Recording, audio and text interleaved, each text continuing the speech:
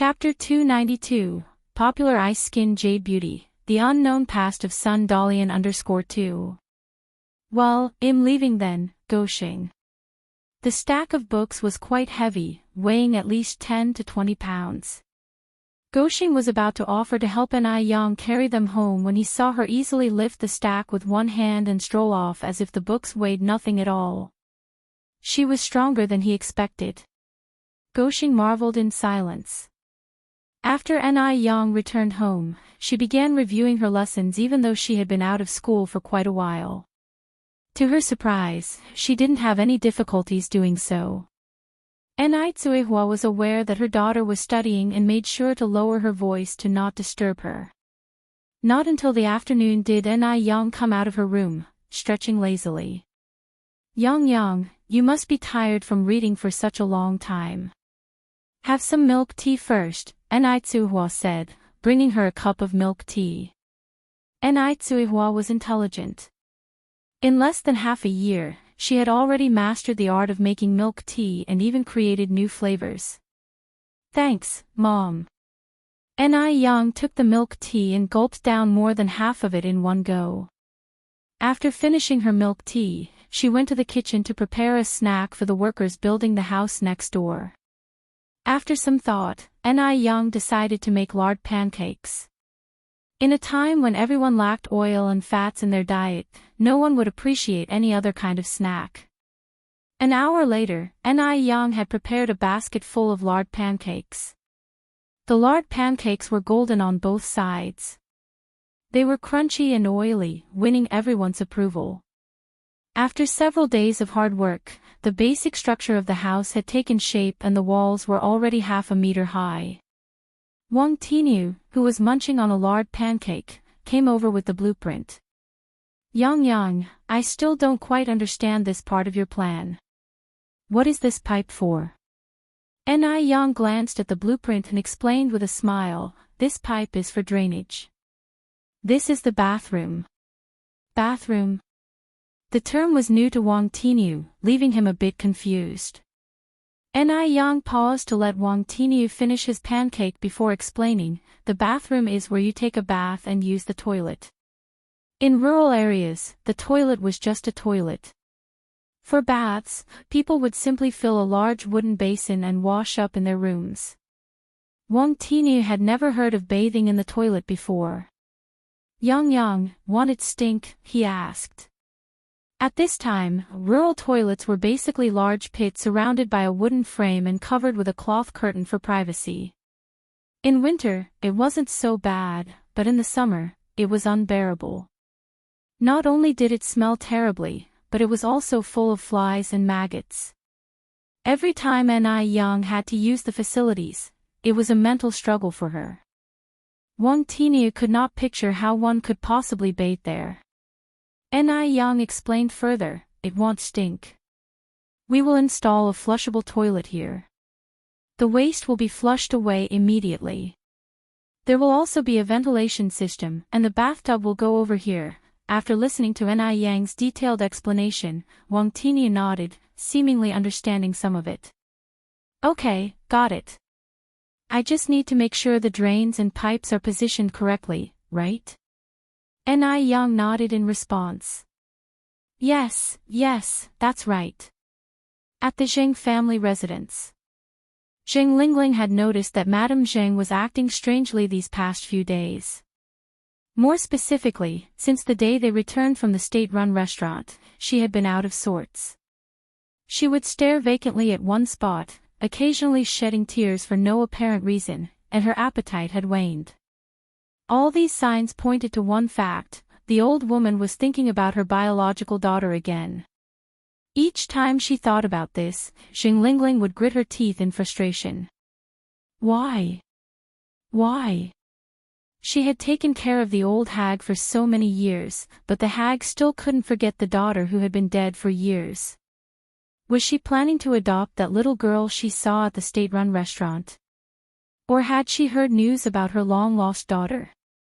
Zheng Lingling scrunched her brows and ordered the butler, Lu, to be called over.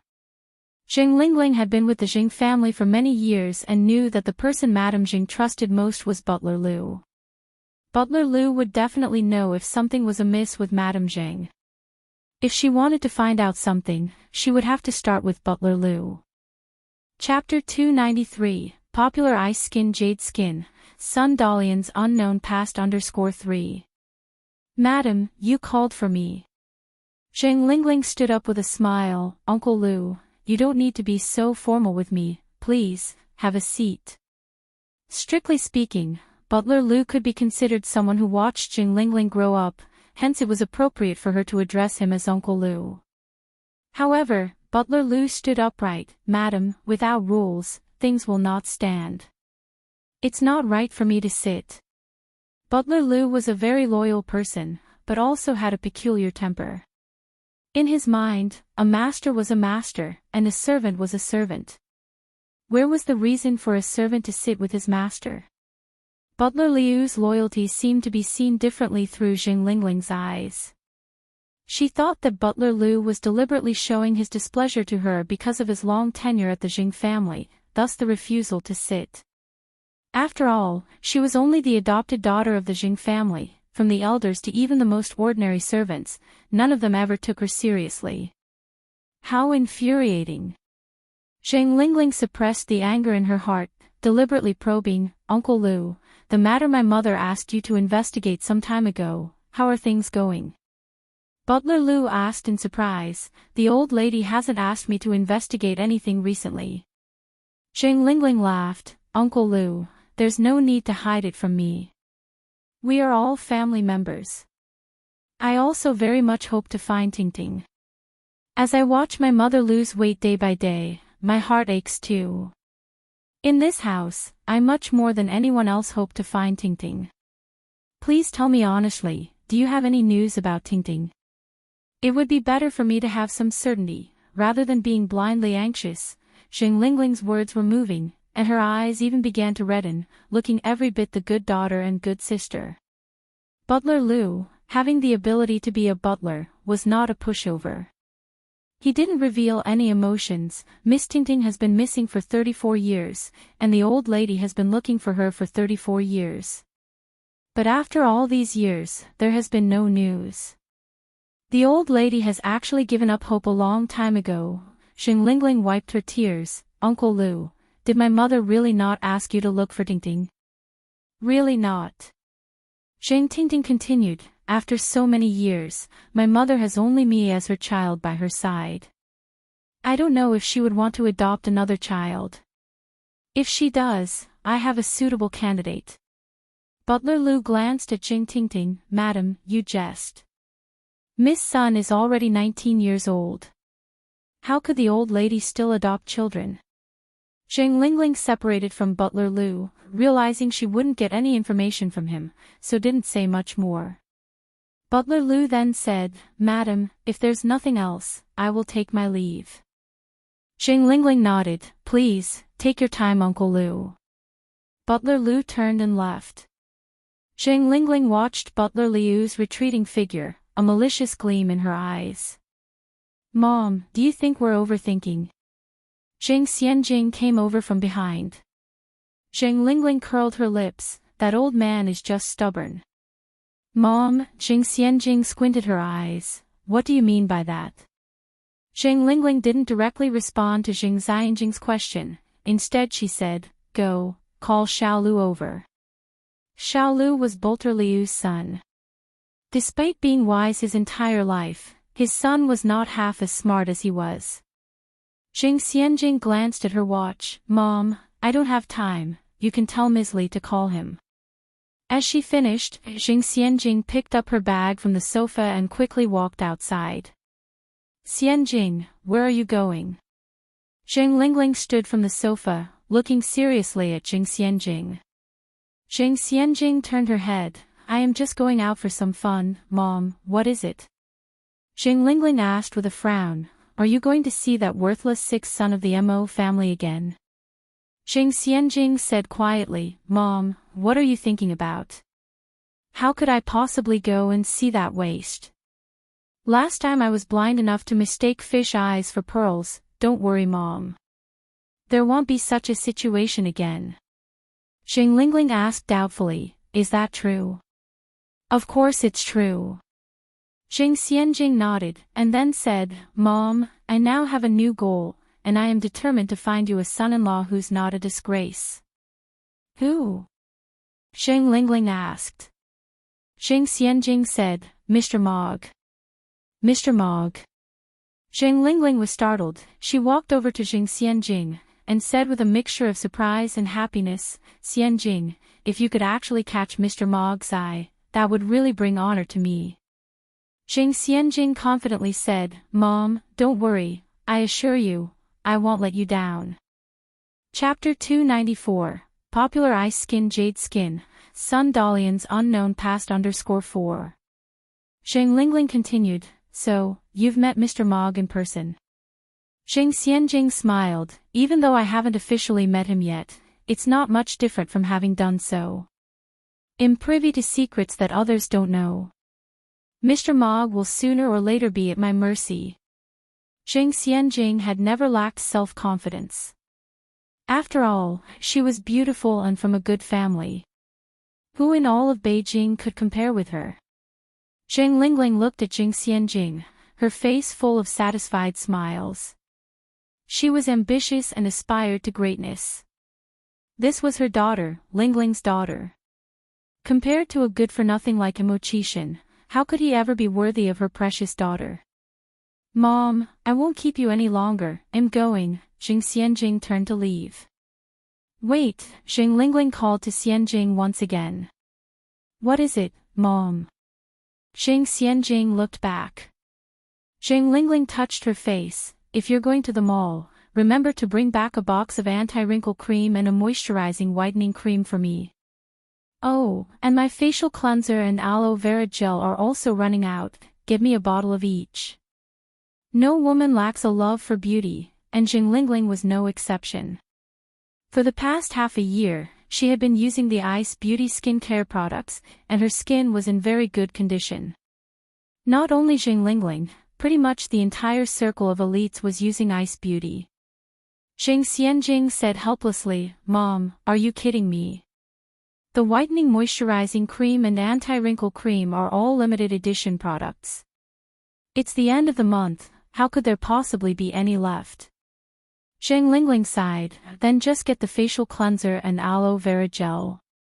The whitening moisturizing and anti-wrinkle creams can wait until the beginning of next month. I'll have Mrs. Li pre-order them. Alright, I got it, Jing Xianjing nodded and left.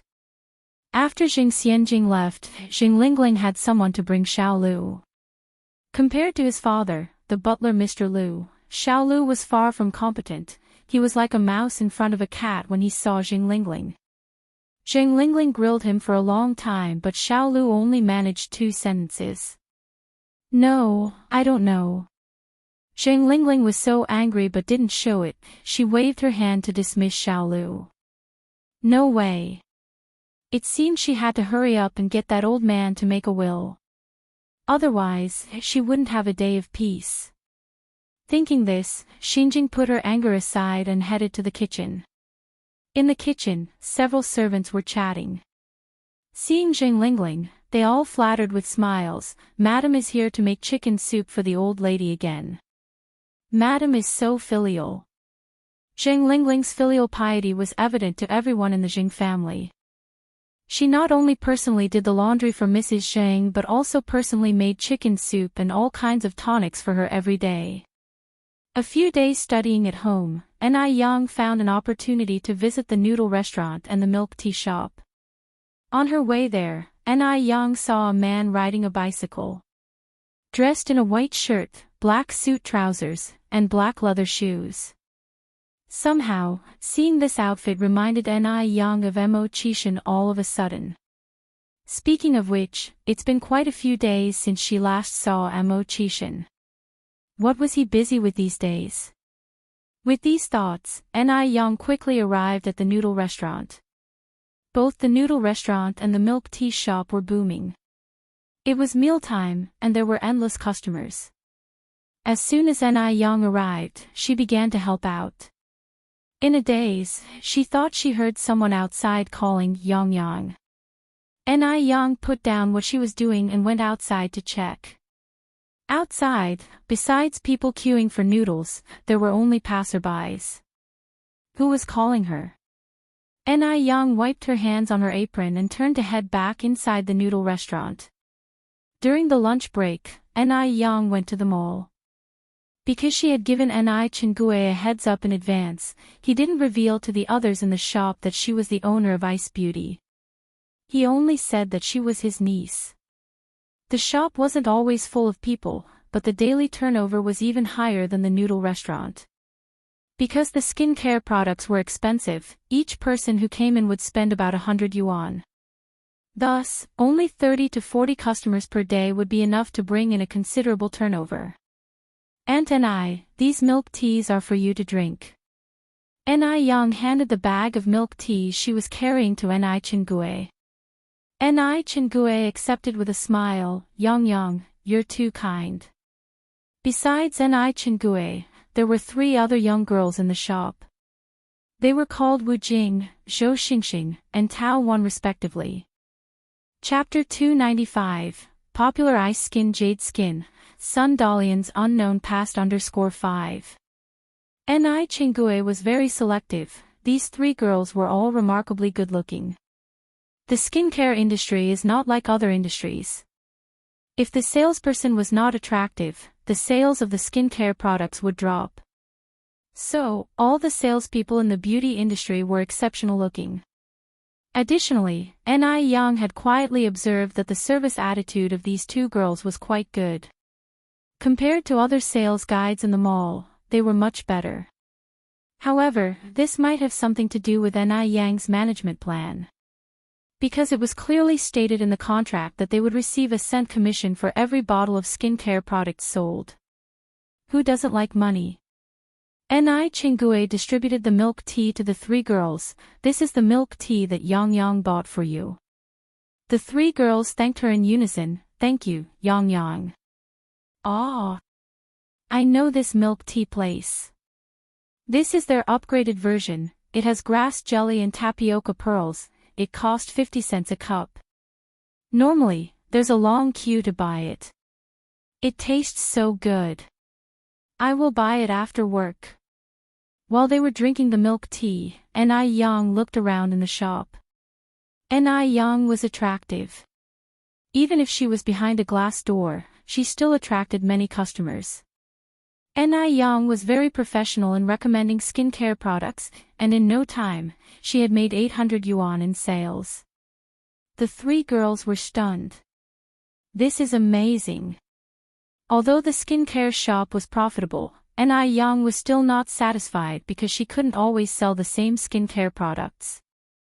If she remained stagnant, she would be eliminated by the market. Even though she had decided to develop rose water, before rose water, Ni Yang wanted to research a new product. What should she research? She already had facial cleansers, aloe vera gel, and various creams. Right. She could research face masks. Currently, there were no face masks in the market. In Ni Yang's memory, face masks were introduced to China by the Divine Water brand in 1993, and it was loved by all. The Divine Water brand was from our country. How could our country monopolize all the good things? As far as Ni Yang knew, the material for the first-generation mask was non-woven fabric. There was no production of non-woven fabric in Beijing. The only place that could produce non-woven fabric for beauty products was Guangguan. Guangguan was hailed as a beauty paradise in later generations. It was the first stop for many foreign skincare brands when they entered China. As long as there were designs, one could find manufacturers in Guangguan that could produce non-woven fabric face masks.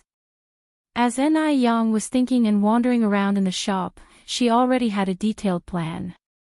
After staying in the shop for a while, she said goodbye to Ni Chingue.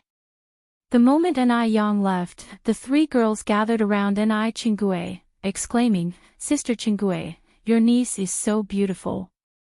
She looks even better than the movie stars on TV." There wasn't a trace of flattery in the eyes of the 3 girls. They genuinely thought Ni Yang was beautiful.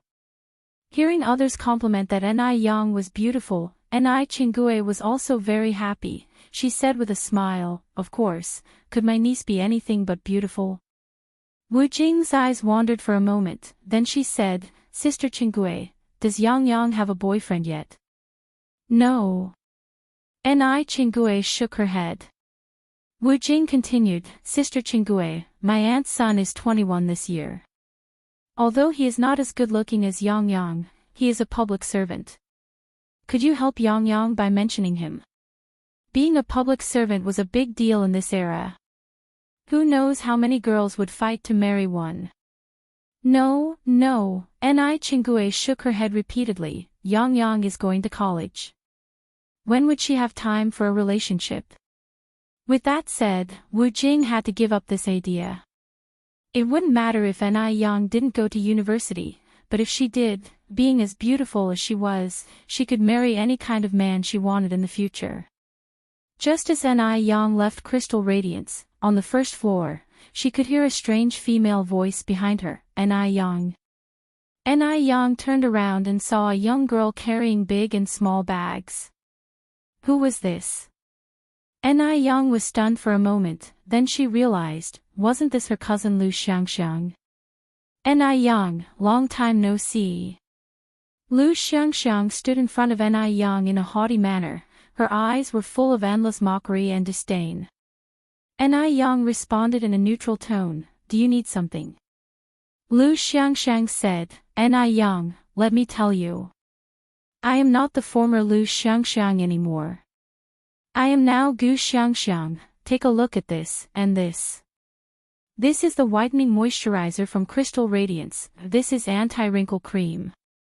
Money can't buy these. I specially had the maid in our house to reserve these for me. Ni Yang, we are no longer in the same world. I am the majestic young mistress of the Gu family, and you? What about you? You are merely a lowly individual business owner. What can you compete with me with?" Chapter 296, Popular Ice Skin Jade Skin, Sun Dalian's Unknown Past _6. When she got to her last words, Lu Xiangxiang felt incredible exhilaration. She could finally trample all over this country bumpkin who came from the rural areas. Lu Xiangxiang, having been a common worker's daughter for over a decade, had finally turned her life around and became a lady of wealth, and of course, she wanted to show it off. "Your mom remarried?" Ni Yang raised her eyebrows slightly. For someone like Lu Wan who was money-obsessed, it wasn't surprising that she chose to remarry. It seemed like Lu Wan had latched onto some kind of rich big shot this time. The Gu family.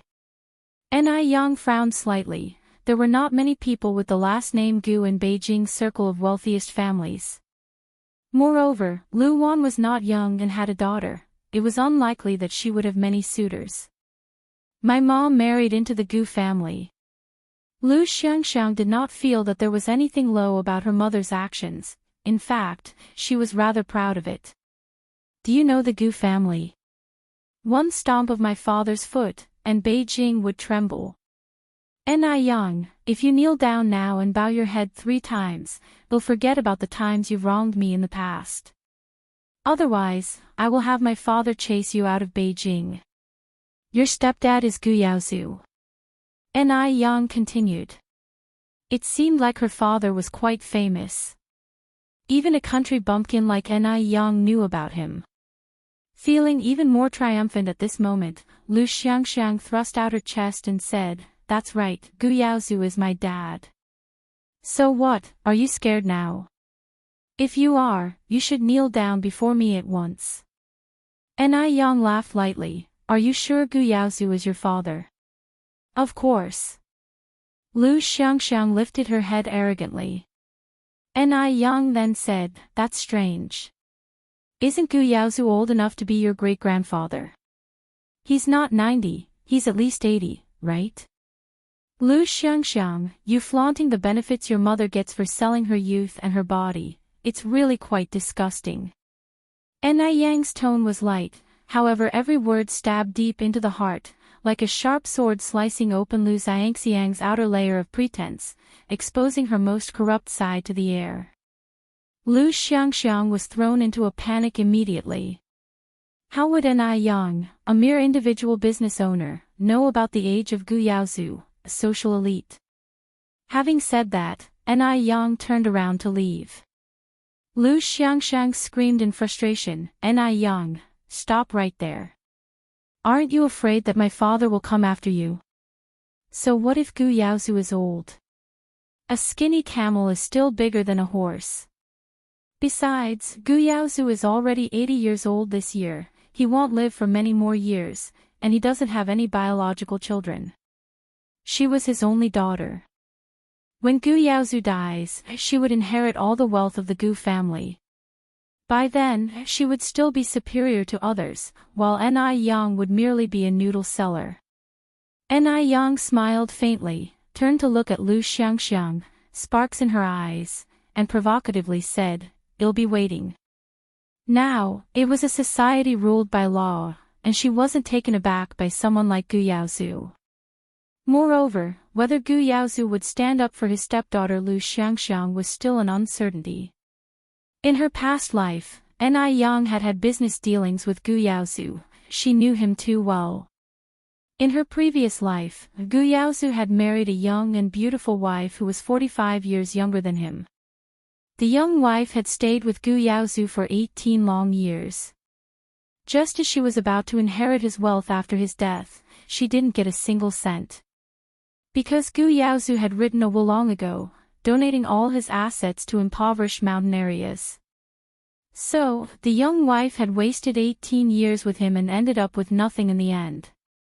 As it could be seen, Gu Yaozu was even more ruthless than a wolf. But at that time, Ni Yang had never imagined that Gu Yaozu's young wife would be Lu Wan. Lu Wan really pushed it to the extreme. She actually married Gu Yaozu, a man whose face was covered with age spots, for money. As Ni Yang walked, she kicked the small pebbles on the lane, a faint smile playing on her lips, her dimples showing slightly. Like trying to suck you in, charming and dazzling. What Ni Yang didn't know was that Imo Baichuan had also walked out from the mall behind her. He had seen everything that just happened. He had originally thought that Ni Yang would surely be at a disadvantage when facing the overbearing Lu Xiangxiang, but unexpectedly, in the end, Ni Yang was even more imposing. This was not the demeanor that a common country girl should have. Chapter 297, Popular Ice Skin Jade Skin, Sun Dalian's unknown past _7 His gaze was unconsciously drawn to Ni Yang. This feeling was very strange. He didn't know what kind of person Ni Yang was. She seemed a bit different from what he had imagined. Mo Baichuan squinted. Only when he could no longer see Ni Yang's figure did he finally leave. The mantis stalks the cicada, unaware of the oriole behind. At this moment, Li Xianxian emerged from behind Mo Baichuan, her face filled with a gloomy expression, her eyes filled with malice, as if she were poisoned. Mo Baichuan's attention was ultimately drawn away by Ni Yang. No. She absolutely couldn't let anyone steal her stuff. Mo Baichuan could only belong to her. It seems she could no longer simply sit idly by. Li Xianxian clenched her fists. If you looked closely, you could see her entire body was trembling. Ni Yang went straight to the detective agency. "Miss Ni, you're here," Xiaozhou greeted Ni Yang with a smile. "Please, have a seat."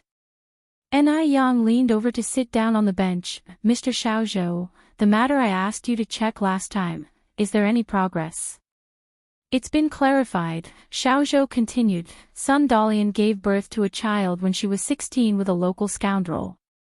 The following year, before the child had even turned 1, she ran off with her mother and there was no news of her thereafter. According to the villagers, Sun Dalian seems to have died in a car accident. After the investigation, this was the only shocking thing about Sun Dalian's past, so Xiaozhou of course brought up the most important part. Is the information reliable?" Ni Yang's eyes lit up. So this was why Li Xianxian had changed her name and was so afraid of her past being known. It was because of this. An unwed mother, yet she still wanted to marry into the Mo family. TSK, her ambition was truly not small. Of course it's reliable. Xiaozhou handed Ni Yang the file bag in his hands. Here are the details of the male's family residence and some other information. Ni Yang opened the bag and read through the documents at a glance. After reading, Ni Yang lifted her gaze to ask, "Is that child still alive?" "He's still alive." Xiaozhou replied, "The child is now 5 years old and is being raised by the father, but their life is very tough, barely surviving by deceit." Ni Yang nodded, "All right, I understand. Thank you, Mr. Xiaozhou." "You're welcome," Xiaozhou smiled, "it's all part of our job." After leaving the detective agency, Ni Yang went to the vegetable market to buy groceries. Having such significant news, she of course needed to celebrate properly. When Ni Yang returned after shopping, she immediately sensed that something was amiss. Someone was following her. Moreover, there was more than one. Ni Yang slightly raised her eyebrow, maintained her pace, and turned into a dead-end alley ahead. Just then, a dark figure rushed towards Ni Yang's back, while another person tried to bag her head with a sack. Ni Yang's ear twitched, and in a flash, she lifted her right leg. A perfect backspin kick followed. With a thud, the man with the sack was kicked to the ground. The other man, seeing this, was scared and immediately turned to flee. My God, that's so terrifying. Was this really the action of an 18-year-old girl? The fleeing man wet himself in fear as he ran, filling the air with a disgusting urine odor. Ni Yang frowned slightly, deciding not to chase after him, and kicked the man on the ground. "What's your name? Who sent you? Please spare my life, sister. I'll tell you everything." Chapter 298, A Very Important Person. _1 The man was scared out of his wits. He never imagined that a young girl could knock him down with a single kick. "My name is Sun Shiwu, an old woman sent me. She's veiled, so I don't know her identity, but we agreed to meet in a small alley on the northwest side after I finish my task this late afternoon." Scared out of his wits, Sun Shiwu confessed all his past involvements. Sun Shiwu. Ni Yang raised her eyebrows slightly, a hint of cunning flashed in her eyes. It was a good thing she had previously done a background check on Li Xianxian, otherwise, she would have missed this critical figure. Ni Yang's face changed instantly. She quickly squatted down to help Sun Shiwu up. "Turns out you're Uncle Shiwu. What a case of not recognizing one's own kin. I am Yang, don't you remember me?" Sun Shiwu looked at Ni Yang in confusion and fear, worried that if she were displeased she might kick him again. He did not remember Ni Yang. He was very sure that he had never seen Ni Yang before. Because Ni Yang was too beautiful, and if he had met this attractive girl, he would definitely remember.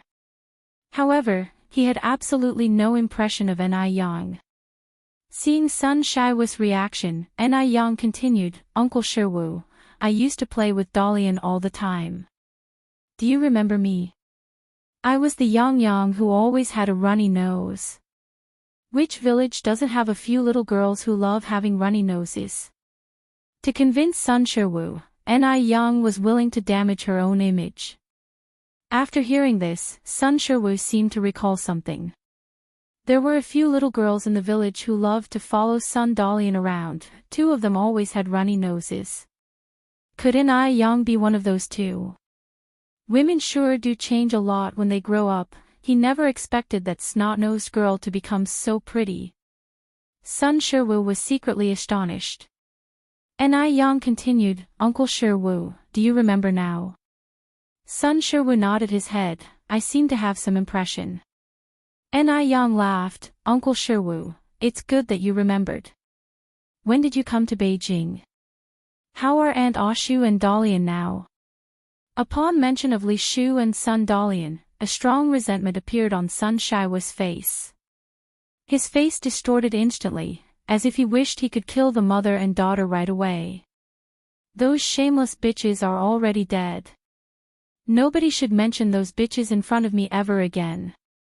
As soon as he finished speaking, Sun Shiwu realized his mistake and immediately apologized to Enai Yang. I'm sorry, Yang. I wasn't yelling at you, I was yelling at those two bitches. Enai Yang's kick just now had left a deep impression in Sun Shiwu's heart. Even though Enai Yang was always smiling and kindly calling him Uncle Shiwu, Sun Shiwu was still very scared. The fear was uncontrollable. It's fine, it's fine. Enai Yang continued, Uncle Shiwu, what exactly is going on? Aunt Ashu and Dalian are really, that flirtatious bitch. Sun Shiwu spat on the ground, she ran off with that little harpy. No man could endure the betrayal of his own woman. In the countryside, having your wife and child run away was humiliating and therefore, Sun Shiwu was forced to make his way to Beijing by begging. It's obvious how much Sun Shiwu hated the mother and daughter pair, Li Shu and Li Xianxian. Enai Yang hid a smile, and began comforting him, Uncle Shiwu, don't be angry. Perhaps there has been some misunderstanding. Aunt Ashu and Dalian are such good people, they couldn't possibly do such a thing. Enai Yang's words were like pouring oil on a fire, completely igniting Sun Shiwu's anger. How could it be a misunderstanding when two people are gone? Those shameless bitches.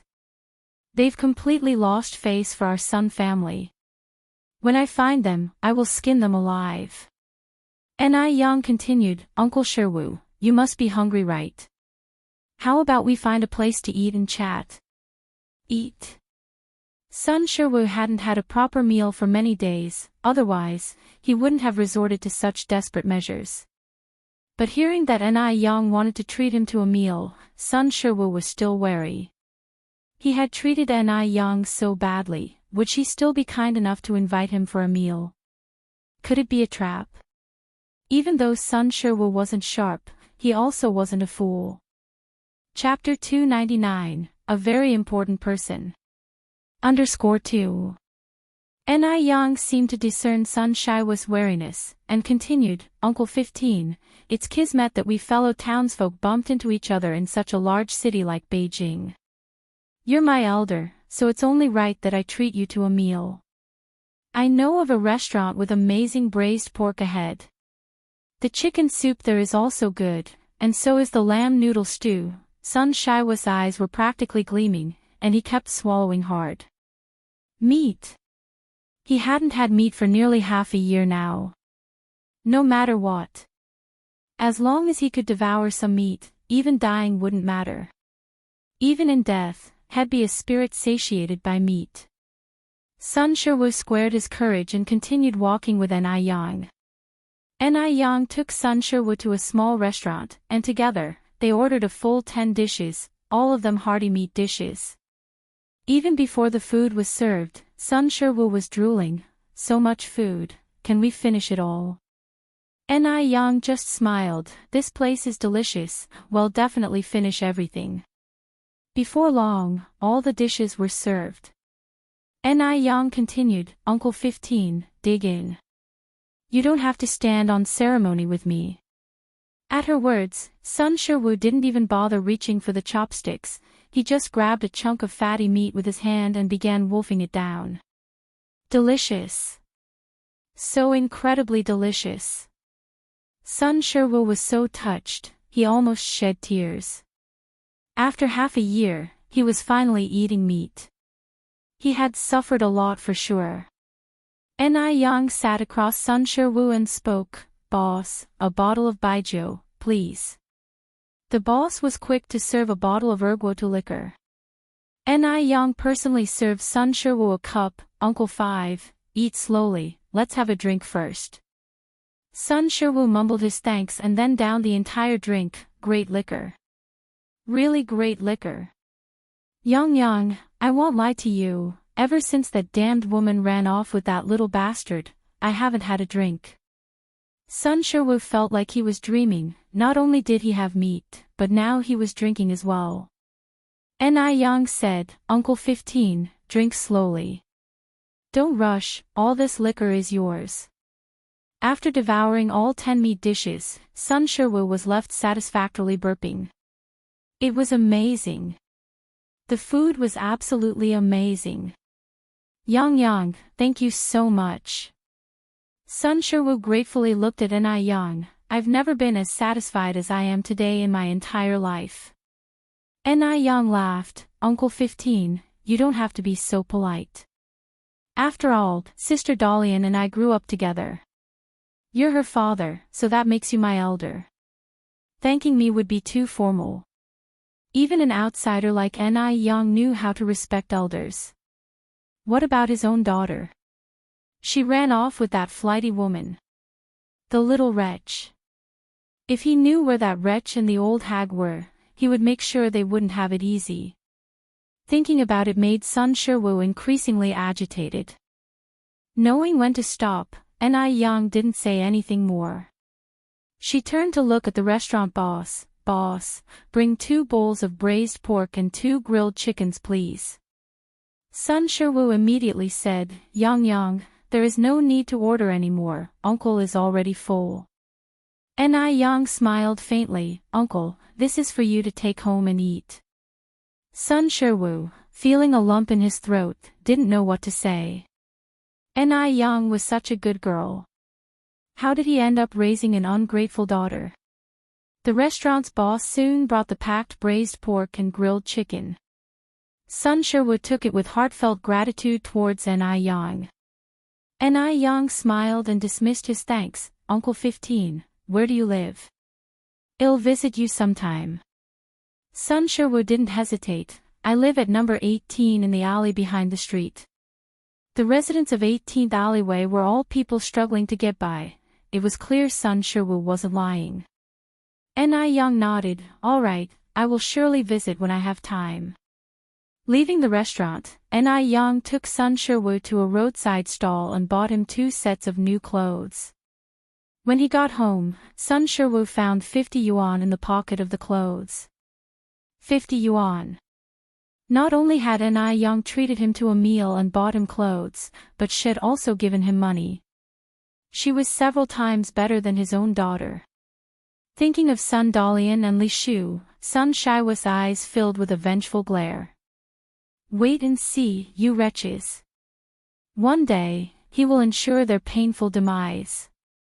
As night slowly deepened, Sun Chuanxiang anxiously waited in the courtyard.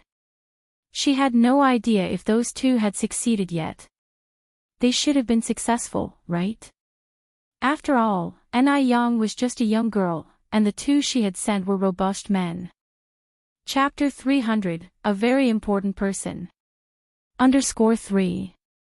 With that in mind, Sun Chuanxiang felt considerably relieved. She turned around and headed back to her room.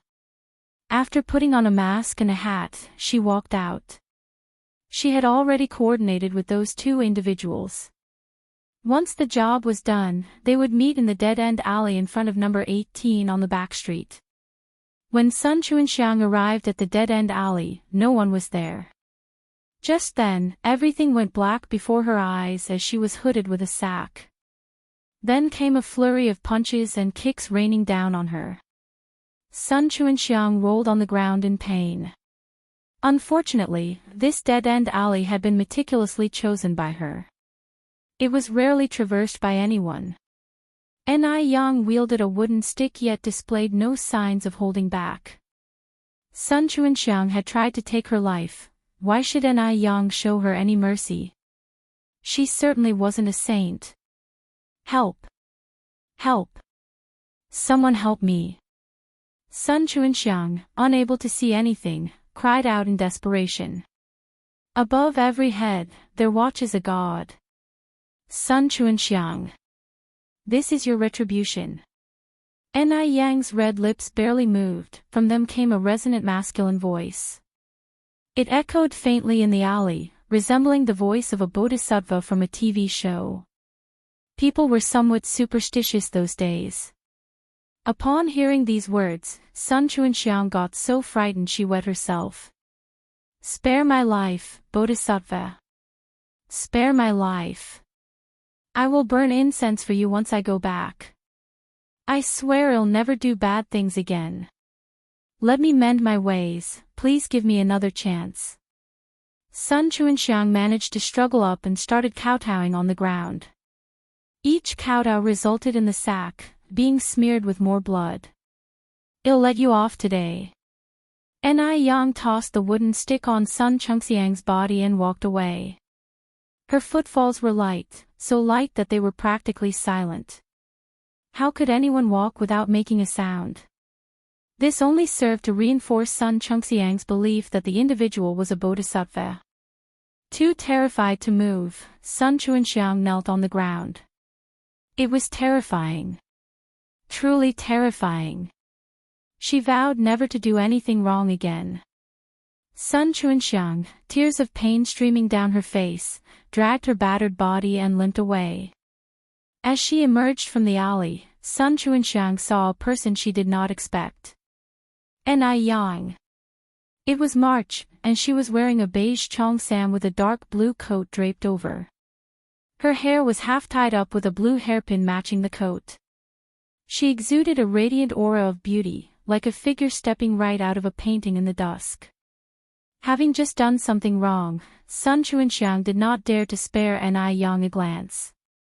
With a benevolent smile, Ni Yang approached and took the initiative to say hello, Aunt Sunday. Pale-faced with fright, Sun Chuanxiang collapsed to the ground, sobbing, I'm sorry, Ni Yang. I was wrong. I shouldn't have been led astray and engaged those two to hurt you. Can you forgive me? Ni Yang gently helped her up. Aunt Sun, what happened? Somebody wanted to hurt me. I don't understand what you're talking about. Right. Ni Yang still didn't know about it. Hastily, Sun Chuanxiang covered her mouth. Nothing. Nothing. I didn't say anything. And with that, she scampered off, a picture of embarrassment. Watching her retreating figure, Ni Yang's lips curled slightly into a faint smile. Innocent and harmless, nobody could connect her to the violent girl swinging a wooden stick 10 minutes prior. Due to the enormous shock she had experienced, Sun Chuanxiang fell seriously ill that night. Ni Yang, on the other hand, made a hearty meal. Delicious dishes such as steamed mandarin fish, tender ginger stir-fry, anti-aging yam lamb, and many others. Of course, not forgetting the breast-enhancing sweet rice balls. Breast enhancement was a long-term project, and it couldn't be relaxed at all times. The three of them cleaned up the entire spread without leaving a crumb. While some found joy, some found sorrow. Ni Yang had a satisfying meal and a comfortable hot bath, but Jing Xianjing didn't fare as well. She was thinly dressed, standing in the freezing wind outside the racecourse, shivering from the cold. She was waiting for someone. She was waiting for Mr. Mogg. There were rumors that Mr. Mogg would definitely leave the racecourse tonight. Jing Xianjing wanted to have a coincidental meeting with Mr. Mogg while she also wanted to confirm if Mo Baichuan was indeed Mr. Mogg. Just then, a tall and upright figure gradually walked out of the racecourse. Chapter 301, A Very Important Person. _4. He was dressed in a black trench coat, a subtly glowing cigarette dangling from the corner of his mouth. His chiseled features concealed in the darkness of the night were somewhat elusive, but his entire being radiated a sense of mystery and elegance. It was Mr. Mogg. It was him. Emotions surged in Jing Xianjing. Quickly, she brushed her wind-blown hair hastily. But, in the next second, her smile froze on her lips. Wasn't that Imo Qishan? Could it be possible that Imo Qishan was actually Mr. Mogg? If Imo Qishan was indeed Mr. Mogg, then how could she explain what happened last time? Before Jing Xianjing could react further, two more figures slowly emerged from the darkness. That was Mo Baichuan. Relief washed over Jing Xianjing. She had known all along that a useless man like Mo Qishan couldn't possibly be Mr. Mogg. The real Mr. Mogg must be Mo Baichuan. Ignoring Li Xianxian, Jing Xianjing walked directly up to Mo Baichuan, Brother Baichuan. Xianjing, why are you still here this late? Mo Baichuan frowned slightly. Jing Xianjing was 6 years younger than Mo Baichuan. Plus, the Mo and Jing families had always been close. Hence, she and Baichuan had practically grown up together and shared a sentimental bond. Mo Baichuan had always treated Jing Xianjing like a younger sister. Jing Xianjing continued, our car broke down, and the driver has gone to get it repaired. Could you give me a ride home, brother Baichuan? As she finished her sentence, she gently pulled Baichuan's sleeve, looking like a helpless kitten. With her decent looks, this gesture only heightened her appeal. Li Xianxian, standing next to Mo Baichuan, was left grinding her teeth in irritation. She was a woman. Couldn't she see what Jing Xianjing was trying to do? How shameless. She, the legitimate girlfriend, was standing right next to Mo Baichuan, yet this little wench Jing Xianjing had the audacity to flirt with him. Had Jing Xianjing stopped considering her, the official girlfriend, at all? Let's go. I'll take you home. Mo Baichuan cast a glance at Jing Xianjing. Thank you, brother Baichuan. Jing Xianjing sidestepped Li Xianxian, reaching out to hold on to Baichuan's arm directly. Jing Xianjing had no fear of Li Xianxian. Li Xianxian was just an unwanted orphan, not worth Jing Xianjing's consideration at all. When it was time to board the car, Li Xianxian made the first move, opening the front passenger seat and hopping in, leaving the back seat to Jing Xianjing. Once her seat belt was fastened, Li Xianxian turned to Mo Baichuan, demonstrating her understanding. Baichuan, a guest is a guest. Why don't we drop Xianjing off at home first? Mo Baichuan nodded in agreement. What a considerate guest. Jing Xianjing looked at the back of Li Xianxian's head, narrowing her eyes slightly. It turned out she had underestimated Li Xianxian.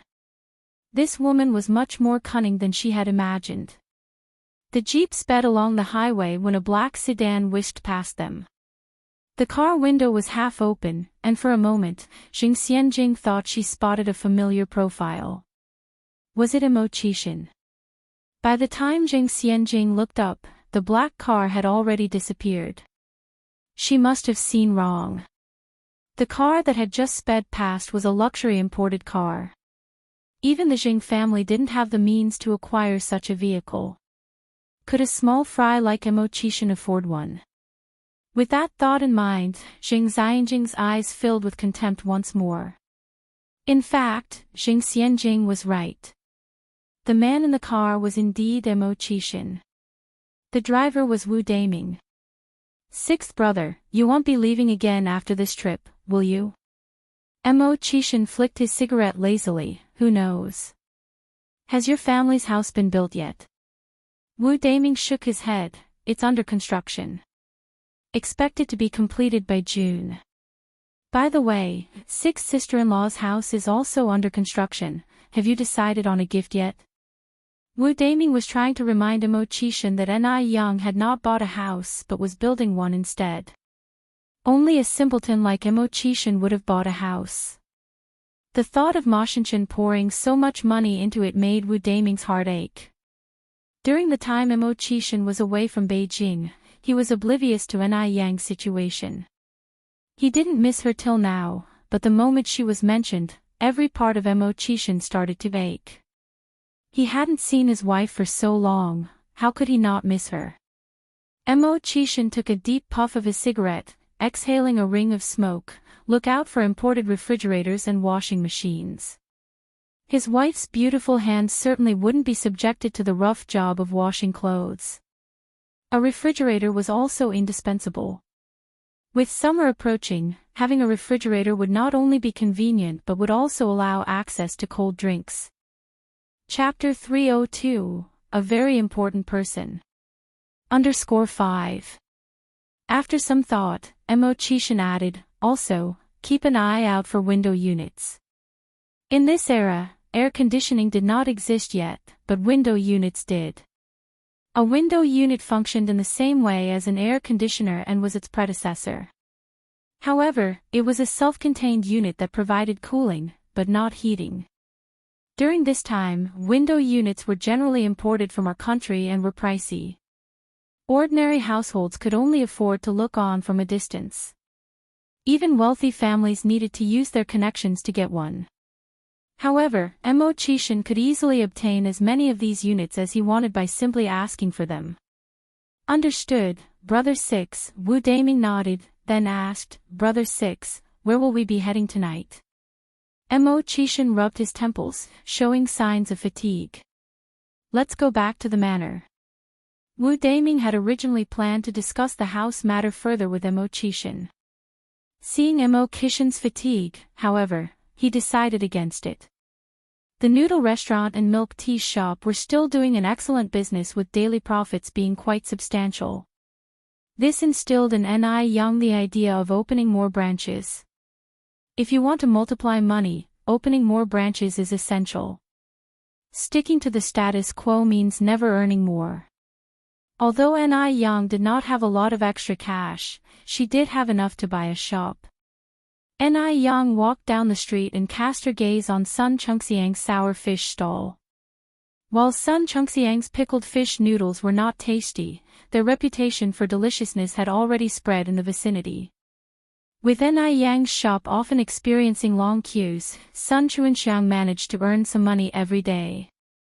But, if a shop was opened directly across from Sun Chungxiang's stall, would people still go to her noodle stall? Ni Yang had no intention of letting Sun Chungxiang off easily. Ni Yang gave a slight smile and turned to walk towards the opposite shops. There is a row of shops here. Some were in business, and some vacant shops were for lease. Ni Yang took a fancy to two adjacent shops. One of the shops was 65 square meters, and the other was 20 square meters. The larger one would be used to sell sour fish, while the smaller one would sell milk tea.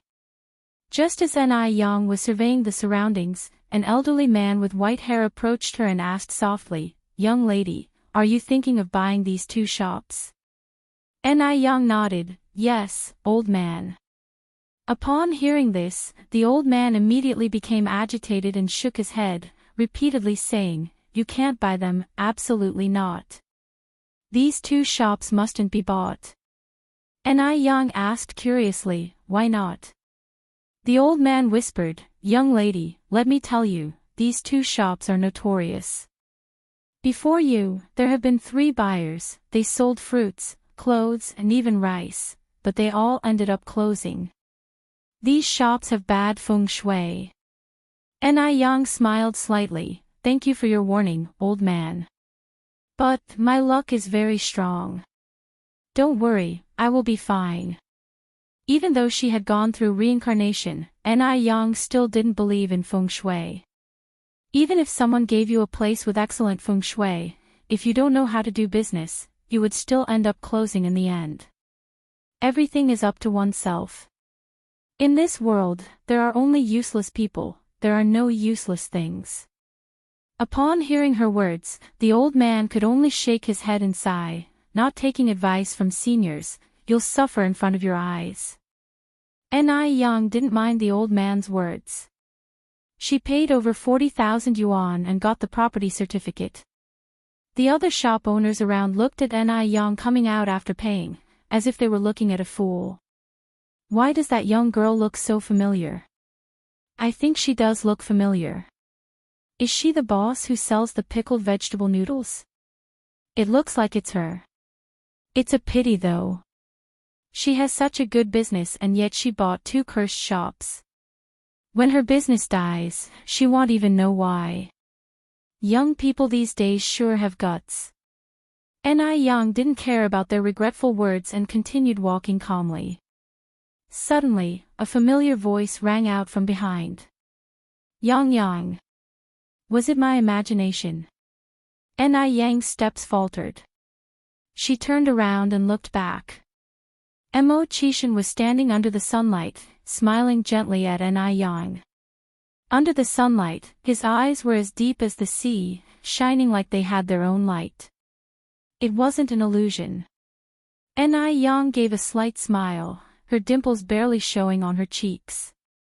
She walked quickly towards Mo Chishan. Brother Mo, it really is you. I thought I heard wrong. Chapter 303, A Very Important Person. _6. After almost 2 months apart, his wife seemed to have become more beautiful. The sight of her 2 shallow dimples made Mo Chishan feel slightly dazed. Brother Mo. Ni Yang waved her hand in front of his face. Mo Chishan snapped back to reality, instinctively revealing his whereabouts. I had to leave town on the 2nd day of the month, and just returned yesterday. The trip was so rushed, I didn't have a chance to inform you. Ni Yang nodded. I was wondering why I hadn't seen you for such a long time. The two walked and talked, and in no time they arrived at the noodle restaurant. It was break time, so there were no clients lining up outside the noodle restaurant. Ni Yang asked, Brother Mo, have you eaten? Shall I cook noodles for you? Sure. Mo Chishan nodded, thank you, Yang. Even with a full stomach, he still felt hungry for his wife's freshly cooked noodles. In just a little while, Ni Yang brought out the noodles. Mo Chishan stood up to take the noodles, and in no time, he finished a large bowl of noodles. Seeing him eat so quickly, Ni Yang stood up and said, Brother Mo, I'll cook another bowl for you. He must have been ravenous, otherwise he wouldn't have eaten so quickly. In truth, Mo Chishan was overly stuffed. Only God knew that he had just eaten a steak. He'd rather endure short-term pain, hence why he ate so quickly. Hearing this, Mo Chishan immediately stood up and grabbed Ni Yang's hand. Yang, I'm full. Their hands touching sent a jolt through them. Mo Chishan quickly pulled back. Yang, I'm really full. Seeing Ni Yang's relaxed demeanor, he too relaxed significantly. Yang, when have I ever been reserved with you? By the way, my mother is hosting a tea party at home tomorrow, would you like to join us? Xiao Dai misses you a lot. Xiao Dai truly missed her. He too, missed her. Mo Chishan had never felt so weak. His beloved was right in front of him, yet he dared not confess his feelings. He was already 28 years old. Ni Yang was only 18. He feared scaring Ni Yang. What scared him even more was the thought that he might not be deserving of Ni Yang. If he ended up frightening Ni Yang, they wouldn't even be able to maintain their friendship. At least right now, even if nothing else, they could still be friends. Ni Yang happily said, sure. She should be able to see Li Xianxian, who was essentially the approved granddaughter-in-law, at the Mo family's tea party. Anytime Li Xianxian was unhappy, she was happy. With that thought, Ni Yang unconsciously curled her lips into a smile. Yang. Mo Chishan couldn't help blurting out. At this moment, thousands of voices in his heart were clamoring. Confess. Confess. If you can't even say I like you, are you even a man? Ni Yang lifted her eyes to look at Mo Chishan, her exquisite peach blossom eyes crystal clear. Seeing those crystal clear eyes, the confession Mo Chishan intended died on his lips. He said instead, Yang, I'll pick you up tomorrow morning, okay? Ni Yang said, I'll wait for you at home. Mo Chishan maintained his calm demeanor after he spoke, however, he was already feeling utterly defeated inside. Sigh. He really was useless. In order to show his best self in front of Ni Yang, Mo Chishan didn't return home in the afternoon but stayed behind to help at the noodle restaurant instead. Watching that busy figure inside the restaurant, Marcus and Morris sitting in the car thought they were going blind. It was one thing to have seen Mo Chishan pouring wine and handing out cigarettes to a bunch of workers at the noodle restaurant last time, but this time, why was he even doing menial work? Regardless of pursuing his wife, he shouldn't have to demean himself like this, right? After all, with his status clear to anyone who cared to look, he only needed to shed his disguise and countless wealthy young ladies would rush to swoon over him. When Ni Yang returned home in the evening, she spoke to Wang Tiniu about her intention to buy a shop, the renovation wasn't in a hurry and could wait until Wang Tiniu finished building the house. Wang Tiniu was known for his responsible work attitude, and Yang didn't wish to look for other construction teams. Upon hearing this, Wang Tiniu said, Yang, thank you for trusting me so much. I have a cousin who's also a bricklayer. I can ask him if he could help you out. Wang Tiniu's cousin lived under harsh circumstances. He even borrowed 100 yuan from Wang Tiniu last December for the New Year celebrations. So, Wang Tiniu wanted to give this opportunity to his cousin and help him out. Yang nodded her head, sure, then please, Uncle Tiniu, communicate this to him for me. You're aware of the labor cost. If he has time, he can start at any time. Okay. I'll visit him tonight. Thank you so much, Yang. Wang Tiniu exclaimed excitedly. Yang replied with a smile, Uncle Tiniu, you've helped me so much, I should be the one thanking you. The next morning, Emochishan arrived timely on that bicycle to pick up Yang. Yang was still wearing the beige cheongsam from yesterday, with a dark blue coat over it. Dark blue was a picky color, but when worn by Yang, it only highlighted her skin, fair and snowy, with lips as bright as oil rouge.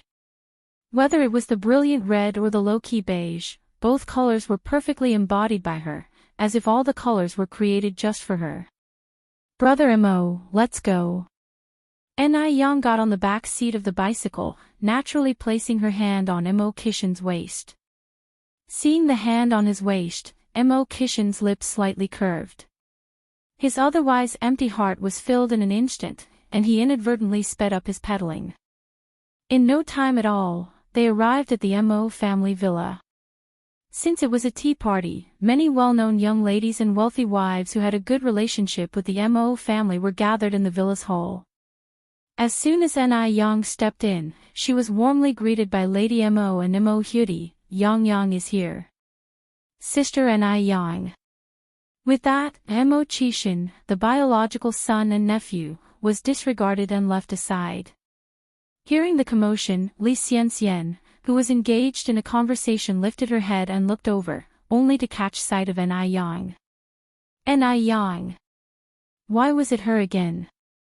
Li Xianxian squinted her eyes and turned to look at Mo Baichuan, only to find his gaze unconsciously drifting towards Yang. This wouldn't do, she had to stop things from progressing like this. She needed to find a way to make the Mo family dislike Yang. Otherwise, Mo Baichuan would eventually be snatched away by Yang one day. Because at Grandmother Mo's birthday banquet last time, Yang had worn a striking cheongsam, everyone was impressed by her traditional, yet fashionable, dress. Subsequently, the high society started favoring the vintage style, and among the young ladies currently standing in the hall, the majority were wearing cheongsams. Originally, Li Xianxian was the one being praised and imitated by everyone since she was always at the forefront of fashion trends.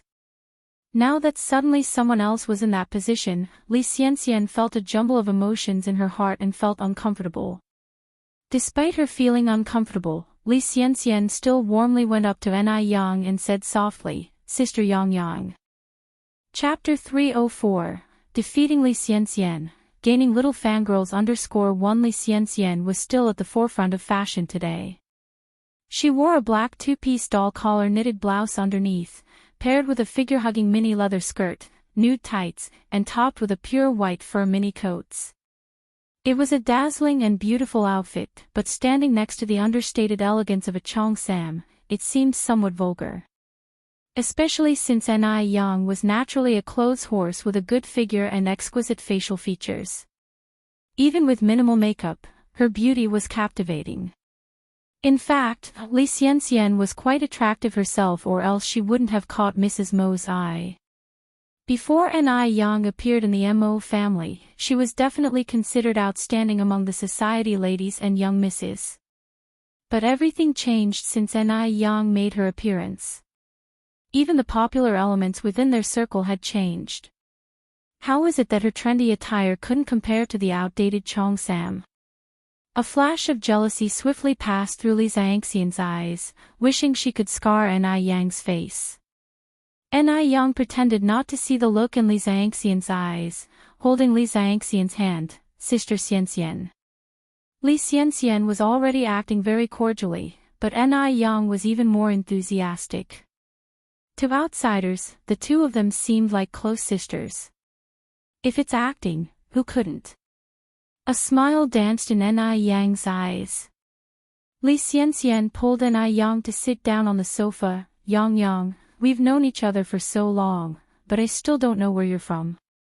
Ni Yang gave a small smile. I'm from Dam Village in Haiqing City. Dam Village. A calculating glint surfaced in Li Xiangxian's eyes. How honest of her. She's still young and naive. I will make sure she won't know what hit her. Dam Village. Li Xianxian acted as if she had discovered something astonishing. So you really are from Dam Village, Yang?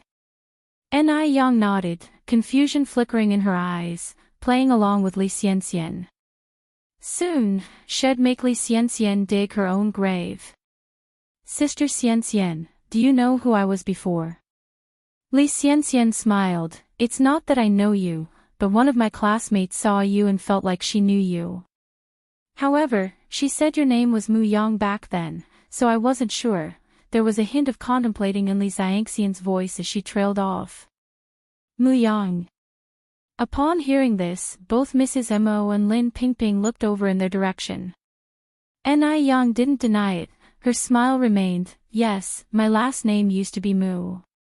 Everyone has a past, and Ni Yang wasn't someone who would cover up. Moreover, she hadn't done anything shameful. Li Xianxian hesitated. I also heard from my classmate that your parents seem to have divorced. Yang, couples quarrel all the time, no matter what, you can't just abandon the family. Go back and convince your mother, make her think clearly. You're still young, and so is your sister, you can't go on without a father. In this era, getting a divorce isn't a good look. Divorced women are regarded with disdain. The Grand Mo family, how could they tolerate a granddaughter-in-law with such a stain? Li Xianxian wanted Ni Yang to embarrass herself, she wanted everyone in the Mo family to dislike her. Moreover, Li Xianxian was painting Ni Tsuehua as a sinner, a woman who abandoned her husband and family. Isn't that why Ni Tsuehua and Ni Yang abandoned their family in Haiqing to come to Beijing? Upon hearing this, the expressions in the others' eyes changed. Like father like son, like mother like daughter. Can a bad woman raise a good daughter? Of course not. The tea party was meant for mingling and chatting, who would have thought there would be so much drama? Ni Yang gave a slight smile, then turned to Li Xianxian. My dad abused my mom and even had an affair, he even had an illegitimate child. Should we keep such a man and celebrate the new year with him?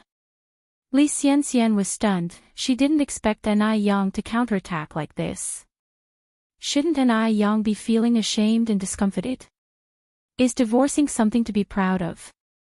But that's okay, the more agitated Ni Yang becomes, the more she'll embarrass herself.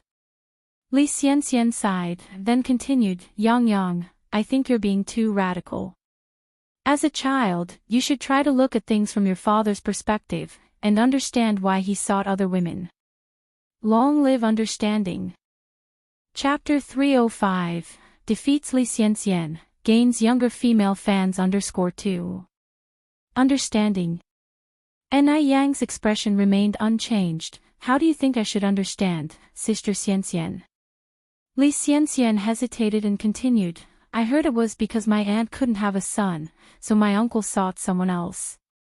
We can't entirely blame my uncle, after all, a male child is the lifeline of a family. My uncle did wrong out of desperation for a son, no matter what, he is your father. As children, we should acknowledge our parents, no matter what, even if they committed murder. Actually, Yang, I really envy you. Your parents are still together, unlike me. I don't even know what my parents look like. By the end of her sentence, Li Xiangxian's eyes had reddened. She made it seem like Ni Yang was oblivious to her good fortune. At the same time, her words successfully painted Ni Yang as an unfilial daughter who did not recognize her biological father. Mo Baichuan on the side took a sip of tea, the corner of his mouth twitching into a slight smile. He was interested in seeing how Ni Yang would resolve this crisis. Li Xianxian was well educated, while Ni Yang was merely a country girl. No matter how skillful Ni Yang was in arguing, she couldn't beat Li Xianxian. Sister Xianxian, you're really noble, tolerating even something like this. Ni Yang's expression was mild, and her lips held a faint smile, seemingly unperturbed by Li Xianxian's words. Li Xianxian continued, actually, this is not a big deal. Besides, we girls should obey our fathers when we're home and our husbands when we're married. At that time, China had only recently been freed. Many people still held this outdated submit to the father at home, and husband when married mentality. Gender equality was a thing of the future. Which married woman does not wish to have a son? Without a son, a woman lacked status in her husband's family. Of course, Li Xianxian, who came from the past, did not have these old-fashioned thoughts. The only reason she said these words was to please Grandma Mo. She was trying to show her virtuous and well-behaved side to Grandma Mo. In families like the Mo family that had a long legacy, these outdated ideas were more prevalent than in ordinary people. Ni Yang smiled lightly, lifting her eyes to Li Xianxian, then, I wish Sister Xianxian to marry a husband who is abusive, cheats in marriage, and seeks other women to bear sons. Upon hearing this, Li Xianxian's face changed. Yang, what do you mean by that? Was Ni Yang jealous of her and therefore cursing her? Having experienced a rebirth, Li Xianxian attached great importance to these matters. She was afraid that Ni Yang's curse would come true. Ni Yang smiled faintly, there's no special meaning. I just want you to understand the saying do not do unto others what you would not have them do unto you. Li Xianxian was stunned for a moment, then her eyes reddened with grievance. Sorry, Yang, I didn't mean that. I just think that divorce carries a bad reputation. Grandma Mo frowned slightly. She felt that Li Xianxian was a bit petty. Ni Yang was just returning the favor, yet Li Xianxian acted as if she had been wronged. It was quite unbecoming. Ni Yang asked with a smile, divorce has a bad reputation. What's wrong with divorce? Where there's oppression there are protests. Are we women naturally destined to be bullied? Those who don't fight back after being bullied aren't people, they're like doormats. Sister Xianxian, it's a new era now. We women must not stand still. We must respect ourselves, be independent and resilient, and not let anyone look down on us. On hearing this, the others also nodded in agreement. Why should women always be the ones being bullied? If they can't have a son, it's the woman's fault. If they are divorced, it's the woman who gets the blame. It's too unfair for women in this world. Especially Lin Pingping, who had experienced divorce. She knew the bitterness of it. Li Xianxian was just trying to show her virtuous and well-behaved side to Grandma Mo and Mo Baichuan. She didn't expect to cause public outrage. Her face took on an awkward color right then. Looking at Lin Pingping's face, Li Xianxian's heart skipped a beat. She had forgotten about Lin Pingping. Lin Pingping was Grandma Mo's only niece. By saying divorce carries a bad reputation, wasn't she indirectly offending Grandma Mo?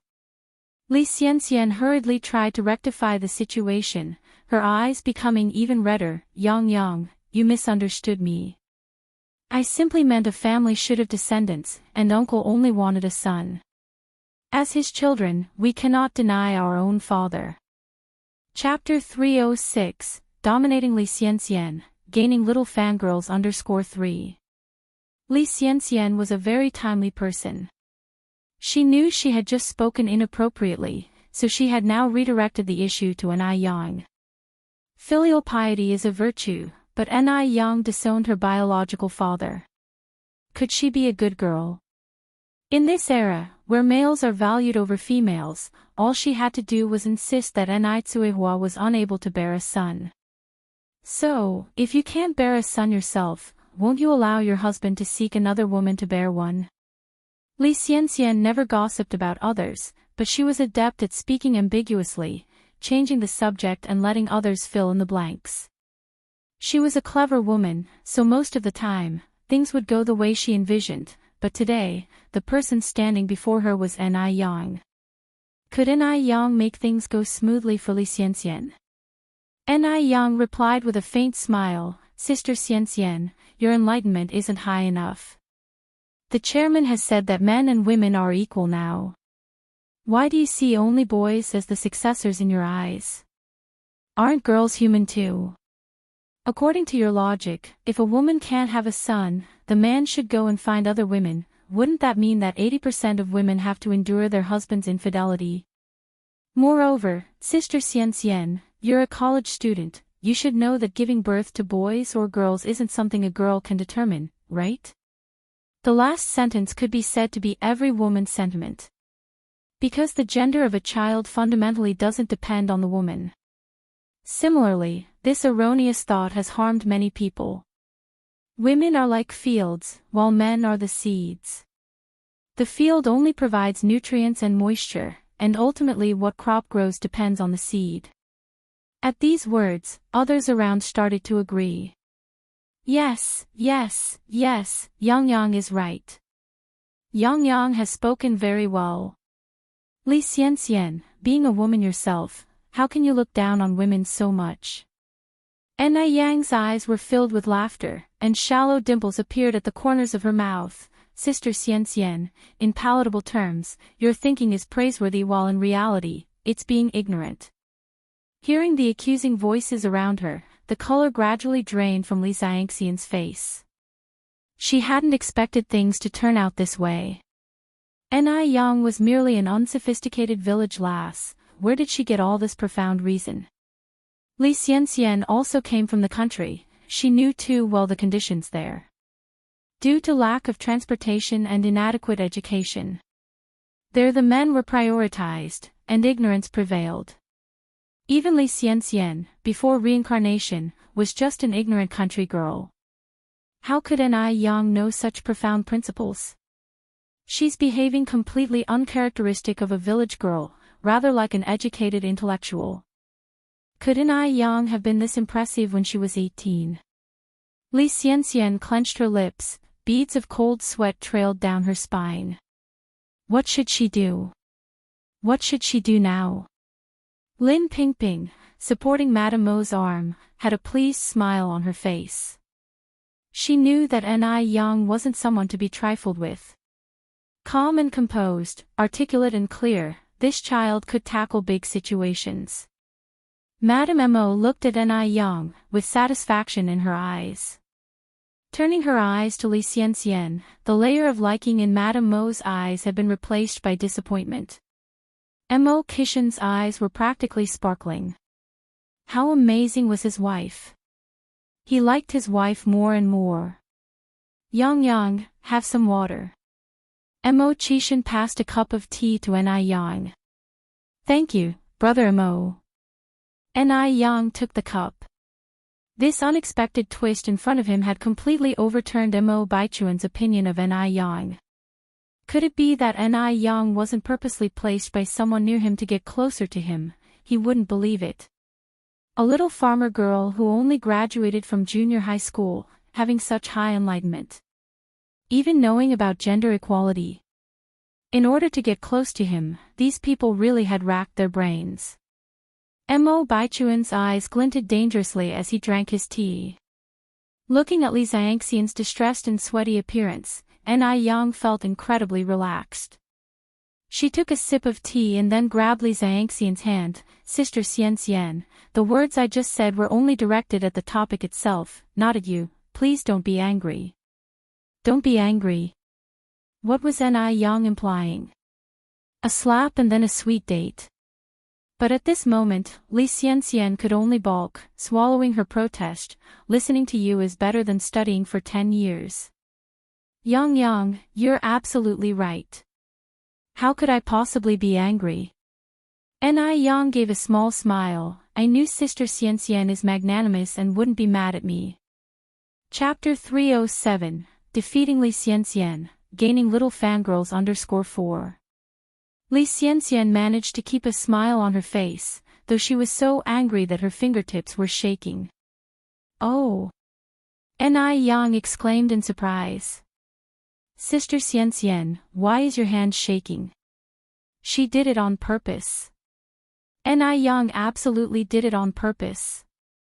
As Li Xian looked up, she met Yang's peach blossom eyes overflowing with laughter, the corners of her mouth lifted in a faint dimple.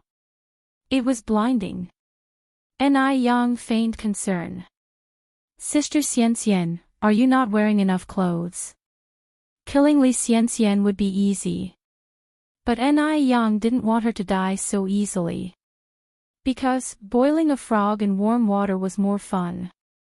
At that moment, old Lady Mo spoke up. I think Xian is feeling unwell. Baichuan, you should take Xian to rest first. Old Lady Mo was no fool, could she not see through Li Xian's thoughts? Li Xian should take this opportunity to reflect on herself. Hearing this, Li Xian's face turned from slightly pale to ashen. Old Lady Mo's words seemed caring on the surface, but they were, in reality, driving her away from the Mo family. Li Xian never imagined that things would turn out this way. The person who should have been driven out of the Mo family should have been Yang. Why was it her?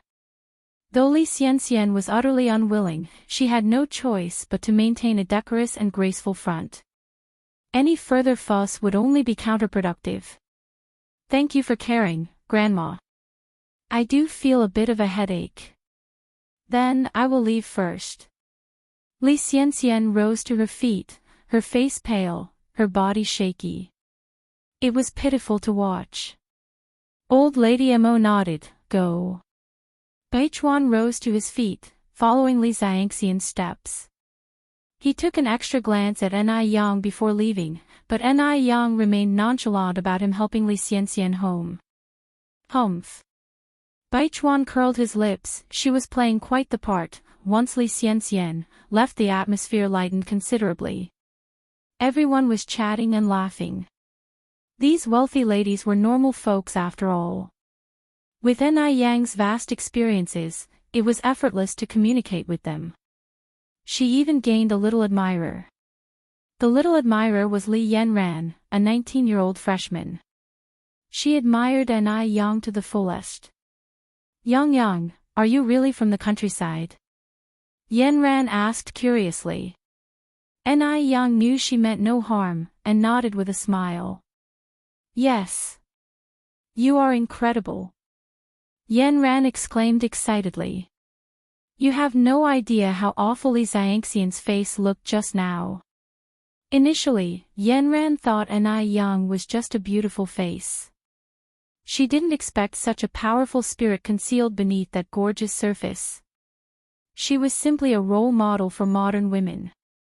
If the term goddess existed in this era, Yang would undoubtedly be the unrivaled goddess in Yanran's heart. Yang modestly touched her nose, I'm just average.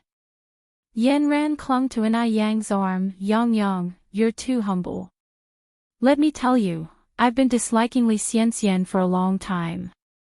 She's sour, always tries to show off in public, and acts differently behind our backs. She's so fake. And all she does is disgrace our Li family. Before Yang could answer, Yanran continued, Yang, where do you live? Can I visit you in the future? Of course, Yang wouldn't refuse a kind social invitation, and she nodded with a smile, of course, I live at 58 Jinghua Village. Yanran said, we live in Wanqing Villa, Block 68. You should come and visit me when you have time as well. For the entire afternoon, Yanran stuck to Yang. It was hard for Emochishan to even say a word to Yang. Fortunately, Yanran was a girl. Otherwise, Emochishan would have thought Yanran was taking a liking to his wife. Only when the tea party finally ended and Yen Ran left was Imo-chishin able to chat with Ni Yang. After the tea party ended, Ni Yang bid old lady Mo farewell, preparing to go home. The duty of sending Ni Yang home naturally fell on Imo-chishin. The same familiar bicycle.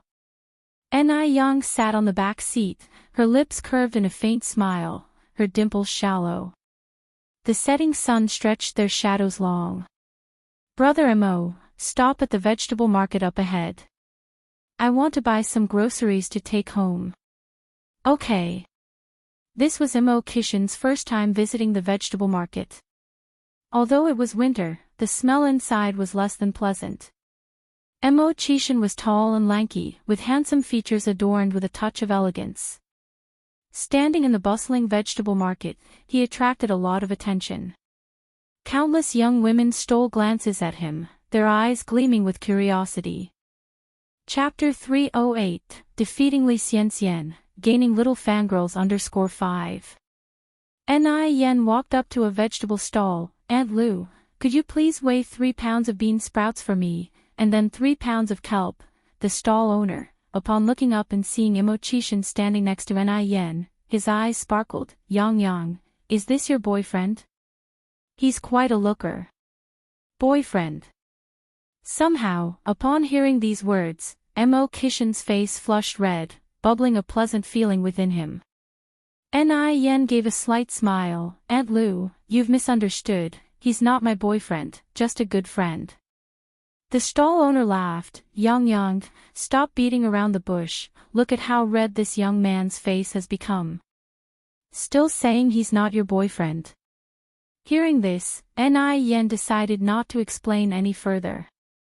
The more she explained, the more unclear it became. But why was Imo-chishin's face so red?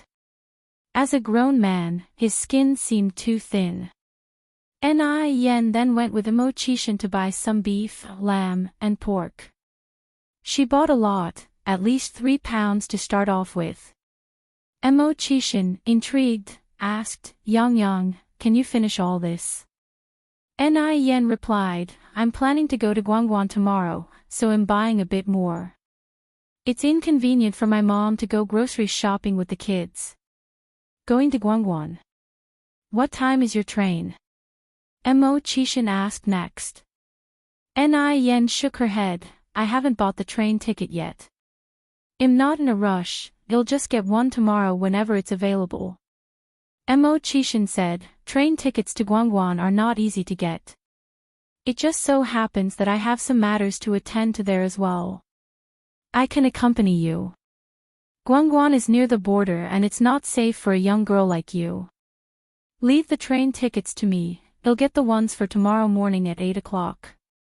Guangguan indeed was in an unrest state, with gangsters running rampant, and Ni Yen drawing attention due to her looks. Although he knew Ni Yen was well capable of defending herself, she was after all a girl. If anything were to happen, it would indeed be her at loss. Ni Yen quirked an eyebrow, didn't you say train tickets are hard to get? Imo-chishin smilingly said, I happen to have a classmate who's a ticket seller. All right. Ni Yen nodded, thank you then, brother Imo. You agreed, Yang. The sudden surprise caught Imo-chishin off guard. He had assumed that Ni Yen, given her personality, would certainly reject his offer. Ni Yen laughed, why wouldn't I agree if I have a free bodyguard? She didn't dislike Imo-chishin, quite the contrary, she enjoyed the feeling of being with him. Life is short. If you like someone, why not accept their offer? Given a second life, Ni Yen did not want to compromise her happiness and satisfaction. Imo-chishin masked his excitement, responded, all right, I'll wait for you at the station tomorrow morning. Sure. Ni Yen nodded in agreement. After dropping Ni Yen off, Imo-chishin arrived at a building. Just as he arrived at the entrance, Morris and Marcus hurriedly greeted him, Sir, the plane tickets are booked. When do we depart? Walking while removing his windbreaker, Imo-chishin said, no longer going to F country, go book me 2 train tickets to Guangguan for tomorrow morning at 8. The assistant following behind immediately reached out to take the windbreaker from him. No more F country. Going to Guangguan. Taking the train.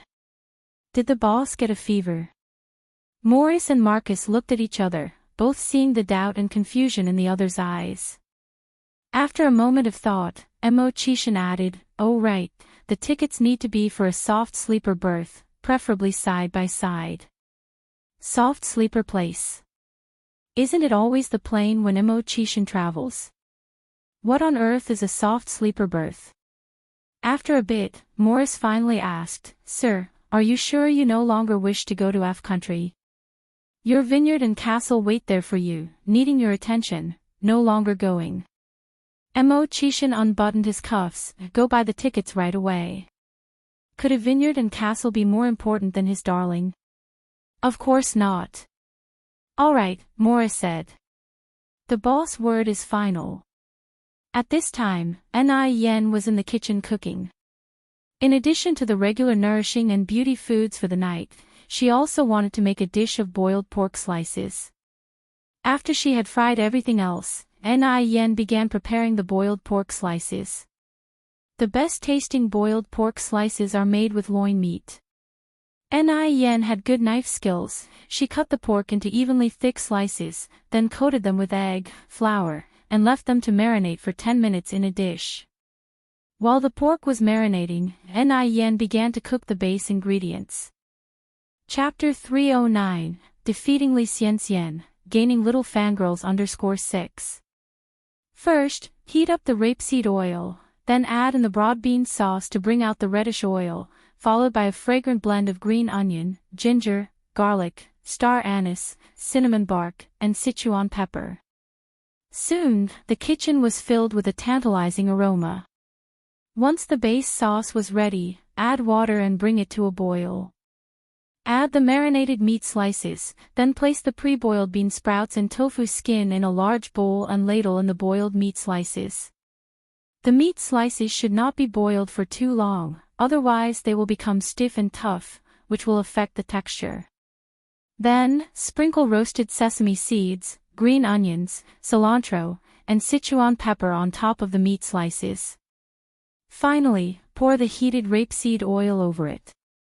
With a sizzling sound, a large bowl of appetizing boiled meat slices was ready. Ni Yang could control the heat perfectly, so the texture of the boiled meat slices was superb. It had a spicy, fresh scent, and was incredibly tender. It was so good that one could hardly stop eating. With a piece of boiled meat slices, one could eat several mouthfuls of rice. Delicious, it's so delicious. Ni Chingue excitedly said, Yang, what is this dish called? Ni Yang replied with a smile, this is called boiled meat slices. Boiled meat slices. Where does this dish come from? Ni Chingue asked. Ni Yang replied, this is a dish from Sichuan and Chongqing. I saw it in a food recipe. Ni Chingue nodded, Yang, you are amazing. After dinner, Ni Yang told Ni Tsuehua that she was going to be out of town the next day. Ni Tsuehua expressed her concerns, Yang, is it safe for a girl like you to travel that far? Ni Chingue said, Yang, if you like, I can go with you. The shop will be fine with Jean, she has 2 others to help her. I heard that Guangguan can be quite chaotic. Guangguan is near our country, where it has always been rather turbulent, with a mix of different types of people and plenty of hooligans.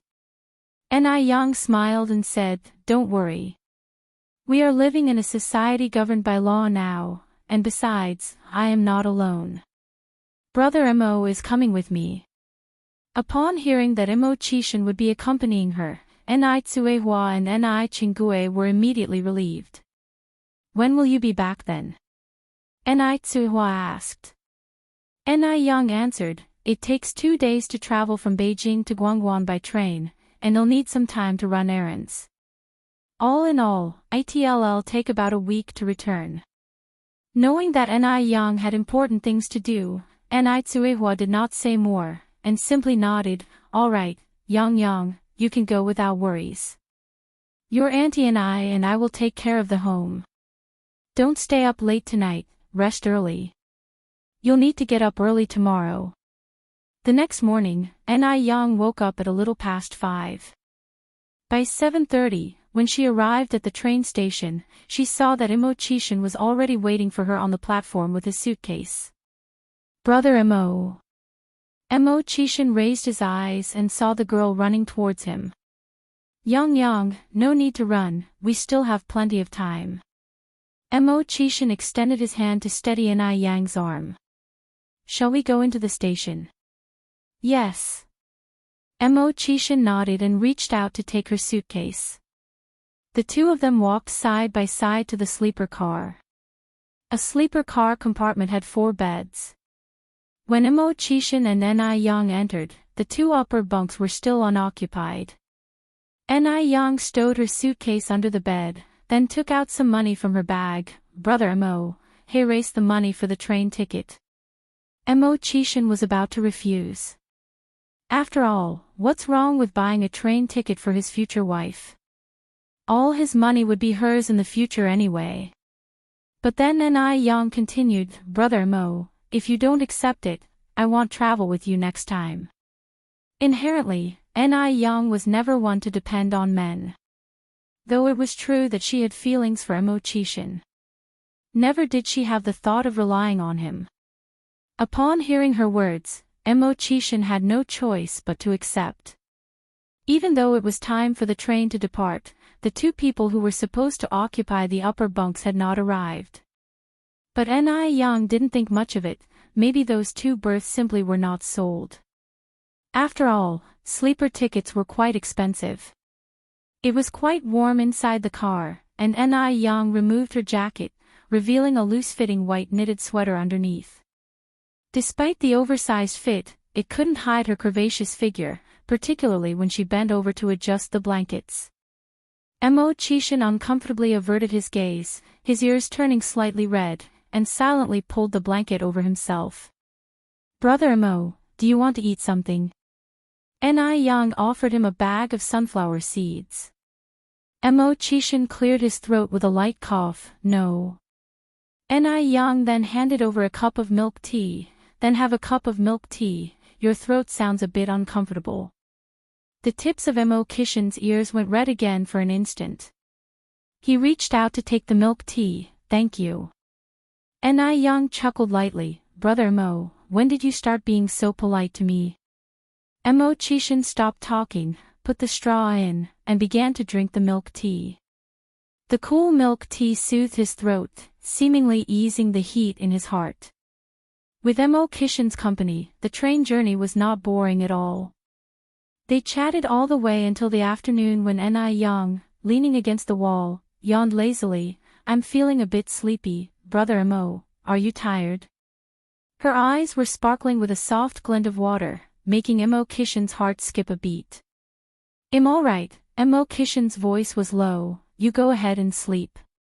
Yang crawled under the blanket, I'll take a nap then. Before long, even breaths could be heard from under the blanket. When Yang fell asleep, she also pulled her head under the blanket. Immortality had once read a psychology book. The book stated that those who liked to sleep this way often lacked a sense of security. Immortality pulled back the blanket and walked over to Yang. He gently pulled back her blanket, revealing a face with exquisite features. Pretty girls, even their sleeping expressions are beautiful. Immortality gazed at her attentively, reached out, and touched the thick eyelashes that looked like a fan. Yang, can I give you a sense of security from now on? Yang, who was in deep sleep, seemed to sense something, and rubbed her eyes. Immortality was startled and quickly jumped back onto the upper bunk. Seeing that Yang didn't make any further movement, he finally breathed a sigh of relief. He truly liked her a lot. Just being with her, even if they did nothing, made his heart sweet as honey. Yang slept until a little past 5 in the evening. When she woke up, Immortality had bought some box meals back. Yang, now that you're awake, we can have dinner. Emisham. Ni Young nodded, "I'll go wash my face first." It was nearing evening, and the lights in the train's aisles were dim. When Ni Young arrived at the lavatory, she bumped into a little girl. The girl's father, who was following behind, immediately apologized. "I'm sorry, comrade. Mimi, quickly apologize to your sister." Chapter 310, Righteous Yang, Mystery Boss Confession _1. The little girl, wearing a white shirt and denim overalls, with red little leather shoes and 2 small braids, was quite eye-catching. Her large watery eyes were absolutely beautiful. Upon hearing this, she immediately bent over to apologize. "I'm sorry, sister. I didn't mean to." Ni Young bent down to pat the little girl's head, laughing as she said, "It's all right." The father and daughter left the aisle and Ni Young turned into the restroom. The little girl whispered softly, "Dad, that lady just now was so pretty. Even prettier than Mom." "Shush." The man made a quiet gesture. "Mimi, lower your voice. Be careful not to let your mother hear." The little girl quickly covered her mouth in response. The father and daughter moved towards the sleeping car. As they passed a tall, slender woman, her originally tired expression instantly brightened up. Adorable. This little girl was just so adorable. Not just adorable but pretty as well. The tall, slender woman reconsidered her path and headed into the compartment. Inside the compartment, various voices of snoring could be heard. The tall, thin woman slapped the sleeping man beside her. "Wake up already, there's business to be had." At her words, the man immediately woke up. "Where? How old?" The tall, thin woman lowered her voice. "She seems to be around 4 or 5 years old. We should keep a close eye." There were 3 types of boxed meals on the train. One was 3 cents per serving. Another was 8 cents. The last one was 2 yuan. The one that Immortality bought was 2 yuan, containing fried eggs, braised pork, and braised fish cubes. Even though the meal was rich, perhaps because it was cooked in a large pot, the taste was not very good.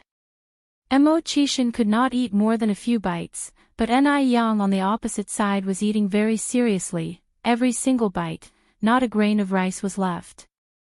Ni Young had walked out of hard times. She knew the difficulty of obtaining food, so she held a sublime respect for the food. No matter when, she would not waste it. This feeling might only be understood by those who have experienced hunger. Seeing her like this, Immortality felt a twinge of guilt.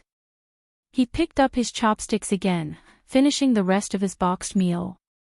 After undergoing nearly 40 hours on the train, they finally arrived in Guangguan on the noontime of the 3rd day. Guangguan is a coastal city near Hong Kong and our country. Compared to the often bustling mainland, Guangguan had many skyscrapers, fashionable young people, and some even using pagers. At the same time, the temperature in Guangguan was much higher than in Beijing. The current temperature in Beijing was 10 to 12 degrees Celsius, needing a cotton-padded jacket and a coat. But on the streets of Guangguan, people were in short sleeves and jeans, wearing sunglasses, as if it were still summer.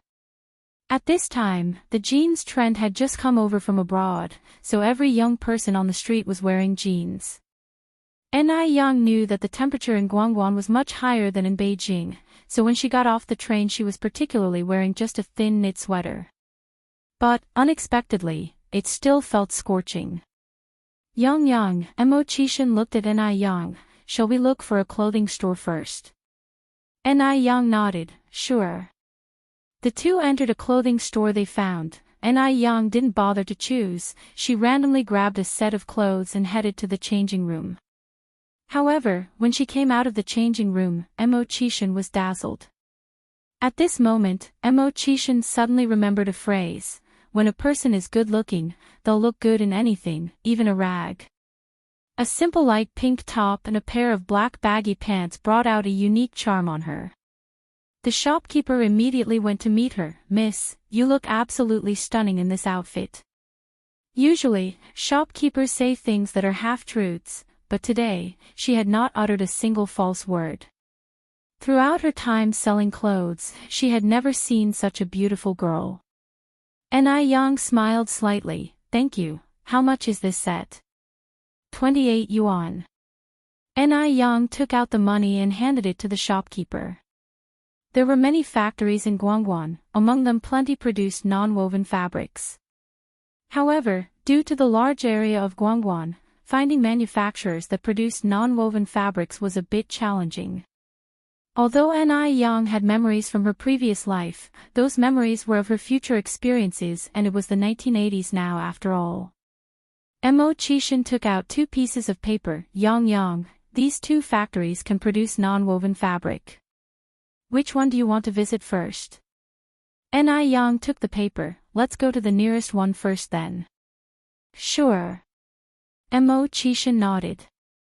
Chapter 311, Yang Yang's Heroic Act, Confession from the Mysterious Boss _2. The 2 arrived at the factory, where they were greeted by a very enthusiastic middle-aged uncle. The minimum order from our factory is 300 yuan. Then there's the separate cost of the train transport. At this time, parcels could be sent via post, but it was slow, typically taking about a month. Therefore, anyone with urgent items usually relied on the train or freight trucks for transportation. The price wasn't expensive. Ni Yang took a facial mask cut from a sheet of white paper out of her bag and asked, "Can you make a non-woven fabric in this shape?" The middle-aged uncle took the paper curiously. "What is this thing?" "Comrade, what is this used for?" Ni Yang smiled lightly. "It's for your face." "For your face." The middle-aged uncle looked enlightened. "Oh, I see. These are the eyes, this is the nose, and this is the mouth, right?" "Yes." Ni Yang nodded slightly. The middle-aged uncle was a very curious person. He put the paper on his face. "Comrade, what effect does this have when it's placed on the face?" Just as Ni Yang was about to answer, a person entered the room, and, upon seeing the middle-aged uncle looking that way, let out a frightful yell. "Ah! A ghost!" Guangguan people were rather superstitious. As soon as the middle-aged uncle heard the word ghost, his reaction was immediate. "Ah! Where's the ghost?"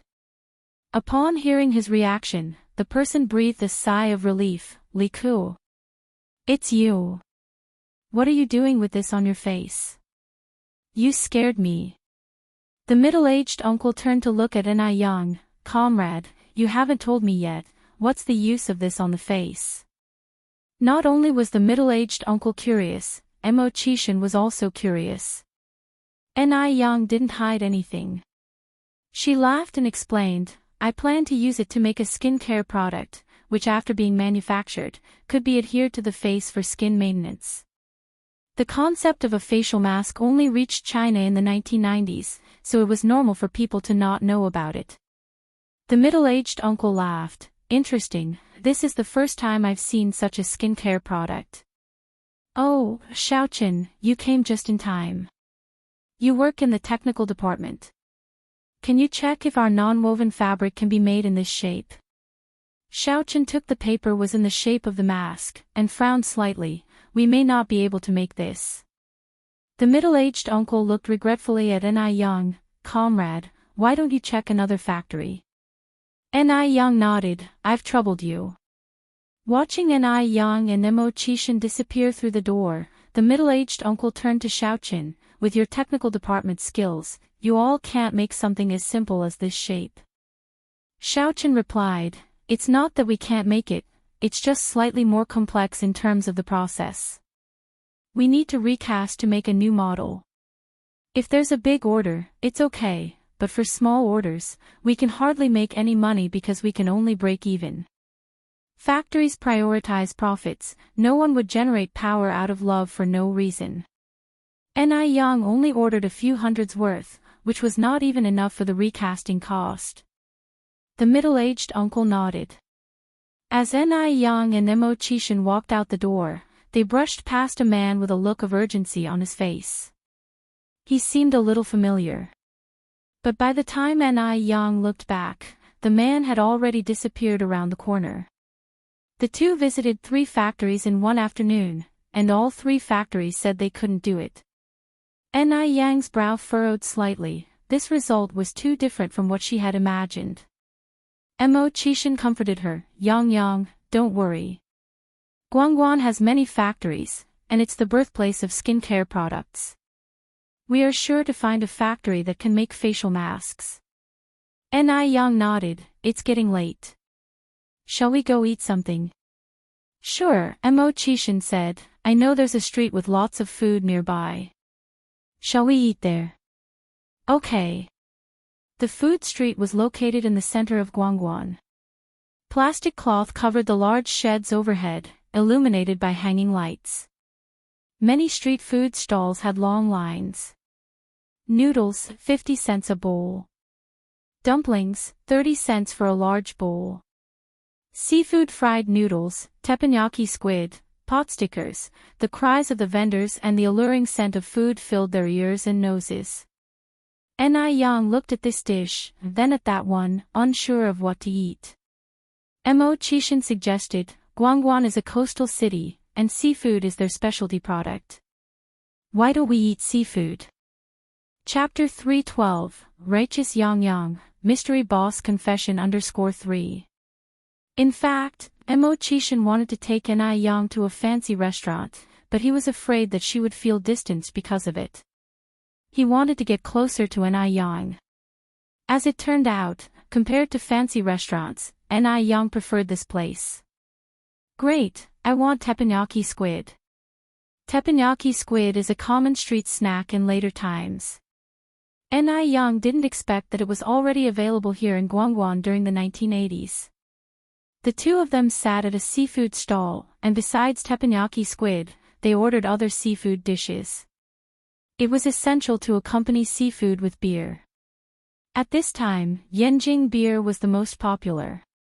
Actually, beer was already available as early as 1914. By the 1980s, it was everywhere, not just in thriving cities like Guangguan, but also in rural areas. Ni Yang turned to look at Mo Qishan, Brother Mo, do you want some beer? Mo Qishan raised his eyebrows in surprise, you drink. He had assumed that a beautiful girl like Ni Yang would abstain from alcohol. Ni Yang smiled, what, do I look like someone who doesn't drink? Not only did she drink, but she could also hold her liquor very well. No one achieves success easily. In her previous life, Ni Yang, as NIS director, honed her drinking skills through banquets and social events, once setting a record of downing 2 pounds of liquor at once. However, that was in her past life. In this life, for her health, Ni Yang hadn't touched alcohol since she was reborn. Mo Qishan spoke with a smile, shall we get 2 bottles then? Soon, the boss brought over 2 bottles of beer. Just as Mo Qishan was about to open the beer, he realized he didn't see any opener. Boss, could I get a bottle opener please? Before he could finish speaking, a hissing sound of opened beer came from across him, followed by Ni Yang spitting out the beer cap from her mouth. In that instant, Mo Qishan saw his future standing in the household. Good heavens! That was a bit too bold. This slightly audacious action, when done by Ni Yang, had an inexplicable charm about it. From biting the bottle cap to spitting it out, everything was done swiftly and fluidly. Mo Qishan had seen countless refined ladies from prestigious families, but he had never seen a girl as casual as Ni Yang. She was clear-headed and genuine in her way of living. It seemed like nothing could hold her down. She was like a mysterious and tranquil orchid blooming in a valley. Brother Mo, here. Ni Yang handed Mo Qishan the beer she had just opened. At this moment, the boss brought the bottle opener, and upon seeing the scene, he joked, this young girl is really something. Ni Yang modestly responded, it's nothing much.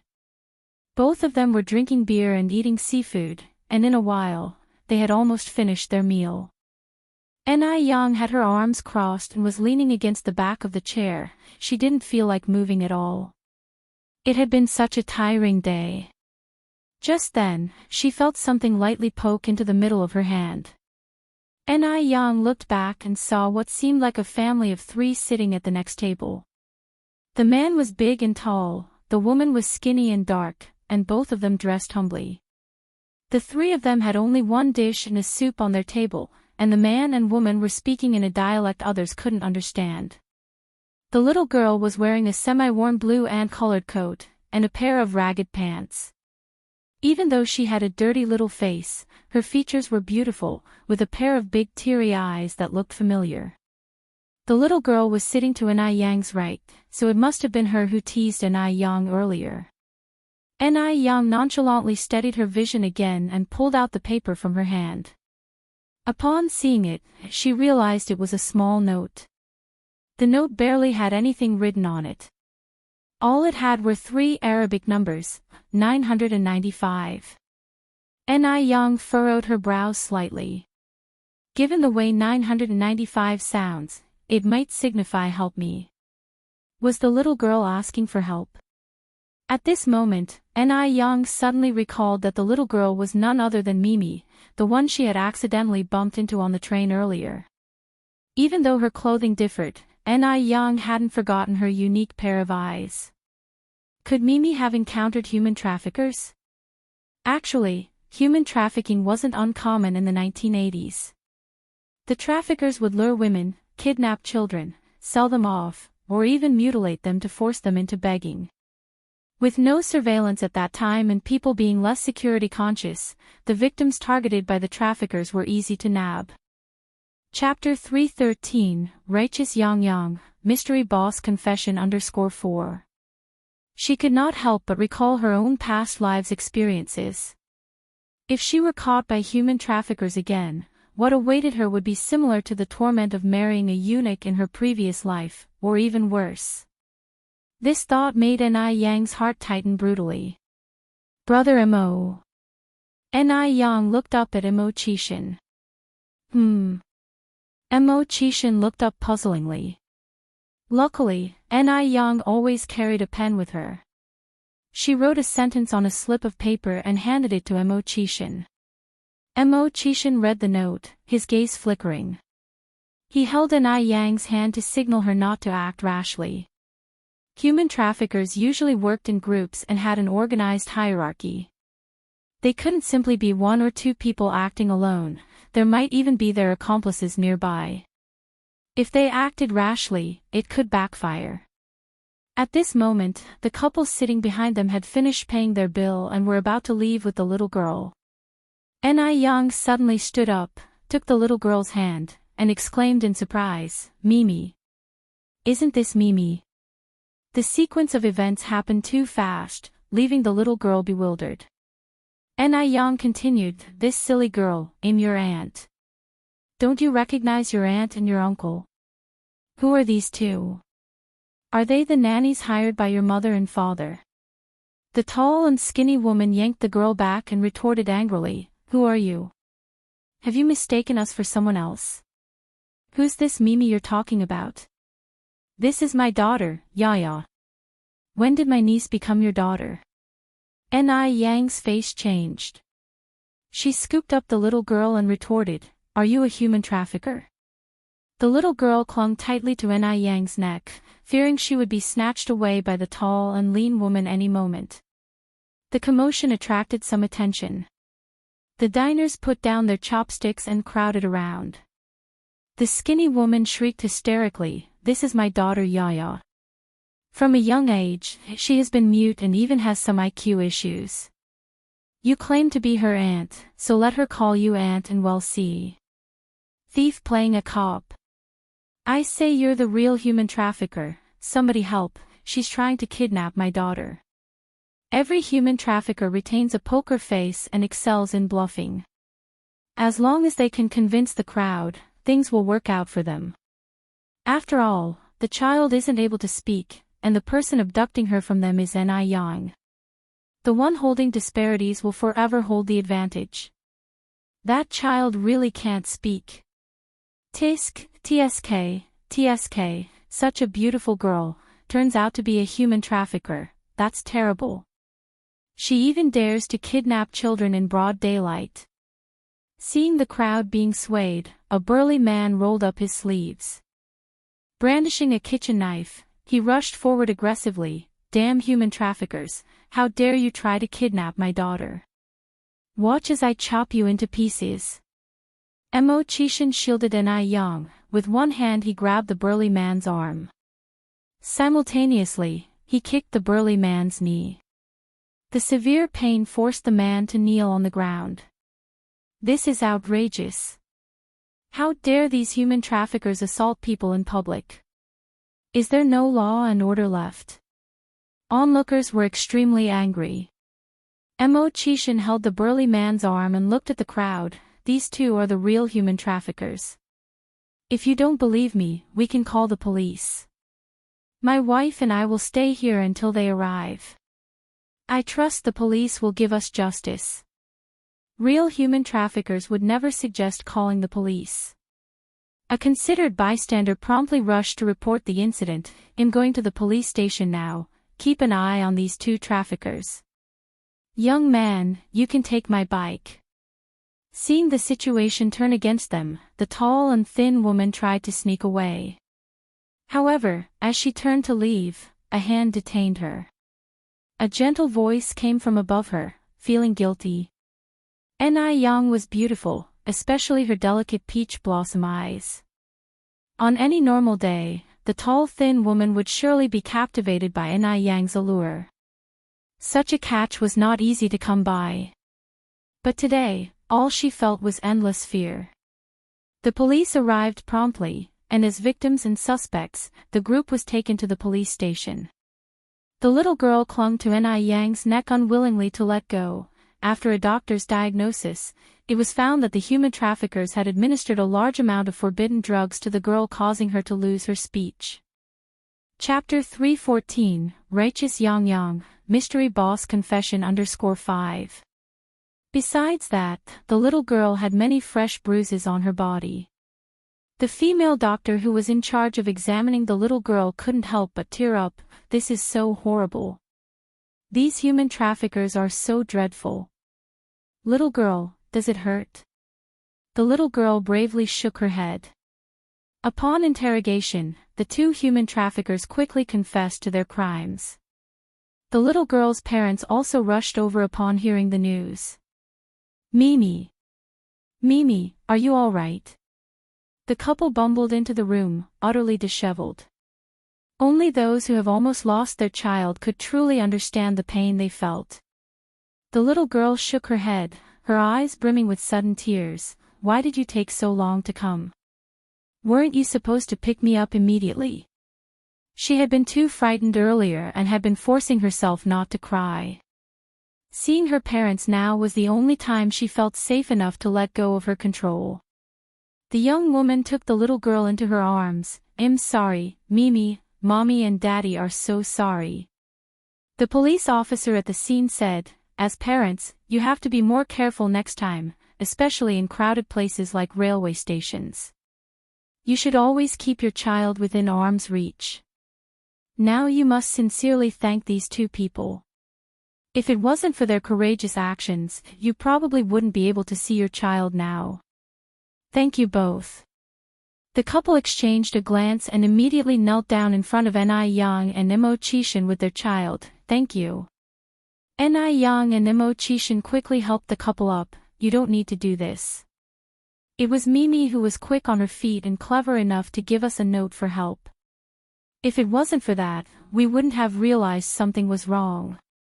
Just then, the young man suddenly said, Aren't you the young man we met on the train? Yang nodded. Yes, it's me. Thank you so much for your help. The young man continued, My name is Han Shulin, this is my wife Lin Xiaoxue, and this is our daughter Han Mimi. The five of them left the police station, chatting among themselves. Lin Xiaoxue said, Young man, judging from your accents, I'm guessing you're not from Guangguan, right? Yang nodded, we came from Beijing. Lin Xiaoxue continued, you came all the way from Beijing. Are you planning to stay and develop here, or are you just visiting? Ni Yang said, we came here for some business. Lin Xiaoxue, being a warm-hearted person, and considering that Ni Yang and Imo had saved her daughter's life, immediately said, business. Have you successfully handled your affairs? If you don't mind, you can tell us about it, maybe we can help a little. Han Shulin echoed, that's right. You're newcomers to Guangguan, and we've been living here for decades. We know many people and can certainly handle matters more conveniently than you. No matter what it is, locals can always manage it more conveniently than outsiders. Ni Yang, therefore, didn't hide anything and briefly explained the situation to the couple. After listening to it, Han Shulin smiled and said, rest assured, this little matter, I've got it covered. Ni Yang looked at Han Shulin in surprise. Lin Xiaoxue explained, my husband is the manager of the non-woven fabric factory on Liufu Road. As a non-woven fabric factory manager, this matter would indeed be trivial for him. This was indeed a case of good actions are rewarded. So, the next day, Ni Yang and Imo Qishan met again with the middle-aged man surnamed Li. This time when they met, the middle-aged man was even more enthusiastic than before. Come in and have a seat. If you had told me earlier that you knew Manager Han, none of this would have happened. Ni Yang smiled lightly and sat down with Imo Qishan. Ni Yang knew very well that the reason no factory was willing to take on the job before was because the quantity of face masks she ordered was small. The cost of the non-woven fabric was low, and only a small amount was needed for each face mask. A few hundred yuan would be enough to make several thousand masks. With a small quantity, the profit was small. The profit was small, but the time spent on the initial setup was significant, which was why no factory was willing to accept the order.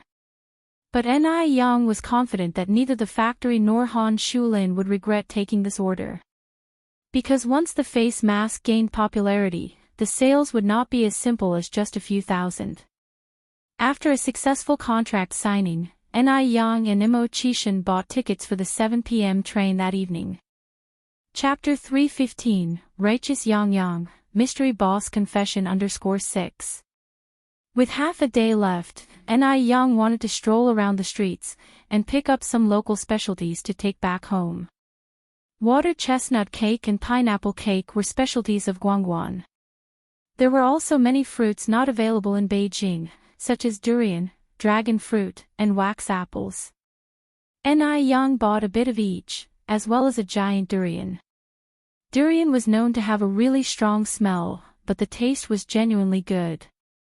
Seeing Ni Yang buying so much, Imo Qishan also bought a lot of things. That night, Han Shulin and Lin Xiaoxue, holding their daughter Mimi, came to the train station to see them off. Ni Yang and Imo Qishan waved goodbye to the family of three. Brother Han, sister-in-law Han, you must come to Beijing to play when you get the chance. Sure. We will certainly disturb you when we do. Goodbye, Sister Yang Yang. Goodbye, Mimi. By the time they returned to Beijing, it was a little after 8 at night. The temperature in Beijing was more than 20 degrees lower than Guangguan. As soon as they got off the train, Ni Yang wrapped herself tightly in her down jacket. Though they were walking side by side on the street, not talking, the atmosphere was not awkward at all. The night always seemed to make people more impulsive. Imo Qishan found his heart fluttering like a scared deer as he looked at Ni Yang's profile. They seemed to have grown closer during this Guangguan trip, but also not at all. He felt he couldn't wait any longer. If he continued to wait, what if someone else beat him to it? Engrossed in his thoughts, Imo Qishan didn't notice the stone on the road and stumbled, almost falling over. Be careful, Brother Imo. Ni Yang quickly reached out to steady him. Thank you, Yang Yang. The dim light of night hid Imo Qishan's blush. They slowly walked and quickly arrived at the noodle restaurant. Ni Yang opened the door and wheeled her bicycle out. Yang Yang. Mo Chishan softly called out, his voice resonating clearly in the quiet night. Ni Yang looked up, her bright eyes sparkling in the dark. Yang, Mo Chishan's palms started to sweat. The usually articulate Mo Chishan suddenly found himself at a loss for words. What is it? Ni Yang raised her eyebrows slightly. Mo Chishan found that he wasn't just at a loss for words, he was also stuttering. Brother Mo, don't be nervous. I won't bite, what are you afraid of? Ni Yang chuckled, her dimples showing, as she slowly approached Mo Chishan. Mo Chishan stepped backward, tension mounting, until he was pressed against a sturdy wall. This situation was a common scene in the arrogant CEO's TV dramas. Ni Yang didn't expect it to happen to her that day.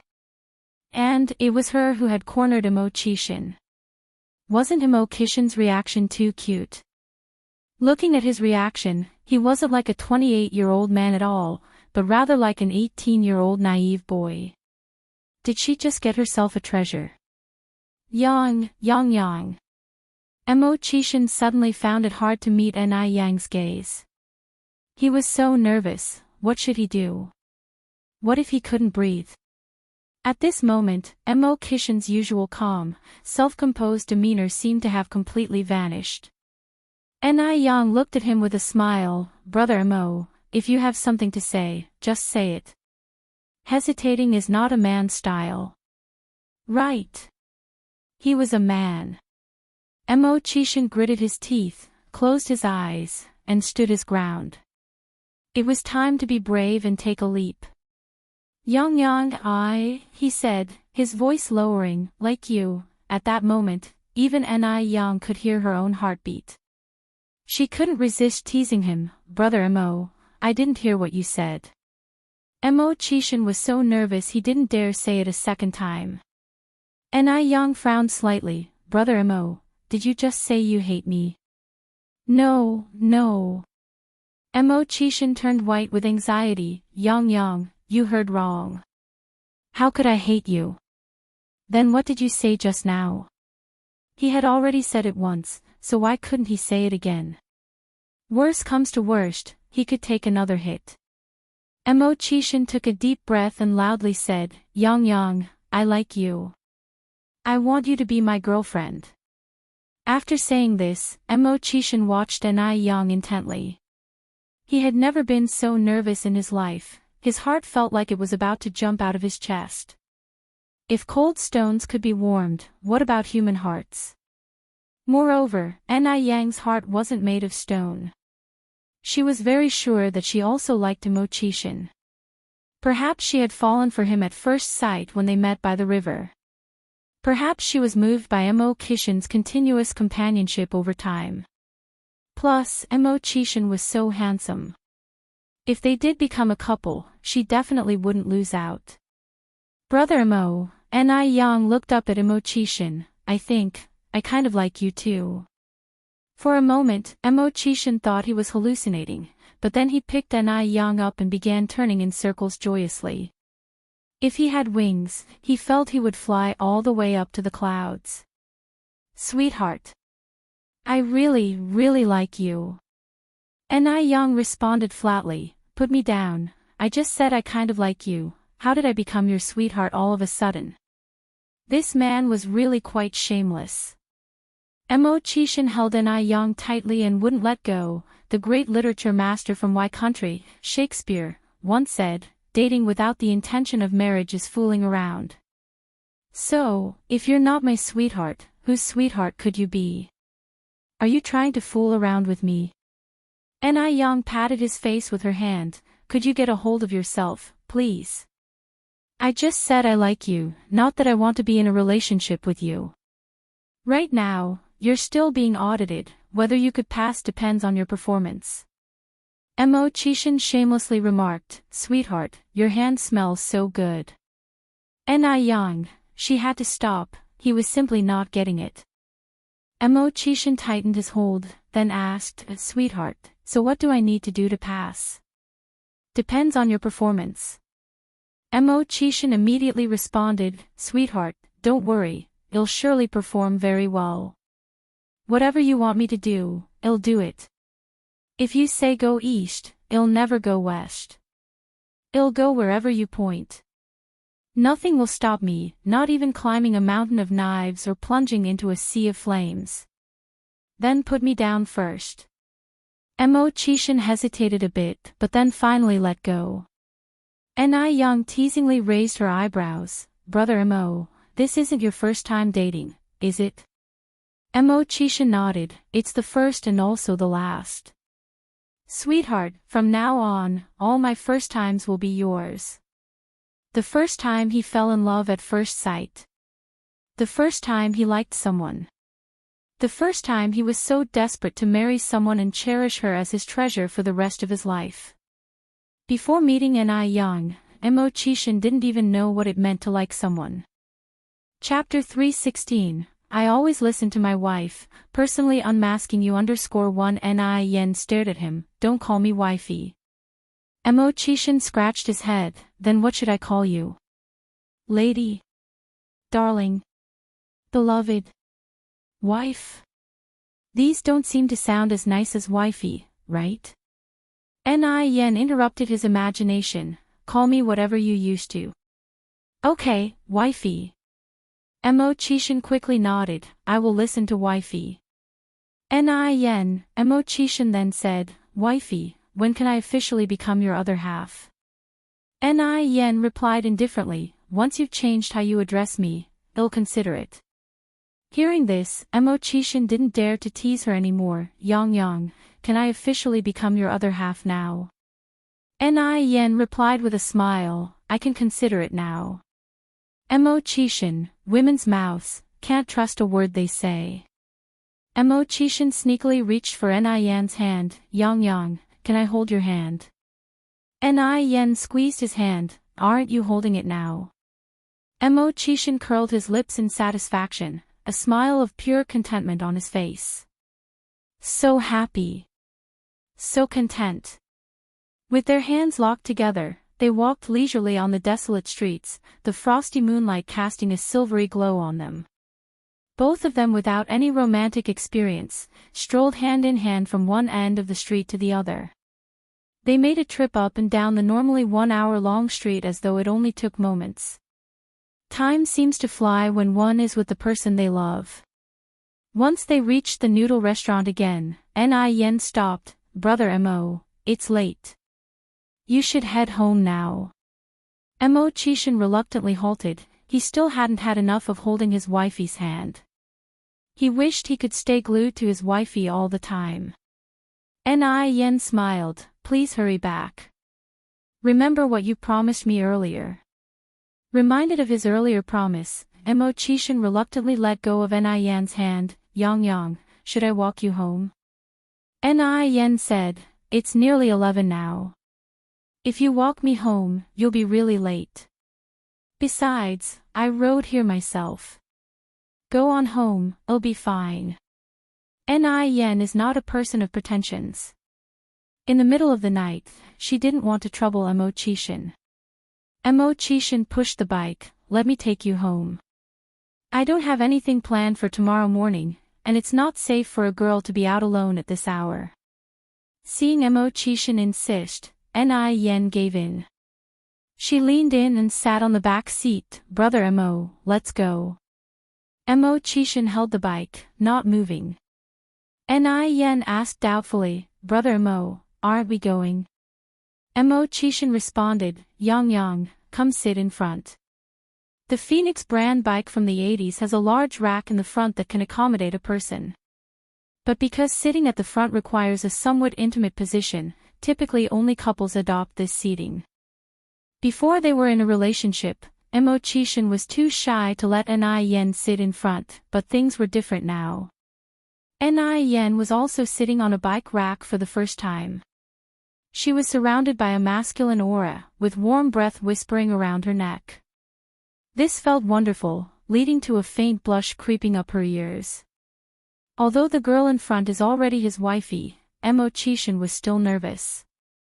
Thankfully, it was winter, and they were both bundled up. Otherwise, Yen would definitely have noticed his discomfort. Chen tightly gripped the bike's handle, his sturdy arms enveloping Yen.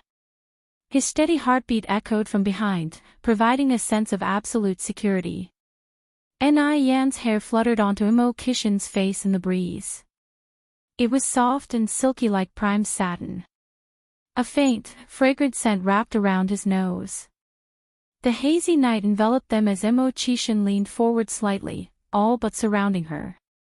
To enjoy their time together more, Kishin deliberately slowed down. However, they soon arrived at Jinghua village. Kishin was slightly annoyed. Why did the time pass so quickly tonight? Yen jumped from the bike. Brother you should go home now. It'll help you push the bike into the courtyard. Yen laughed. Take the bike and ride home. From the city to Jinghua village is more than 10 kilometers. She can't possibly let Kishin walk home. Kishin responded, if I ride home, how will you get to the city tomorrow morning? I can take the tram. Chapter 317, I always listen to my wife, personally unmasking you _2. Kishin's thoughts took a turn. I'll pick you up tomorrow at my place. Yang nodded and picked up her gift from the car. That works, take care on the road, brother Alright, Kishin replied. He watched Yang walk into the yard and close the door. Only then did he turn the car around and drive back. At this moment, he could no longer hide the elation in his heart. He quickly stepped on the pedal, his feet moving like they were under motor power, almost making the car fly. He felt so happy. So excited. At that moment, Kishin felt an insurmountable energy. Even if there were mountains ahead, he could move them.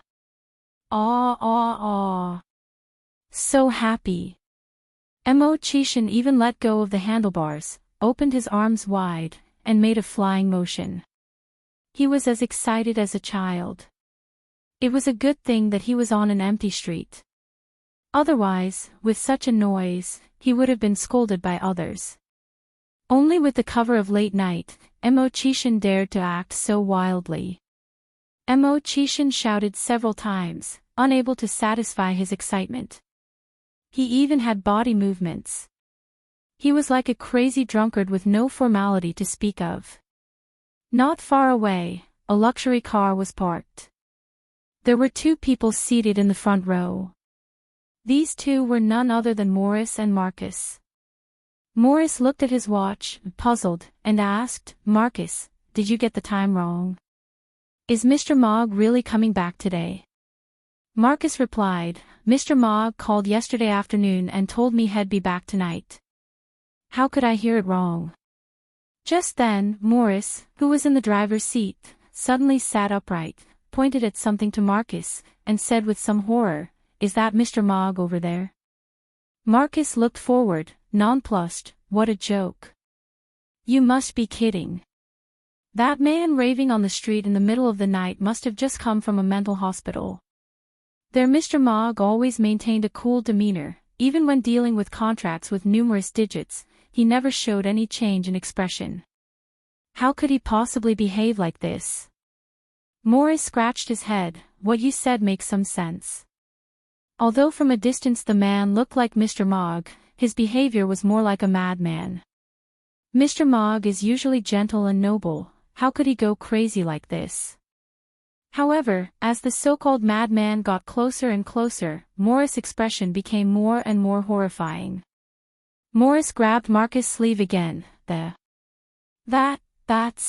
Mr. Mogg. What could have happened to Mr. Mogg on his trip to make him behave like this? Now even Marcus was dumbfounded. Could he take back what he just said? Realizing that this madman was indeed Kishin, they both got out of the car. At the same time, Kishin noticed a familiar license plate. He instantly put away his silly smile, and maintained a cold and restrained demeanor again, going back to his original appearance. Marcus, stop pretending, we saw everything. Mr. Mogg greeted Morris and Marcus respectfully. Mo Chishan vomited 3 words, a mysterious shadow covering him in the moonlight, back to the manor. Yes. Marcus immediately took his bike. Mo Chishan leaned back into the car, Marcus pedaling after the luxury car. As he pedaled, Marcus noticed that something was off. Under the moonlight, Marcus realized this wasn't his boss car at all. On this side, Ni Young had just opened the door to the yard when the lights inside came on. The dim light lit up the small path in the yard. Ni Young felt warmth in her heart as she saw Ni Tsuehua, who had put on a coat, come out from inside. Yang Yang. Mom. Yang Yang, come inside quickly. Ni Tsuehua took the suitcase from Ni Yang's hands. Are you hungry? Mom kept some food for you. Mom, how did you know that I would come back tonight? There was no phone at home, and to take a phone call, they had to go to the village. To avoid the hassle for Ni Tsuehua, Ni Yang didn't call home at all. Ni Tsuehua replied, when you left, you said you would come back in about a week, so I thought you should be back by now. When a child goes on a long journey, a mother worries. Ever since the day Ni Yang left, Ni Tsuehua had been counting the days at home, hoping for her return. Every time they ate, she set aside a portion specially for Ni Yang, so that she wouldn't be hungry when she came back. Chapter 318, I always listen to my wife, personally unmasking you _3. Being together every day, Ni Yang and her mother Tsuehua didn't think much about it. However, on the day Ni Yang suddenly left, Ni Tsuehua felt out of sorts everywhere. Now that she saw Ni Yang return safely, a big load was finally off Qihua's shoulders. As the mother and daughter entered the living room, they heard little Ni Yun in the inner room call out sweetly, "Sis." A 9-month-old baby couldn't talk much yet. The only words she could say were mama and sis. Ni Yang was startled and asked in surprise, "Yun Yun isn't asleep yet?" Ni Tsuehua replied with a smile, "She was still sleeping when I got up, she probably just woke up. I'll go check on Yun Yun." Ni Yang swiftly made her way into the room. Ni Tsuehua went into the kitchen to serve Ni Yang dinner. In the room, little Ni Yun, wearing her autumn clothes, had already crawled over the blanket. Seeing Ni Yang come in, she laughed happily, "Sis. Little Yun Yun, did you miss sis?" Ni Yang picked up little Ni Yun. Little Ni Yun couldn't talk yet, she just shouted excitedly, "Sis. Sis." Ni Yang gave little Ni Yun's small face a big kiss. The temperature was low at night, Ni Yang was afraid that little Ni Yun would get cold, so she quickly put her back under the blanket. "Yun Yun can't crawl outside the blanket, otherwise sis will spank." Little Ni Yun held Ni Yang's hand, babbling away, who knows what she was saying. Ni Yang looked at little Ni Yun's side profile, the corner of her mouth revealing a slight smile. In her previous life, she came to the realization too late and let this little sister fall into the jaws of a wolf. This time, she'll protect her no matter what. And the 3 other sisters who got thrown away, she wondered if they were still amongst the living. For some time, Ni Yang was lost in thought. At that moment, Ni Tsuehua came in with a bowl saying, "Yang Yang, stop playing with Yun Yun and eat." Ni Yang nodded, standing up to take the bowl from Qihua's hands. The bowl was only half filled with rice, but the meat and vegetables were piled high. There were braised pork, crispy on the outside and tender on the inside, roasted chicken leg, and stir-fried mushrooms. Ni Tsuehua said, "Yang Yang, Uncle Tinu brought this rooster this morning while he was working. I said I didn't want it, but he insisted on leaving it. Quickly taste the chicken your mom roasted and see if it's good. I roasted it the way you usually do." Ni Yang hurriedly picked up the chicken leg and tasted it. The meat was firm, crispy on the outside and tender on the inside. Oil flowed in her mouth with every bite, delicious. "Mom, the chicken you roasted is way better than the one I can do." Tsuehua laughed, "You know how to make your mom happy. How can the chicken I roasted be better than yours?" Mom, it's really very good. Tsuhua said, if it's good, eat more. There's still some in the pot. I'll get more for you when you're done. Yang was eating and said with food in her mouth, I'll be full after this bowl, I'll eat the rest tomorrow morning. Tsuhua said, you're full already. Look how thin you are, you could be blown away by the wind. You need to eat more. People in the 80s generally idolized being fat. For one, being fat displayed a wealthy household, and two, the older generation saw fat as a representation of good fortune. There's a compliment for people that goes like this, look at that girl, she's so fortunate. The deeper the fortune, the fatter one is. Fat girls were very popular. By the time dinner was done, it was already past midnight. After a quick hot shower, Yang went straight to bed. She slept well throughout the night. The next morning, after Yang got ready and opened the courtyard door, she saw Emmo waiting for her on his bike. Brother Emmo, why are you here so early? I just got here too. Emmo touched his nose, shall we go now? In fact, Emmo was so excited the night before that he couldn't sleep. As soon as dawn broke, he came here, he just didn't knock on the door. Yang said, you must not have eaten breakfast this early, right? I made pan-fried dumplings this morning. I'll get you some. After saying this, Yang turned around to head to the kitchen. Soon, she came back with a food box in hand. The pan-fried dumplings were filled with sour radish and pork. It was appetizing and refreshing, with the taste of pork bursting in every bite. They were delicious. Emmo ate more than 10 dumplings in one go. Yang, your dumplings are so good. I've never had such good dumplings. Yang raised an eyebrow slightly, my mom made these. Emmo then our mom is really skilled. Chapter 319, I always listen to my wife, personally unmasking you _4. Yang stuffed the last dumpling into his mouth, enough chit-chat. After finishing the dumplings, Yang returned the lunchbox, got into the car, and went to the city with Emmo with one hand on the steering wheel and the other secretly slipped around Yang's waist, rested his chin on her shoulder, and gently sniffed the fragrance of her hair. The usually noisy bird chirps now seemed pleasant to his ears.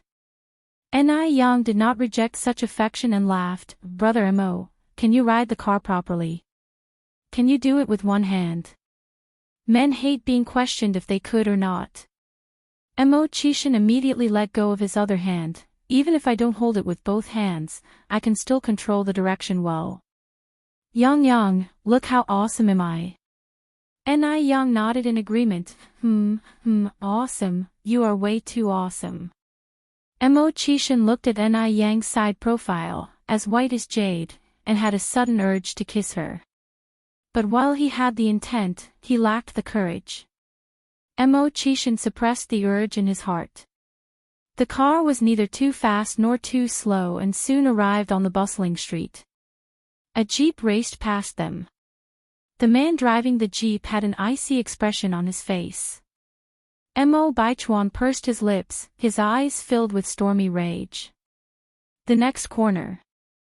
Screech, the sharp sound of a sudden brake rang out, and Emmo pounded the steering wheel fiercely with his fists.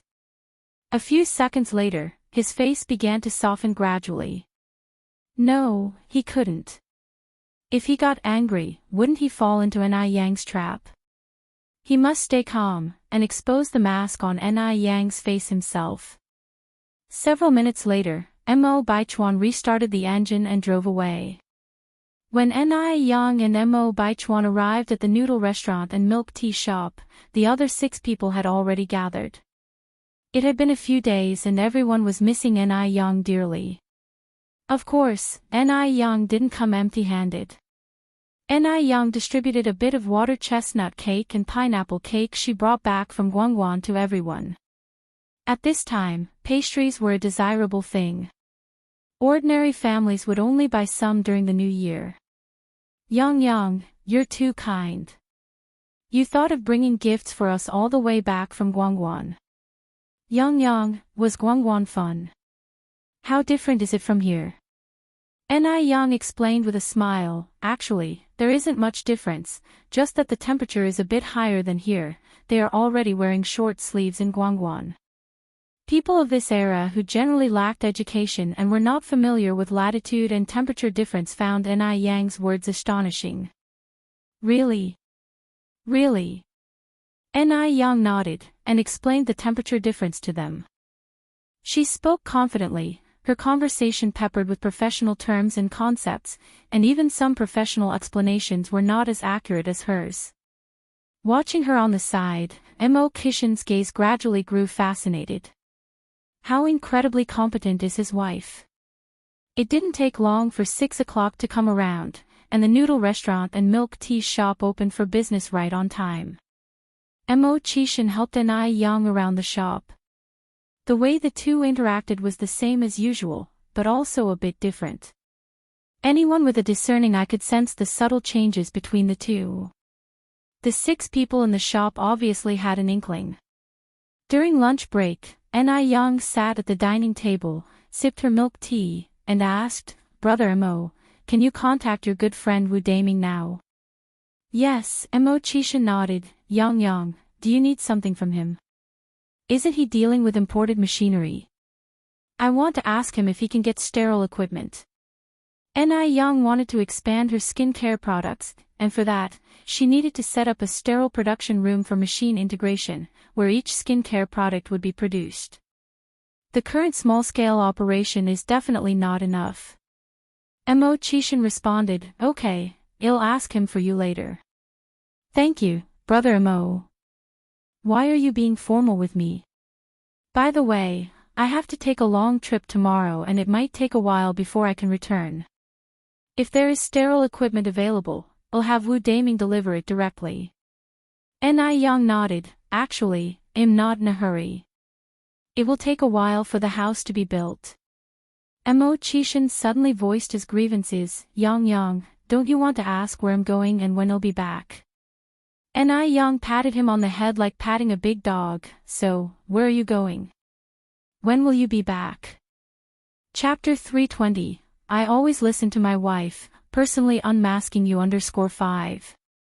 I need to go to F country. The specific return time is not yet fixed, but I promise to return as soon as possible, so as not to worry you.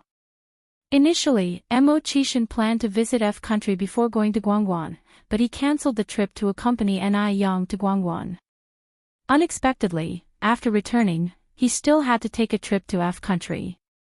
With such an outstanding wife, he couldn't afford to remain stationary.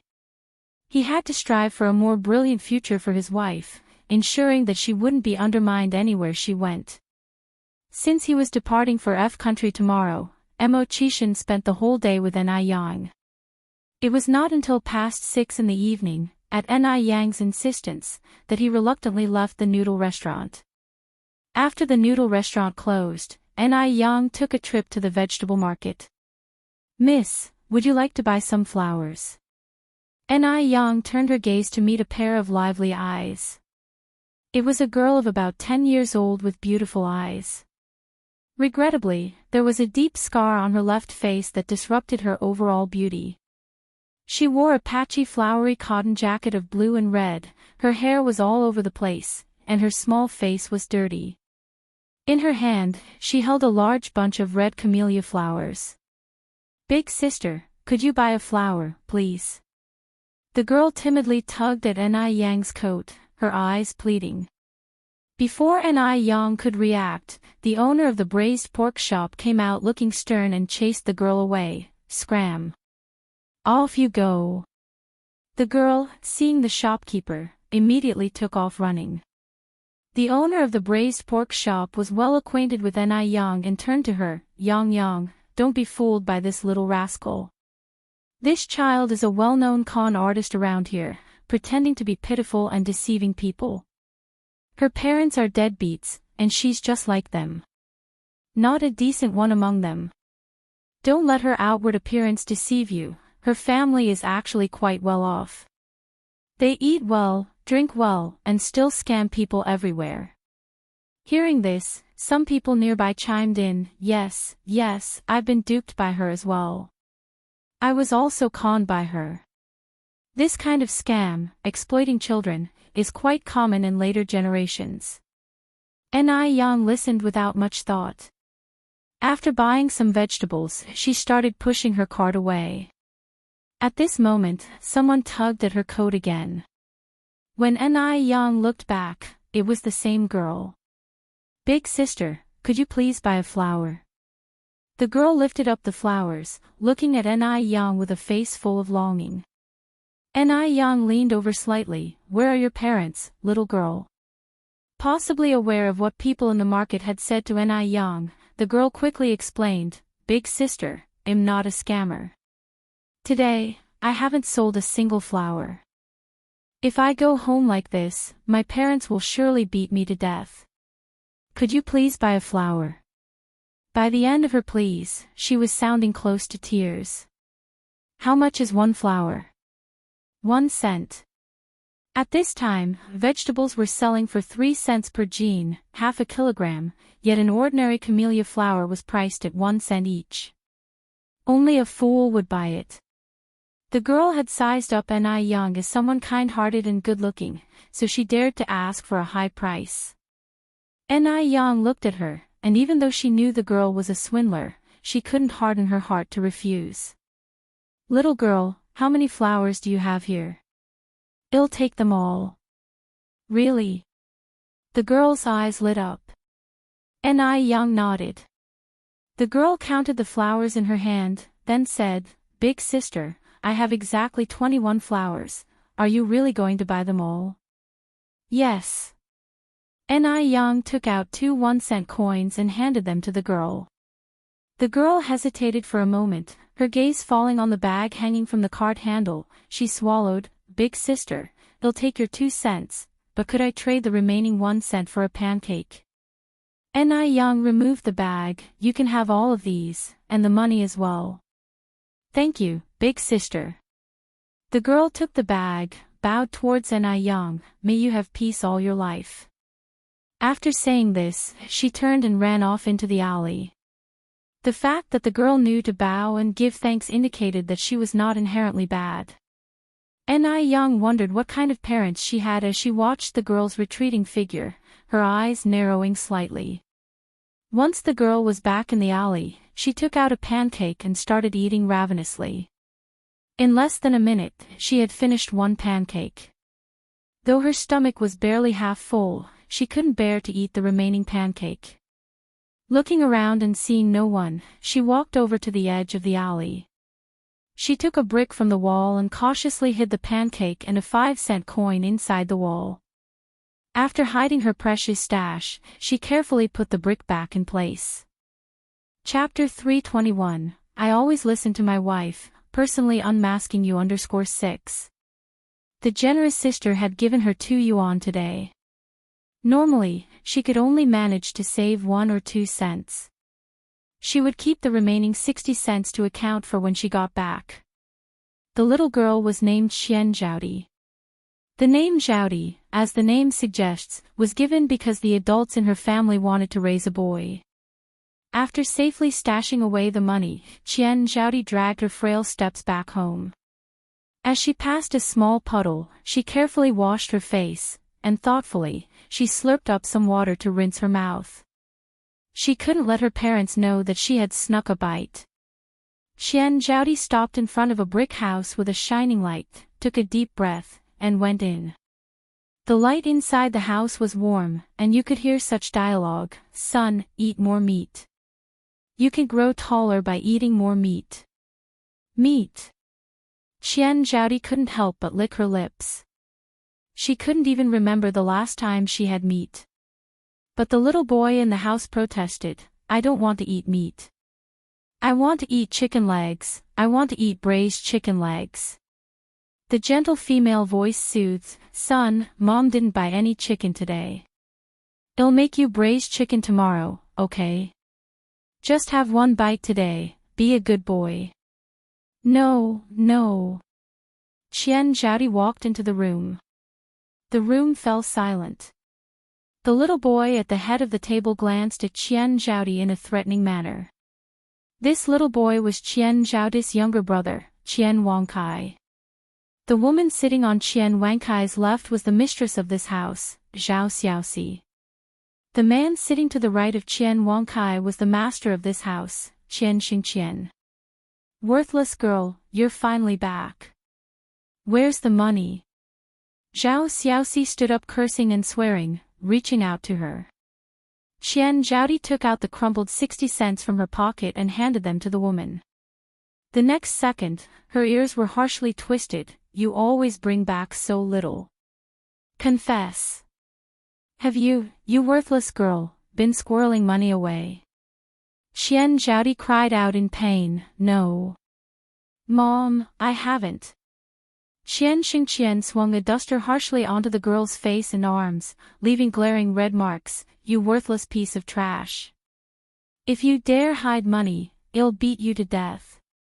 Beat her to death. Beat this money-wasting good-for-nothing to death. Qian Wangkai clapped joyously on the chair, his eyes flashing with excitement. Qian Zhaodi immediately knelt down. Mom, Dad, I didn't conceal anything, really I didn't. Please, stop hitting me. Only then did Qian Xingqian and his wife Zhao Xiaoxi stop. Unlucky thing. Come and eat now. Don't let word get out and have people saying we mistreat you and don't let you eat your fill. Zhao Xiaoxi harshly knocked a chipped bowl on the table. The broken bowl contained half a bowl of rice soup, with only a few grains of rice in it, a sharp contrast to the other rich dishes on the table. Qian Zhaodi got up from the ground, trembling hands holding the bowl of rice soup, sipping it in small mouthfuls. This was the life she lived at home. It was also the reason why, even though she was 12 years old, people always thought she was only 7 or 8. Qian Wangkai picked up a piece of meat and held it out to Qian Zhaodi. Money wasting good for nothing, do you want to eat meat? Qian Zhaodi swallowed. Yes. How could she not? Even in her dreams, she wanted to.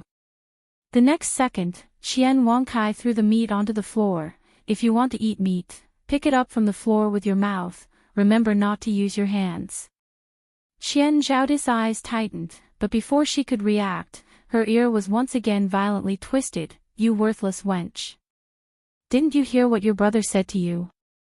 He kindly offered you some meat, and you dare to glare at him. Eat that piece of meat right now. Or I'll beat you to death. Although the meat had fallen on the floor, it was still a piece of meat after all. Thank you, little brother, I'll eat it now. Qian Zhaodi placed her bowl on the table, leaned down, and bit into the fatty meat with her mouth. The fat on the meat was cut quite thick, providing a satisfying mouthful. Yet, Qian Zhaodi's eyes were welling up with tears. Being brought up in a family that values males more than females, she could only struggle to survive. But she would not accept her fate. Once she had saved enough money, she would leave this place. What Qian Zhaodi didn't know was that without an introduction letter, she wouldn't even be able to buy a train ticket. Without an introduction letter, even if she did manage to escape, she would likely end up as a vagabond. Ha ha ha. Mom, Dad, doesn't she look like a dog? The dog at the Tian's house also eats this way. Just like it. My precious son is so smart. Qian Wangkai scooped up another piece of meat and threw it on the floor, exclaiming in excitement, money-losing goods, you bark like a dog. Bark now. Are you deaf? Woof. With a piece of meat in her mouth, Qian Zhaodi swallowed all her grievances and unwillingness. The laughter in the room grew louder. From a distance, it sounded like a warm and happy family. After Ni Yang returned home, she started to make dinner. She had stayed in Guangguan City for 6 days, so she planned to make a hearty meal that night. Soon, a sumptuous meal of 4 dishes and a soup was served. The braised pork belly wasn't greasy at all. Braised pork belly is a good source of quality protein and fatty acids, providing heme and cysteamine to improve iron absorption, useful for correcting iron deficiency anemia. It also nourishes the bodice and moistens dryness. Therefore, fatty meat is a good thing for women. The shrimp stir-fried with peas was refreshing. The combination of shrimp and peas can help enhance the bust line. Having been out for 6 days, 4 of which were spent on a train eating simple meals, Yang had almost forgotten her bust enhancement plans. Now that she was back home, she had to pick it up again. The spicy and delicious boiled fish. Water-boiled fish not only tastes good but also helps to curb cravings. Yang's water-boiled fish was so delicious that at the end of the meal, Chingue and Tsuihua even used the remaining soup to make a rice soup. Shepherd's purse tofu soup. Shepherd's purse contains a lot of oxalic acid, tartaric acid, malic acid, protein, fat, etc., which can treat red and swollen pain, conjunctivitis, night blindness, glaucoma, etc. Furthermore, the combination of mustard and tofu has the effect of beautifying the eyes and refreshing the body. Eating more shepherd's purse will make your eyes speak. As soon as Yang brought the dishes to the table, Chingue walked in holding his bag. Yang, glad you're back. Since you left, your mother has been waiting for you every day. Yang said with a smile, Auntie, we can eat now. Several little white rabbits hopped in behind Chingue. Yang squinted her eyes. These rabbits seem pretty chubby. They have been raised for more than half a year, how could they not be fat? Tsuhua walked in holding a child. Yang stroked her chin. Mom, Auntie, would you prefer roasted rabbit or braised rabbit? What? They're planning to eat rabbit.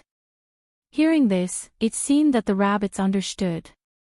They got scared and ran out of the room. Chapter 322, The Little Fangirl Visits, Plans to Advance _1 Initially, Yang had found these 8 small rabbits on the mountain. Now the little rabbits have all become fat rabbits. Moreover, these rabbits are very smart, knowing to take a stroll during the day and return at night.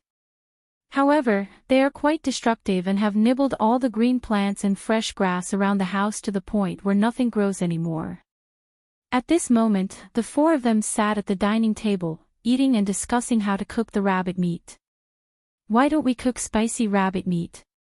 I had it once in Inner Mongolia. The spicy rabbit meat didn't have the slightest gamey taste. Chingue picked up a piece of braised pork belly. Spicy rabbit meat is also good. Yang nodded. Wow! This pork tastes so delicious. After Chingue took a bite of the pork belly, his face was full of astonishment. The meat was tender and melted in the mouth, with layers of fat and lean pork. When you bite into it, you get a burst of juices. It was layered, rich but not greasy, truly heaven on earth, rarely seen in the mortal world. Yang laughed and said, "This is braised pork belly." Braised pork belly. Chingue in surprise, is it one of the 4 treasures of Dongpa? Yang nodded. Chingue further said, Yang, you are so amazing. You even know how to cook braised pork belly. Had only seen this dish in books before, he didn't expect to taste it today. He felt so lucky. Having a piece of braised pork belly, then a piece of spicy and fragrant boiled fish, followed by a bowl of cleansing and grease-cutting shepherd's purse tofu soup, he felt his life had peaked. Li Xiangxian's dormitory. Ever since she was subtly expelled from the Mo family by old lady Mo, she had been bedridden with a serious illness. During her illness, she had a clear understanding of a lot of things. First, she had lost face in front of old lady Mo and must regain it quickly. It seemed that some plans needed to be expedited. Second, Yang was a stumbling block in her life, and this stumbling block must be removed. Otherwise, her future life will continue to be overshadowed by Yang. Li Xianxian had a good memory and clearly remembered many things from her past life. She took out a notebook and started to write.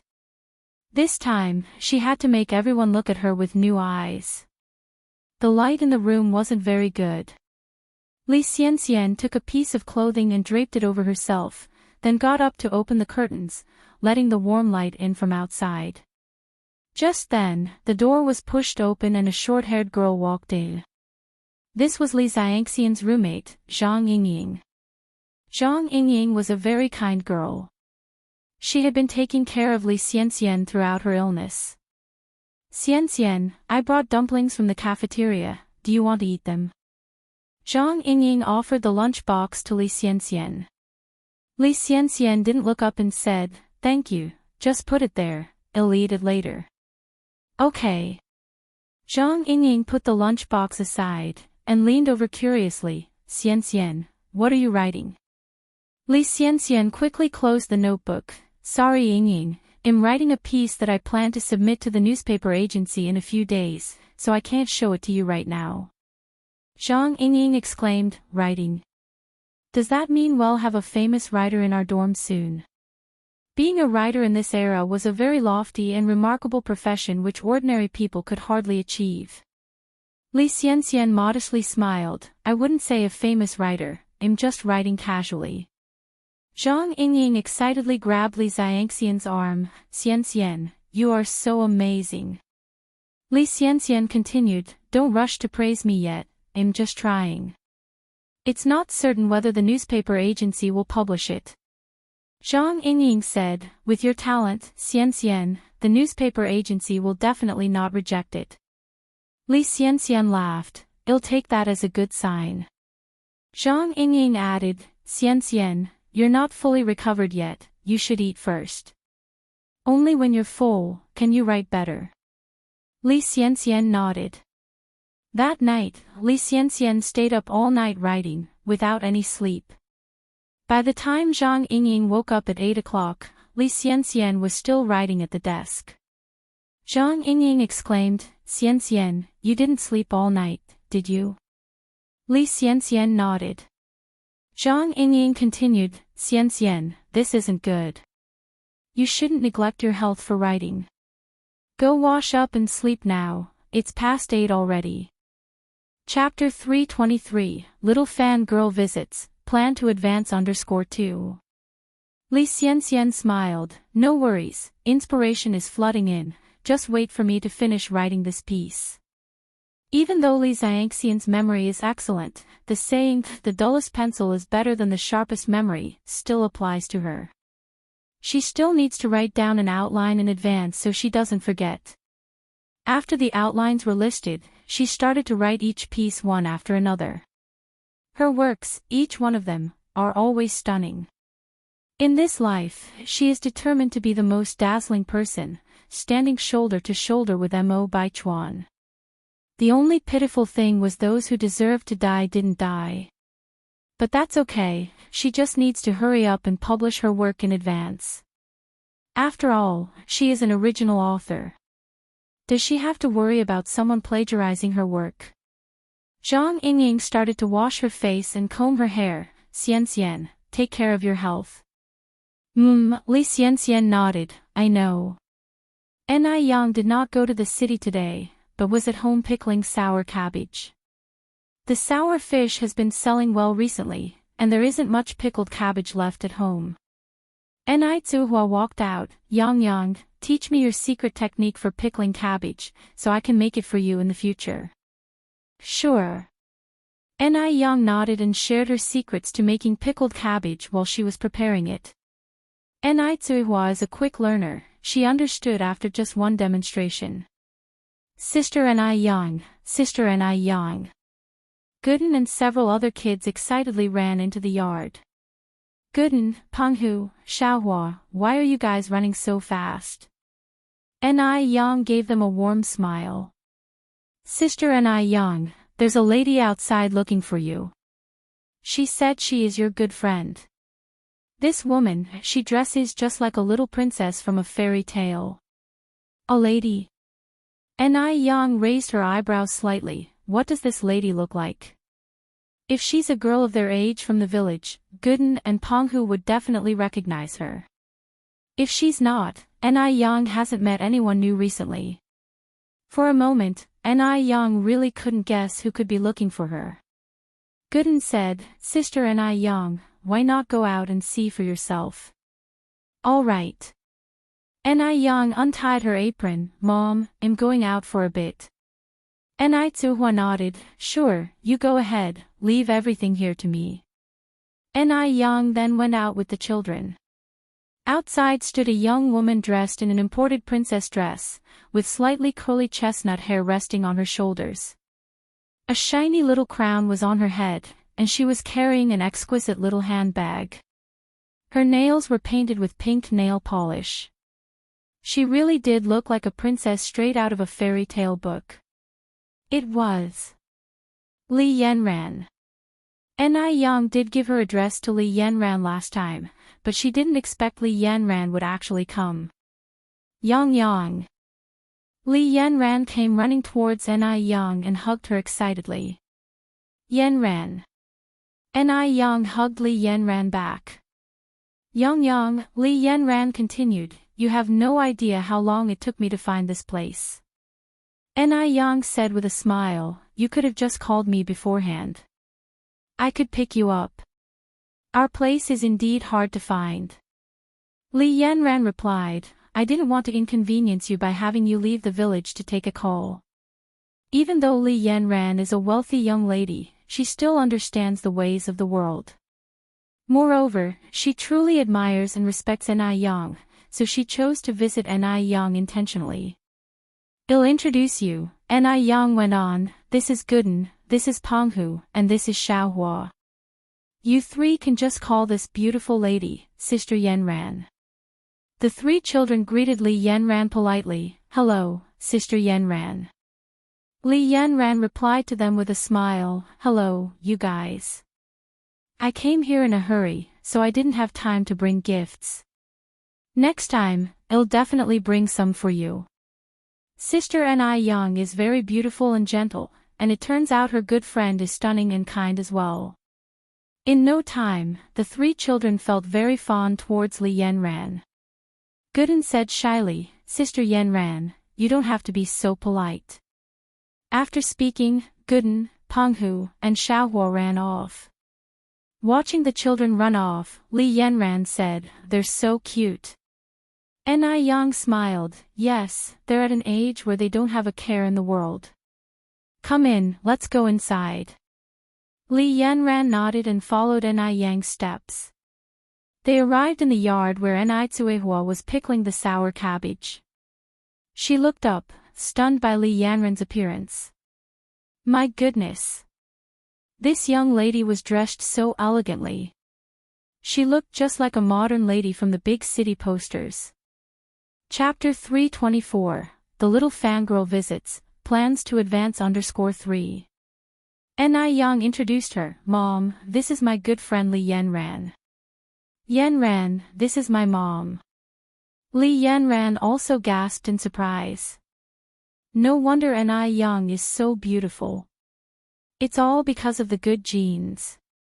Li Yanran suppressed her astonishment and politely said, hello, Auntie. You can just call me Yanran. Ni Tsuhua wiped her hands on her apron, hello, come in and take a seat. It hasn't been long since mother and daughter arrived in Beijing, it's not easy for Ni Yang to have a good friend. Ni Yang brought Li Yanran into the house, Yanran, you sit first, I will make you a cup of tea. Li Yanran quickly stood up, Yang, I can just sit casually, don't make me feel embarrassed. Ni Yang laughed and said, what's there to be embarrassed, I'll come over with the tea. Ni Yang turned around and went into the small kitchen. Li Yanran sat in the living room looking around. A very simple farmhouse, simple but elegant and cozy. In the living room, there was a dining table and few benches, a baby carriage on the side, and on the cabinet near the window was a jade vase with a magnolia flower in it. Now it's April, not the time for magnolia flowers to bloom. Could they all be fake flowers? Li Yanran walked over curiously and found to her surprise that it wasn't a fake flower but a dried flower. The flower still had a faint fragrance. That's incredible. They managed to preserve the magnolia flower like this. Li Yanran exclaimed in awe. Yanran, come taste the milk tea. Yang brought a tray from outside. Li Yanran excitedly pointed at the magnolia flower. Yang, where did you buy this magnolia flower? Yang smiled and said, I didn't buy it, I picked it from our yard last summer. Picked? Li Yanran exclaimed, then how did you preserve it like this? Yang explained, first pick the fresh magnolia flower, remove the leaves, then allow it to air dry in a ventilated area, away from sunlight. Finally, use a bunch of herbal medicine to smoke it. Li Yanran nodded, that sounds complicated. Yang, you're amazing. Yang placed the tray on the table. Yanran, come taste the milk tea. Milk tea. Li Yanran's eyes lit up, she ran to Yang's side, picked up the milk tea and took a big gulp. This tastes exactly like the New York milk tea.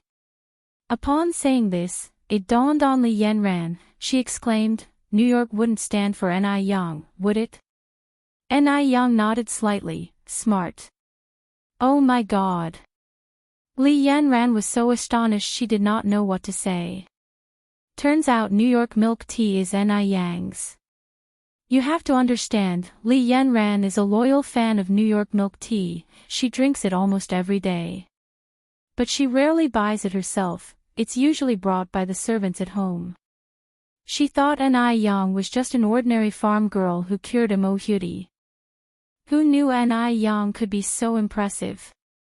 No wonder she could confront Li Xianxian that day, making Li Xianxian lose her composure and be sent home by Madame Mo. Yang, am growing more and more in awe of you. Li Yanran's eyes sparkled as she reached for a piece of dried fruit from the tray. Is this strawberry? Yes, it's dried strawberries, try them and see how they taste. Li Yanran put the dried strawberry in her mouth. It was crispy, not only retaining the sour and sweet taste of strawberries, but also had the taste of dessert, crunching in the mouth, making you want another piece after eating one. Li Yanran, with her mouth full of dried strawberries, mumbled, Yang, did you make this yourself? Yes.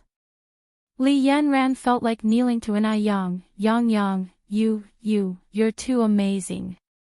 Yang smiled lightly, well, just the third best in the world. Li Yanran continued, Yang, what machine did you use to make this dried fruit? A drying machine. But there were no food dryers in the country at that time. Yang said, I baked it in a bread kiln. A bread kiln? Li Yanran asked curiously, what's a bread kiln? Come with me, I'll show you. Yes. Li Yanran excitedly followed Yang. The two came to the corner of the yard where Yang pointed at a large object. This is the bread kiln. So, this is it. Li Yanran squatted down, touching and observing it with a look of curiosity. Yang, is this bread kiln really that miraculous? Chapter 325, The Little Fangirl Visits, Plans to Advance _4. Li Yanran was born into a wealthy family. When had she ever seen such things? Even the large roosters of the countryside were a first for her.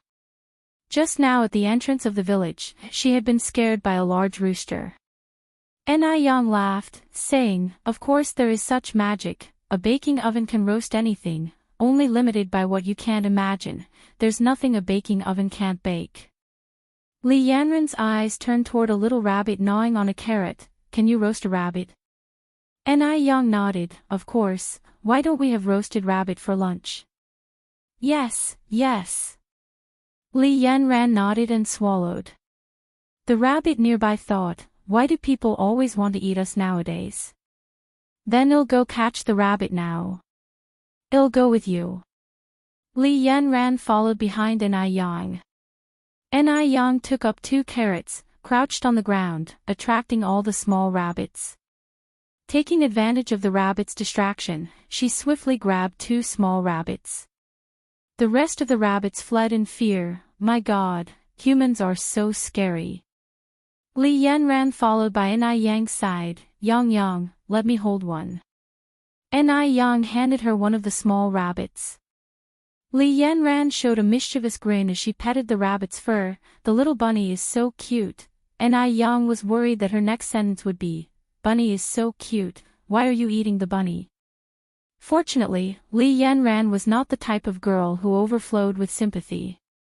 After all, every creature has its own rules for survival. Ni Tsuhua, who had finished pickling sour cabbage, came over from the other side. Yang Yang, are we having rabbit for lunch? Ni Yang nodded, roast one, braise one. Ni Tsuhua continued, hand them to me, I'll kill them. All right. Ni Yang and Li Yanran handed the rabbits in their hands to Ni Tsuhua. Ni Tsuhua carried a rabbit in one hand, muttered the rabbit-killing song, little rabbit, don't blame us, you are a meal to us humans, shedding your fur for a cloth coat, returning again in the spring of next year. Li Yanran curiously asked, Auntie, what song is that? Ni Yang laughed and explained, this is our local chicken-killing song that my mom has adapted into a rabbit-killing song. Back in our hometown, whenever we kill a chicken, we always recite this song.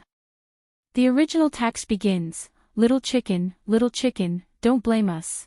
This was a unique memory for children of the 1980s. In later generations, this kind of folk rhyme would be forgotten.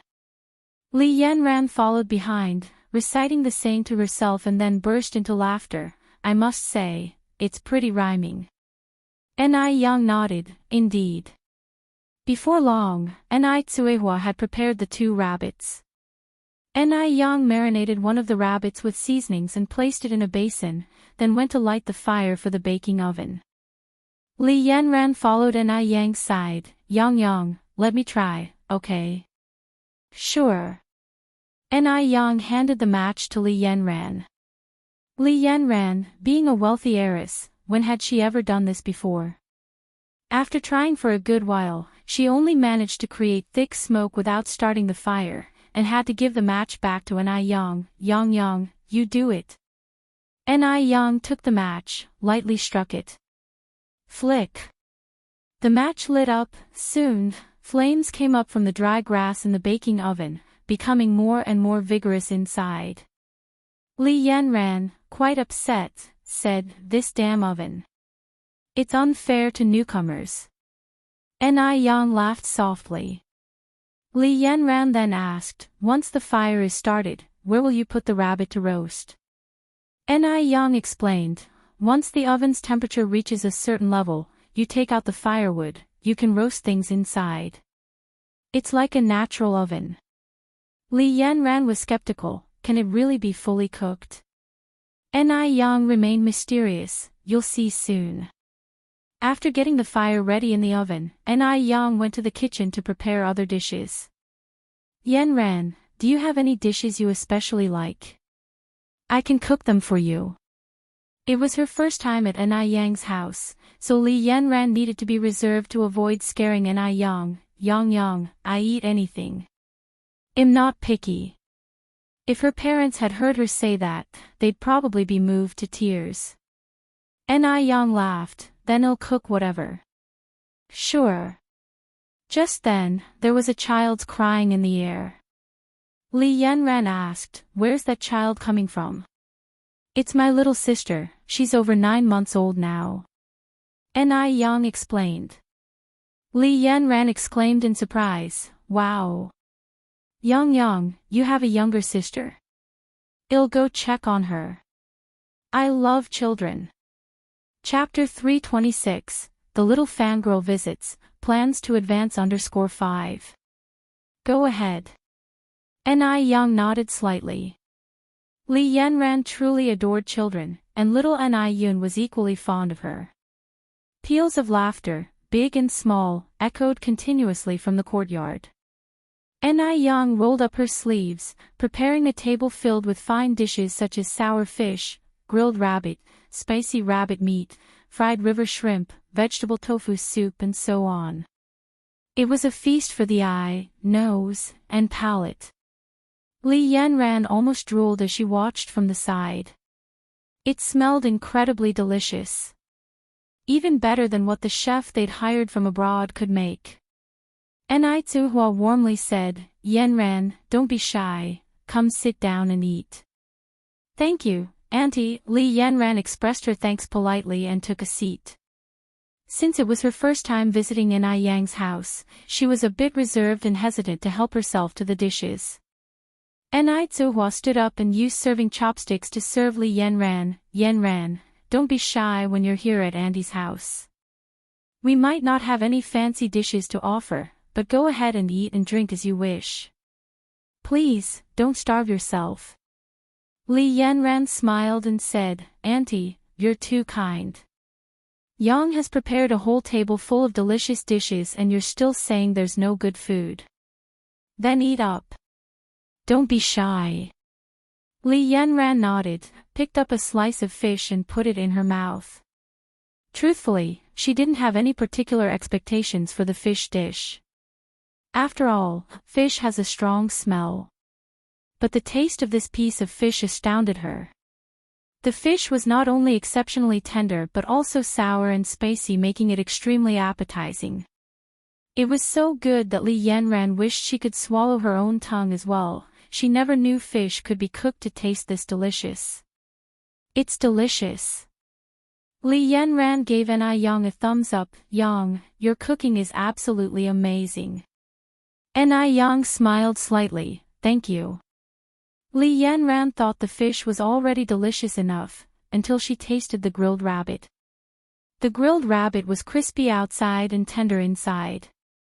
The outer skin was sprinkled with a layer of chili powder and cumin powder, and once she bit down, oil oozed out, making every mouthful a delight. The deliciousness made Li Yanran doubt, could this rabbit meat really be grilled in that ordinary oven outside? This was absolutely magical. The spicy rabbit meat had a unique flavor, and the refreshing vegetable tofu soup effectively cut the richness. One mouthful of meat, one mouthful of soup, happiness knew no bounds. Li Yanran, who usually only ate half a bowl of rice, managed to consume 2 large bowls of rice and a heap of dishes that day. It wasn't until around 6 in the evening that Li Yanran reluctantly proposed to leave. If possible, she even wanted to become Ni Yang's real sister, so she could live in Ni Yang's house and eat Ni Yang's cooking every day. Ni Yang was truly amazing. Not only was she a year younger than Yanran, she was also more beautiful. And not just that, she could cook and had excellent medical skills. She was nearly omnipotent. Even Yanran, the heir to a wealthy family, couldn't compare to half of her. She completely overturned Yanran's understanding of country girls. When she got home, she saw her brother Li Tingji sitting on the couch in the living room, carving something out of a piece of wood. Li Yanran curiously asked, "Brother, what are you doing?" Without looking up, Li Tingji replied, "Carving a handicraft." Li Yanran continued, "Why are you making a handicraft? Is it for Li Xianxian?" Li Tingji didn't answer, just continued carving the object in his hand. The crystal lamp light cast a gentle glow on his face, highlighting his focused and serious demeanor. Li Yanran sighed, "Brother, are you out of your mind? Li Xianxian doesn't like you at all. She likes Mo Baichuan." Li Tingji didn't reply. He was never much of a talker. His way of liking someone was simple, quietly loving, silently protecting. As long as that person was happy, that was enough. Li Yanran continued, "Brother, are you listening to me at all?" Li Tingji remained silent. Li Yanran said, "Brother, you're not blind. How could you be attracted to someone like Li Xianxian? She's not worthy of you at all. Don't you dare badmouth Xianxian." Li Tingji looked up at Li Yanran. Xianxian is knowledgeable and talented. He had never met a girl as talented and knowledgeable as Li Xianxian. What truly conquered Li Tingji was a poem by Li Xianxian, published in a wall newspaper. I came by the moonlight, only because you were in the mountains. The mountain breeze brushed my hair, neck, bare shoulders. And the moonlight clothed me in splendor. Chapter 327, The Little Fangirl Visits, Plans to Advance _6. Could an ordinary girl compose such a poem if she weren't talented? Absolutely impossible. Li Yanran rolled her eyes speechlessly. Brother, those involved are often perplexed while bystanders see things clearly. Don't be deceived by appearances. Li Xianxian is not as wonderful as you think. You have no idea, her manner of eating was so disgusting at the Mo family's last time. It was nauseating. Li Yanran didn't like Li Xianxian one bit, and she couldn't understand why Li Tingji fell for Li Xianxian. How could such a smart and savvy girl like her have such a foolish brother? Out of all the people, why does he have to fall for Li Xianxian? She's such a flirt. Li Yanran. Li Tingji lifted his head, each word filled with a stern warning. Silently, Li Yanran responded, all right. I won't say it. Li Tingji glared at Li Yanran, cautioning, if I ever hear you insult Xianxian again, even if you're my sister, I won't be easy on you. Li Yanran chuckled lightly, what will you do? Kill your own sister. Li Tingji coldly responded, try and see. At his words, Li Yanran shivered involuntarily. Oh my God. Could her foolish brother be losing his mind? This won't do. She can't let Li Tingji sink any deeper into this. Li Tingji needs to see someone who is superior to Li Xianxian. Then, an image popped into Li Yanran's mind of someone with picturesque facial features. Ni Yang. Not only is Ni Yang 1,000, no 1,000,000 times more attractive than Li Xianxian, but she's also exceptionally talented. Most importantly, her cooking is delicious, leaving Li Xianxian far behind in the dust. Yes. It should be Ni Yang. Grinning, Li Yanran said, brother, aren't you going to ask where I went today? Li Tingji coolly responded, I don't know. Li Yanran wasn't bothered by Li Tingzi's attitude. Her weird brother never had a good expression for anyone. I went to a friend's house. Her name is Yang Yang, incredibly beautiful and very capable. Lots of times better than Li Xianxian. Upon hearing the last sentence, Li Tingzi's expression changed abruptly. Stop your unrealistic fantasies. In this life, aside from Xianxian, I will never love anyone else. Li Yanran responded speechlessly, brother, don't be so cocky. What if you end up truly liking Yang Yang? Li Tingji stated firmly, that's absolutely impossible. He has seen plenty of attractive girls before, but he is not the kind to judge a person based solely on looks, he values their inner essence. What if you fall for her? Li Yanran raised an eyebrow. There are no what-ifs.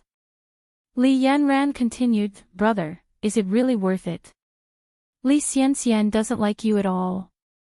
Not only does Li Xianxian not like Li Tingji, but she's also stringing him along, giving him mixed signals, which is what Li Yanran dislikes most about Li Xianxian. Yet, Li Tingji can't seem to see it, treating Li Xianxian like a treasure.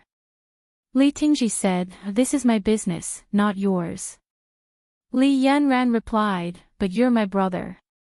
How is it not related to me? Take care of yourself, said Li Tingji as he stood up, put on his coat, and walked out. Brother, where are you going?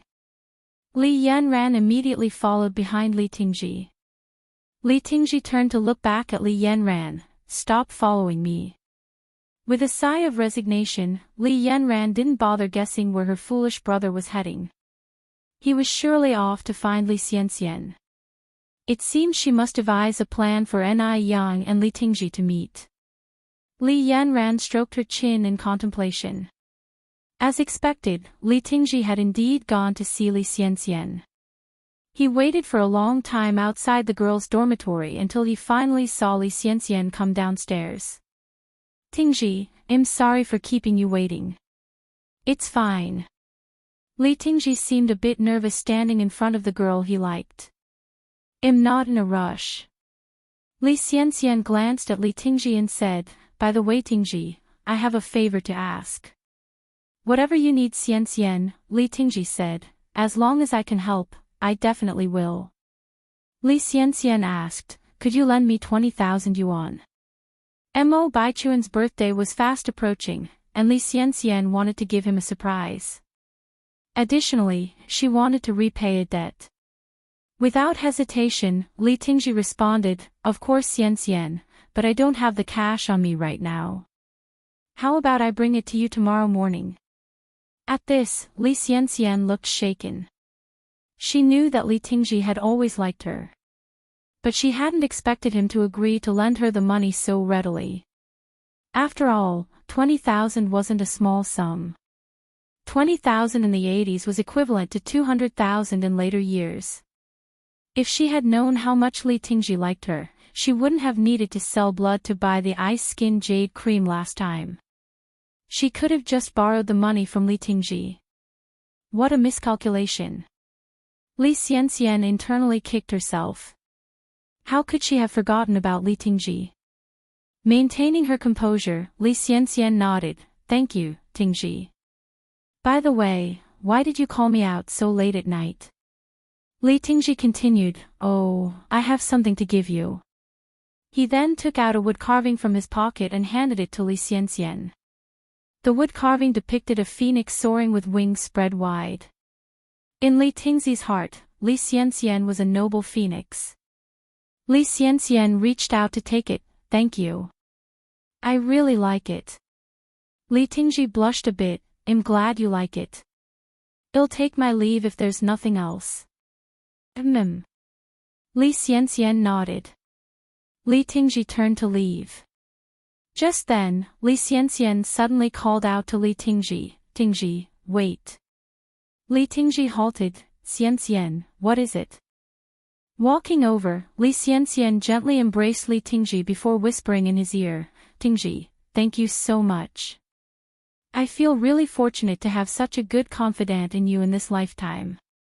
Li Tingji froze, his heart pounding in his chest. Feeling Li Tingzi's heartbeat, a smile tugged at the corners of Li Xianxian's mouth. It seemed that she had underestimated his feelings for her. There was nothing wrong with Li Tingji, he was well off and influential. It was just that he paled in comparison to Mo Baichuan. The dim night light conveniently concealed their movements.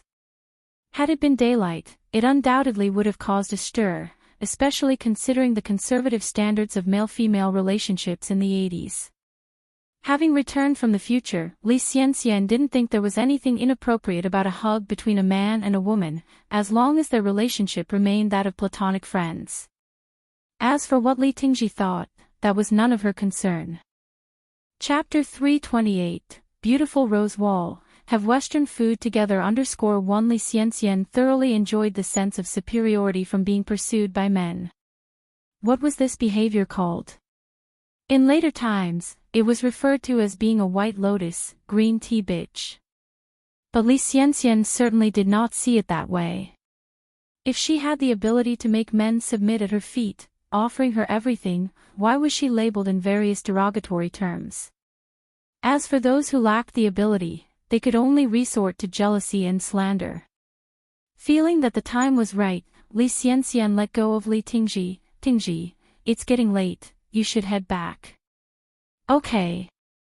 Li Tingji seemed slightly out of it. By the time he came to his senses, Li Xianxian had already disappeared into the dense night. He promised himself to protect Li Xianxian for the rest of his life. Staring at the direction of Li Xianxian's disappearance, a firm resolve glimmered in Li Tingzi's eyes. Yang has been quite busy recently. She was not only occupied with the noodle restaurant's affairs but also the renovation of the new house. The new house was only built to the second floor, still 2 floors short of completion. The outer walls were already set up. Yang planned to plant roses around the walls to create a natural rose wall. Roses were vine-like plants, with blossoms that could be pink or red, if allowed to grow all over the wall, it would be quite a sight. Even when there were no flowers, a lush green wall wouldn't be unsightly. Living under a beautiful rose wall, just imagining it felt so romantic.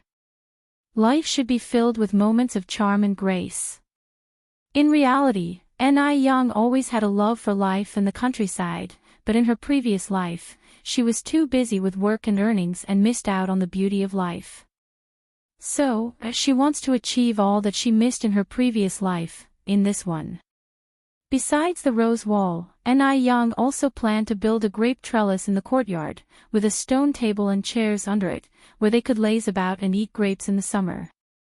On the night of Qixi Festival, Chinese Valentine's, one could eavesdrop on the conversation between Nyolang and Jinu, cowherd and weaver girl, under the grape trellis. She wanted to dig a small pond too, plant some water lilies, raise a few koi fish and a couple of turtles. Ni Young picked up her pen and started designing the courtyard. In a little while, a gorgeous little courtyard began taking shape on the paper. Ni Young clapped her hands, rose from her chair, and started on the first design on her blueprint. The rose wall. The wall was already complete, all it needed now were the roses. Roses. There were rose seeds sold in the city's gardening center, but the seeds take a long time to sprout. By the time the roses enveloped the entire wall, it would be into the next year. Ni Young rubbed her chin pensively. Suddenly, she remembered there were wild roses on the mountain behind. The wild roses were a fiery red color, exotic and vibrant, even more so framed by the green leaves. It was now mid-spring, the perfect time to grow wild roses. Come summertime, a wall full of red flowers could be seen. However, as Ni Young had just moved to Jinghua village, she couldn't remember where the wild roses were. Ni Young picked up a small hoe, put on her carry bag, greeted Ni Tsuehua, and headed outside. On reaching the village center, she saw Gooden playing marbles under a banyan tree with a few kids. Coincidentally, as Ni Young arrived, she saw Yang Guobao running towards them, exhilarated. Sister Ni Young. Guobao. Ni Young squatted down and opened her arms to him. Yang Guobao rushed into Ni Yang's arms. Sister Ni Young, I missed you a lot. Debao, what brought you here? Gooden approached, his face filled with surprise. Gooden. Yang Guobao turned and hugged Gooden.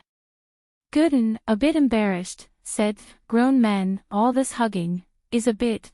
Yang Guobao interrupted, oh, Gooden, Sister Ni Young, I brought gifts for you all. As he said this, Yang Guobao took out 2 blue boxes, slightly larger than a cigarette pack. These are Tetris game consoles. Ni Young raised an eyebrow slightly. She didn't expect Tetris game consoles to exist in this era. She thought these consoles were from the 90s. But having a Tetris game console in this era was sure more impressive than owning a cell phone in the later era. What's this? Gooden asked curiously. This is a video game console, it'll teach you how to play. Yang Guobao switched it on and a familiar tune filled the air. While Yang Guobao manipulated the game console, he explained to Gooden, these 4 buttons here represent up, down, left, and right and help control the direction of the Tetris blocks. The big button on the right rotates the blocks and also starts the game. Chapter 329, Beautiful Rose Wall, have Western food together _2. The game console had a black and white display screen, containing games like Tetris, pinball, shooting, racing, and tank fighting. Gooden was a smart kid, he figured out how to operate it after just a few tries. Debao, thank you. I really like this game console. Gooden carefully put the game console into his pocket. Yang Guobao replied with a laugh, we are good buddies, Gooden, you don't have to be so polite with me. Since it was a gift from Yang Guobao, Ni Young naturally did not refuse. She touched Yang Guobao's head and said, Guobao, thank you. Yang Guobao said, Sister Ni Young, you should call me Debao. After all, he and Gooden were both men of the dog generation. Ni Yang chuckled, okay, Debeo, Debeo. Yang Guobao then asked, Sister Ni Yang, where are you going? Ni Yang replied, I thought of taking a walk on the mountain. Oh, Gooden, do you know where there are wild roses on the hill? Having grown up here, Gooden knew the environment of the mountain much better than Ni Yang. Hearing this, Gooden scratched his head in confusion. Wild rose. What is a wild rose? Ni Yang thought for a moment, then said, it's spiked mallow. Do you know where the spiked mallow is on the mountain? Spiked mallow is another name for wild rose. In the countryside, wild roses are called by this name. Sure enough, as soon as she mentioned spiked mallow, Gooden understood immediately. Oh, Sister Ni Yang, you mean spiked mallow. I know where it is, I'll take you there, but the spiked mallow is not blooming now. Sister Ni Yang, why do you want spiked mallow? Ni Yang explained with a smile, I want to dig up the spiked mallow to build a rose wall. Yang Guobao followed behind saying, Sister Ni Yang, Gooden, I'll go with you. Sure, Ni Yang nodded. The three of them, one adult and two kids, walked towards the mountain with cheerful steps. It was April, the snow had melted, tender green grass was quietly poking out of the ground, the clear call of birds echoed through the woods, giving a sense of vibrant life. Wow! What bird is that? Is that a phoenix? It was Yang Guobao's first time in the mountains, and he found everything exciting. Ni Yang explained with a smile, that is a golden pheasant. Yang Guobao then said, let's catch a golden pheasant to play with. Gooden immediately stopped Yang Guobao's dangerous idea. No, the golden pheasant is a national second-class protected animal, it's punishable by imprisonment to catch it. The villagers of Jinghua village were especially conscious of protecting wildlife, no one in the village poached wild animals covertly. Hearing this, Yang Guobao had to abandon the idea. After a while, Gooden led Ni Yang to a large bush. Sister Ni Yang, this is the spiked mallow bush. Ni Yang grabbed a small hoe and began to dig out the wild roses. As Gooden and Yang Guobao didn't have any tools to help, the two boys decided to play somewhere else. In no time, Ni Yang had dug up a full box of wild rose seedlings. At this moment, Yang Guobao and Gooden came running happily, each holding two plants that resembled an orchid. Sister Ni Yang, look, we found orchids. Sister Ni Yang, well, give them to you for planting. Thank you. Ni Yang reached out to take them, thinking of planting them in her yard.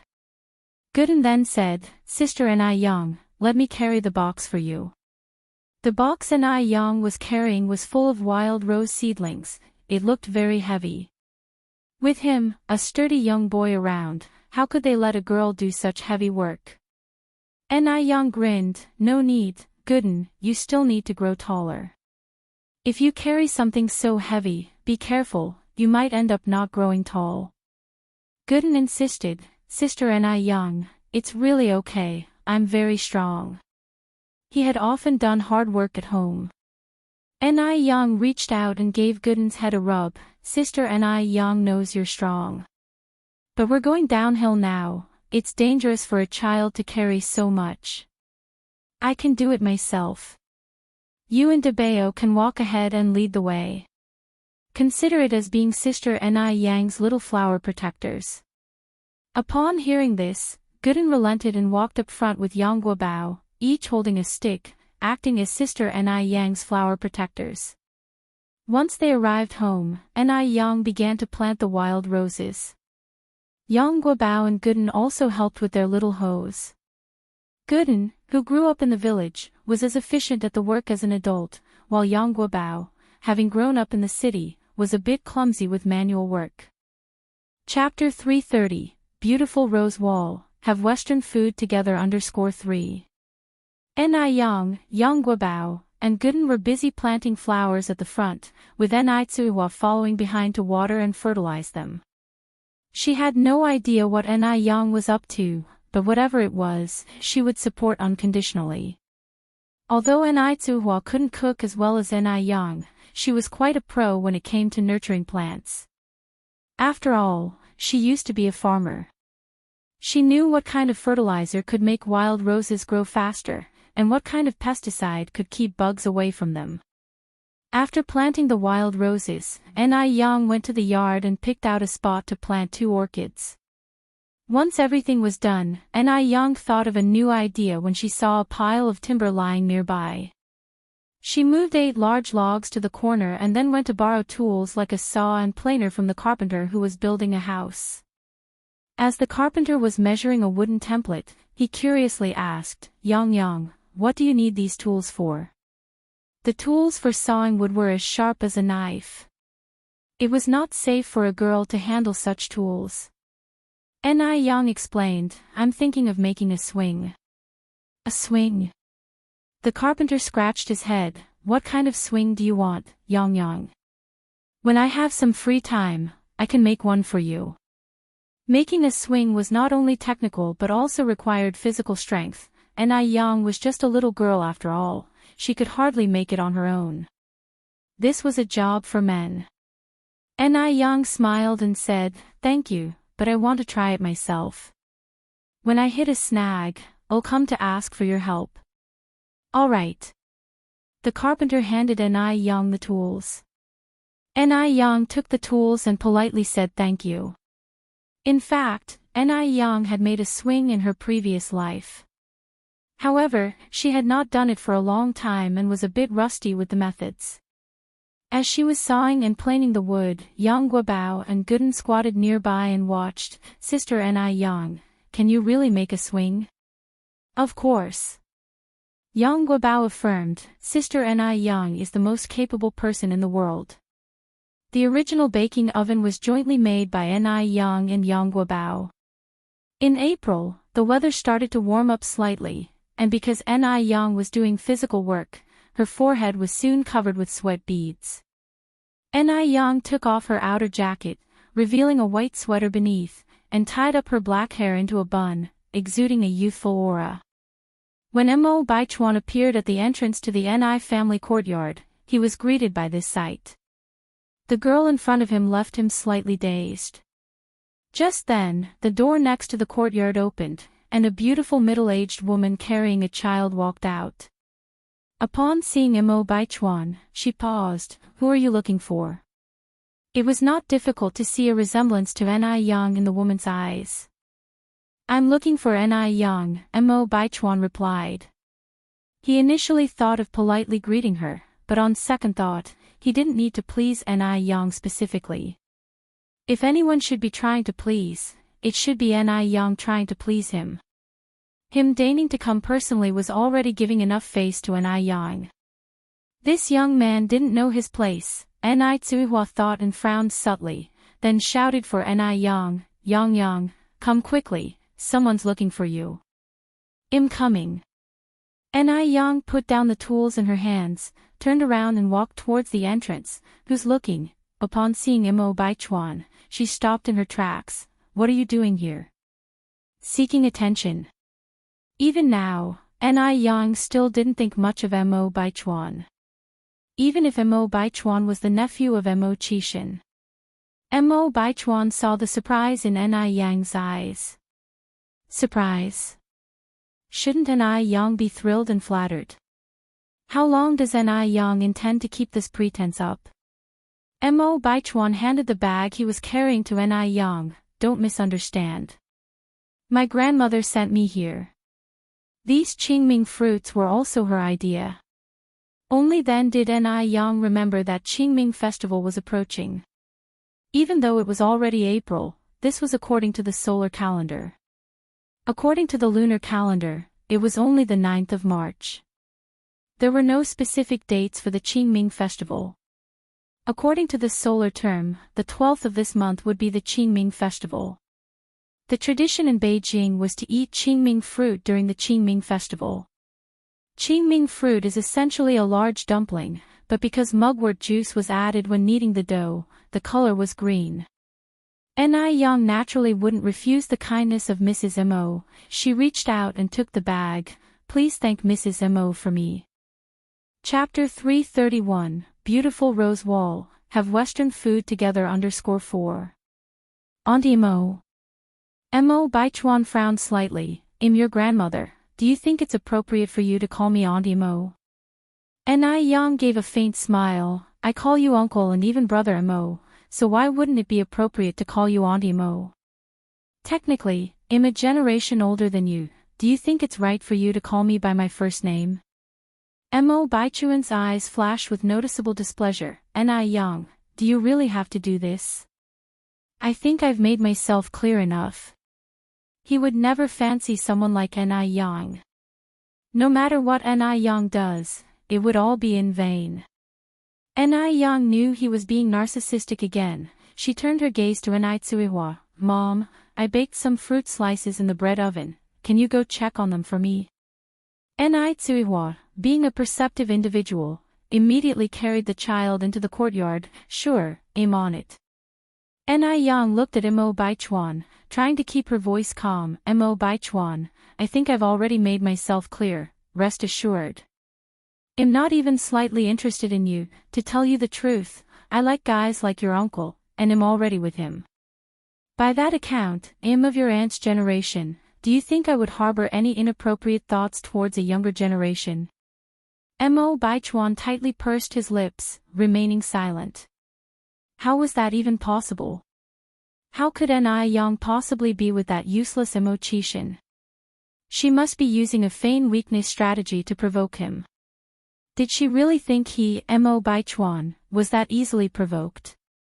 Ni Yang continued, there's another thing, I believe I need to clarify with you. The watch last time, I found it on the grass, but when I rushed out, you were already gone. Ni Yang pondered and concluded that Mo Baichuan might have misunderstood her regarding this matter. But she truly did find the watch. Everything else was just a coincidence.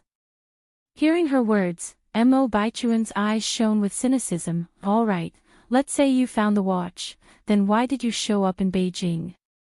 Accidentally preparing breakfast for Granny Mo, and then saving Mo Hudi.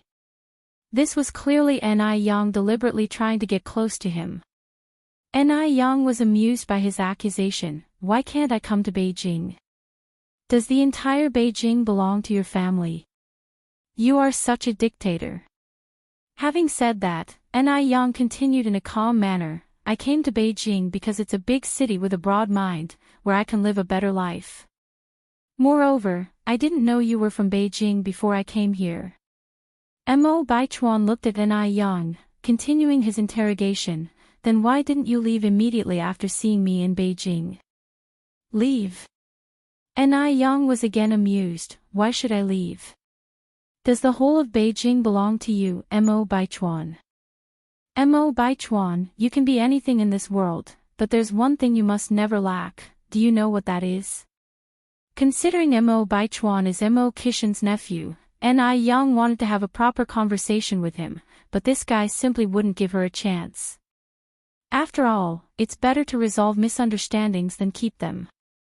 If Mo Baichuan was going to continue being like this, then she wouldn't be polite anymore. Mo Baichuan stared at Ni Yang, his eyes full of scrutiny. Ni Yang continued, that's self-awareness. The wise know others, the enlightened know themselves.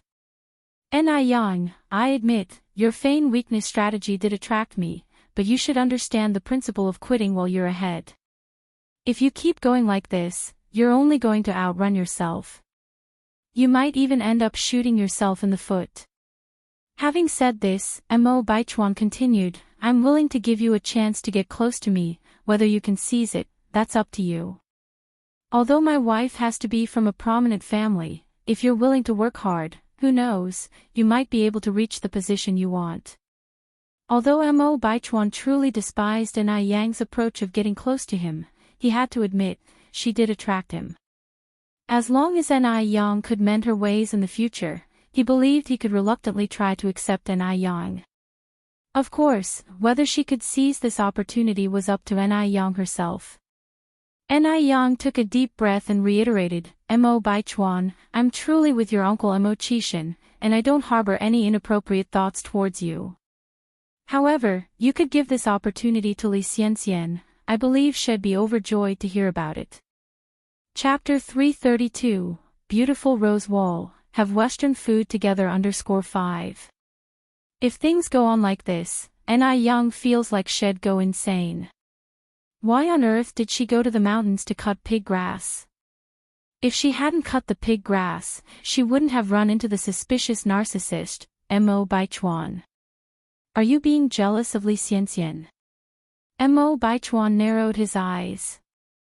Oh my god. Ni Yang almost lost her patience, I feel like I've made it clear enough. Can you please stop being so narcissistic? She was going crazy. Why were simple truths so hard to articulate to Mo Baichuan? Ni Yang. It wasn't just Ni Yang who was speechless, Mo Baichuan was too.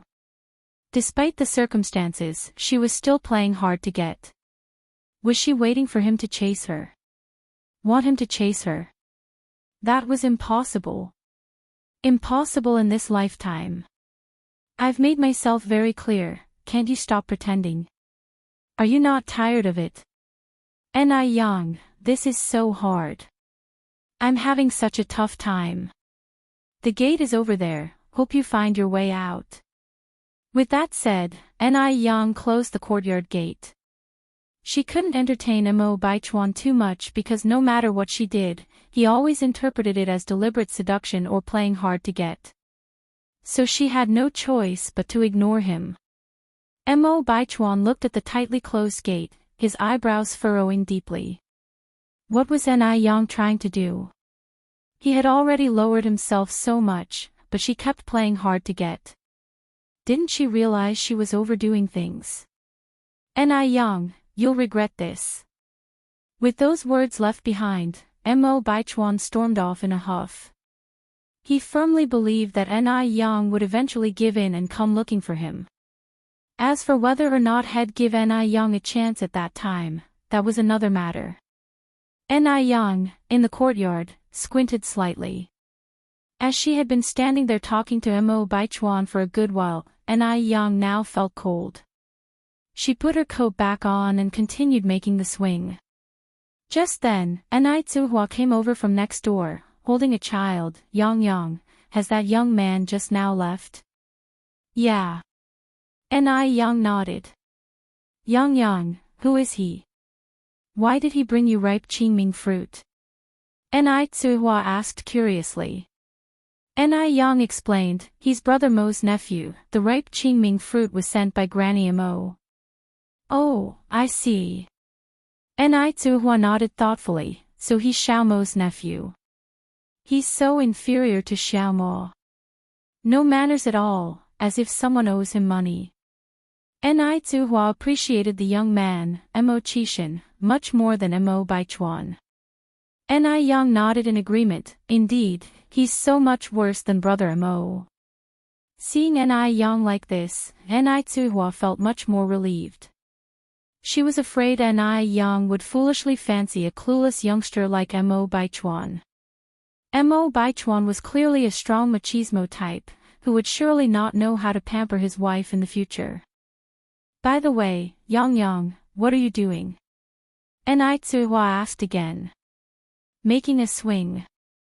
Ni Yang looked up and pointed at little Ni Yun's nose, making a swing for our little Yun to play. Little Ni Yun giggled when Ni Yang teased her. Auntie Hua, let me hold my little sister. Yang Guobao spread his arms out.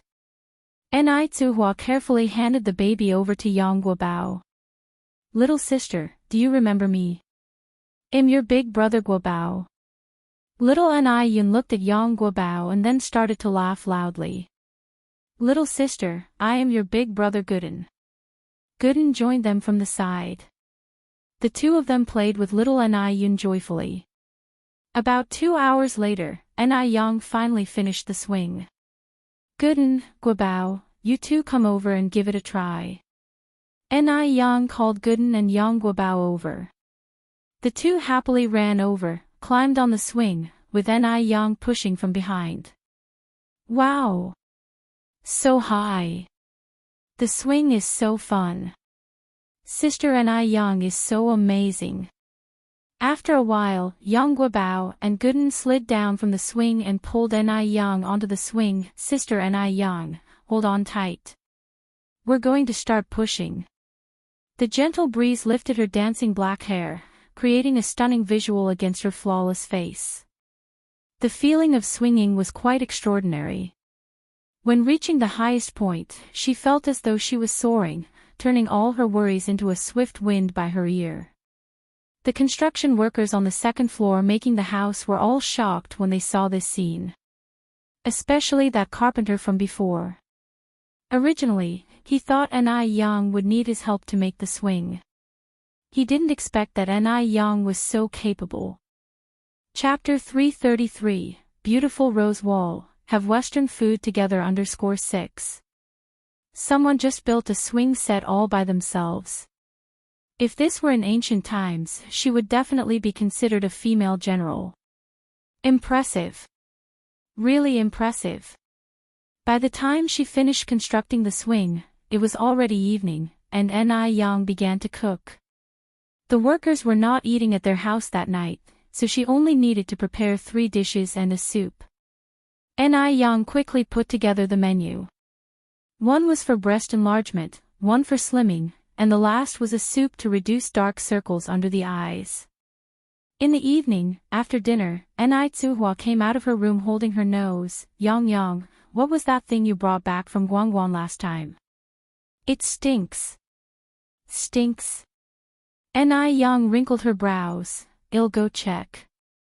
Ni Tsuhua pointed at the big bulky thing in the corner which was covered in spikes all over. Yang Yang, look at this thing. It stinks. Ni Yang took a look and realized it was a durian. She had brought it back, unripe, from Guangguan last time, and left it at home for a few days to ripen. The smell indicated it was now ripe. Mom, this isn't a stench, it's fragrance. Ni Tsuhua incredulously replied, it's so stinky and yet you call it fragrant. Ni Yang explained, Mom, this is called durian, it's a fruit from the tropical region. It smells bad to some people, but it tastes nothing but delicious. Really? Ni Tsuhua was doubtful. She suspected her daughter was teasing her, but she had no evidence. Ni Yang moved the durian to the table while smiling, it's really true. Mom, I'll cut the durian open. You go call Auntie Ni and let her taste this exotic fruit. Ni Tsuhua replied, invite Aunt Ni to eat something this stinky.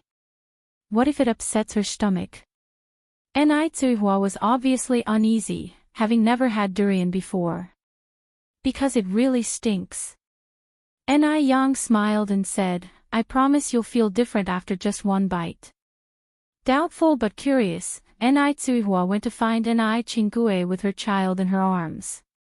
After a short while, Ni Qinggue arrived. What's that smell? It's so strong. Ni Tsuhua replied, it's a durian. I told her we can't eat it, but Yang Yang insisted it's delicious and asked me to call you over. Auntie and I, here, try a piece of durian. Ni Yang handed Ni Qinggue a piece of durian.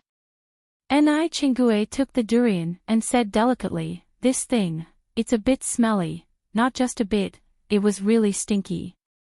Ni Yang handed a piece to Ni Tsuehua and said with a smile, the durian smells bad, but it tastes delicious. Aunt and I, you'll find out once you take a bite. Ni Qinggue swallowed, unable to believe what he was hearing. This thing didn't look appetizing at all. Ni Yang took a big bite of the white, pulpy fruit. The luscious, sweet flavor felt just like eating ice cream. No matter how times change, the taste of durian remains the same. It was a taste she missed and couldn't help sighing, it's actually really good. Is it really that good? Seeing her eating it like that, Ni Qinggue took a small piece and put it in his mouth. The taste wasn't as bizarre as he imagined. Another bite, it was a tad sweet. Just like that, Ni Chingue was taking one bite after another, unknowingly polishing off the entire piece of durian. Surprised, he said to Ni Yang, this is actually really good. The texture was really unique, unlike any other crisp fruit, this felt soft and creamy, offering an entirely different flavor. Seeing Ni Chingue had finished the entire piece, Ni Tsuehua also decided to taste it. She suddenly discovered that the taste was actually bearable. So, the three of them ended up devouring the whole durian. It was really good, said Ni Chingue, sitting in the chair. He then asked, Yang, how did you know this was a delicious fruit? Such a stinky fruit, anyone else wouldn't dare to try it. But Ni Yang was different. She brings surprises every moment.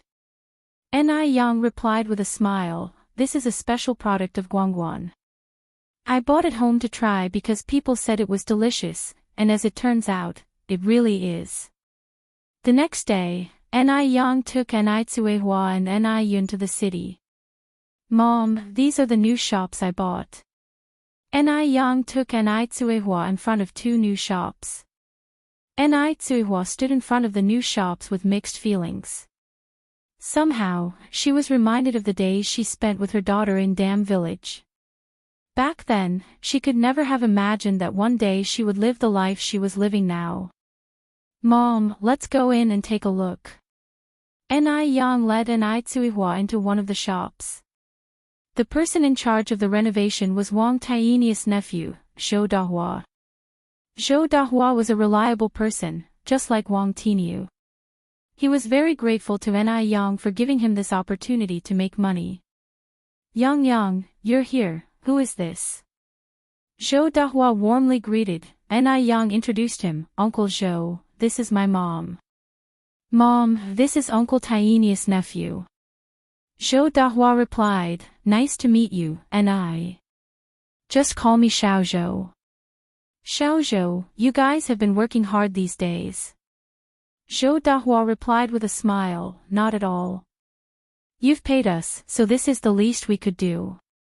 Ni Yang not only paid them but also paid them 3 times the market price. Therefore, the workers were filled with energy while working.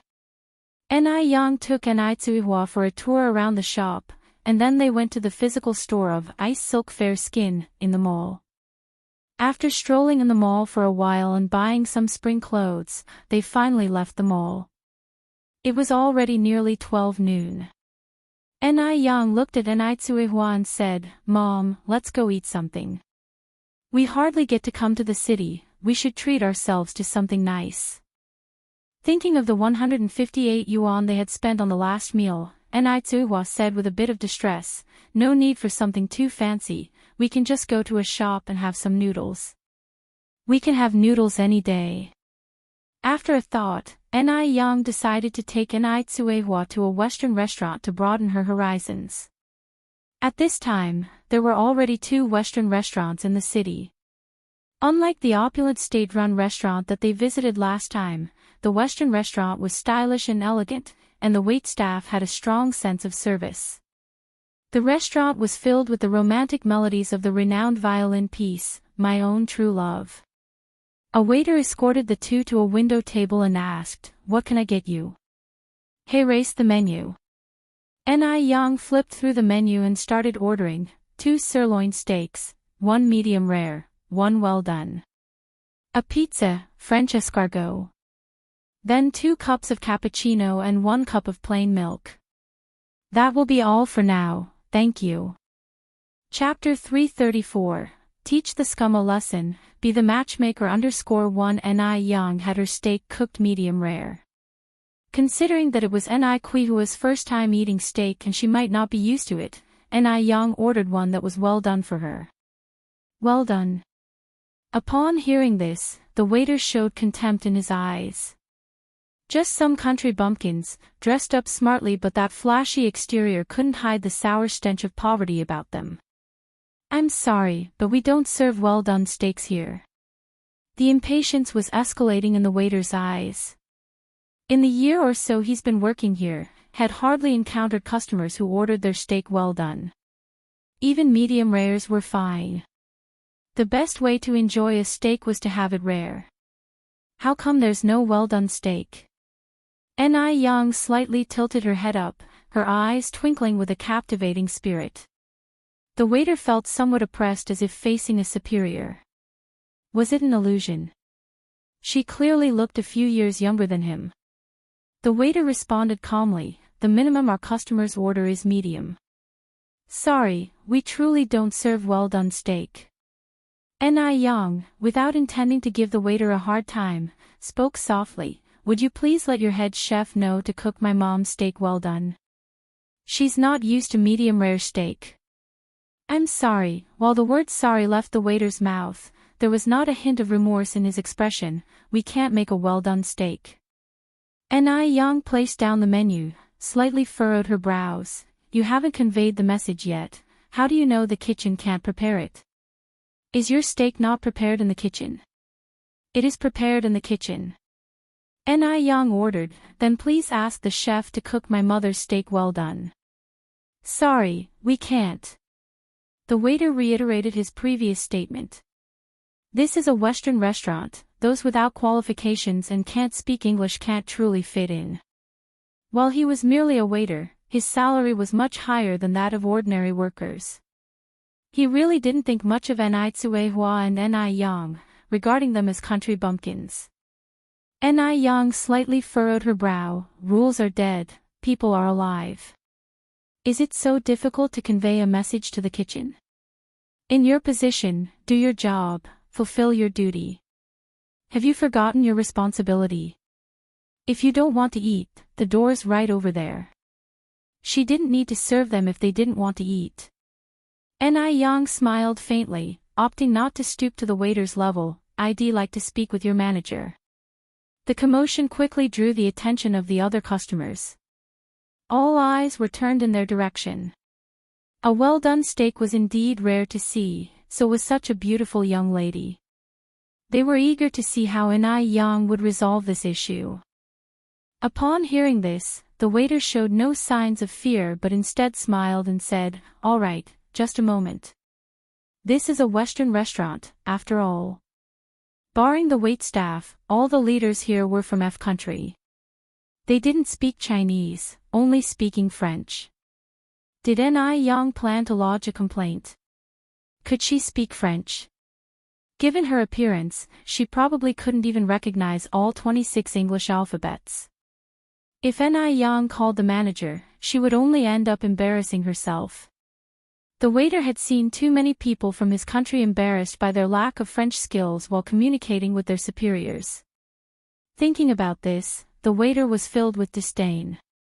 Sure enough, a muscular man with blonde hair and blue eyes soon came over with the waiter. "Hello." The manager respectfully bowed, speaking in fluent French. Seeing the blonde, blue-eyed manager, the crowd couldn't wait to witness the drama that was about to unfold.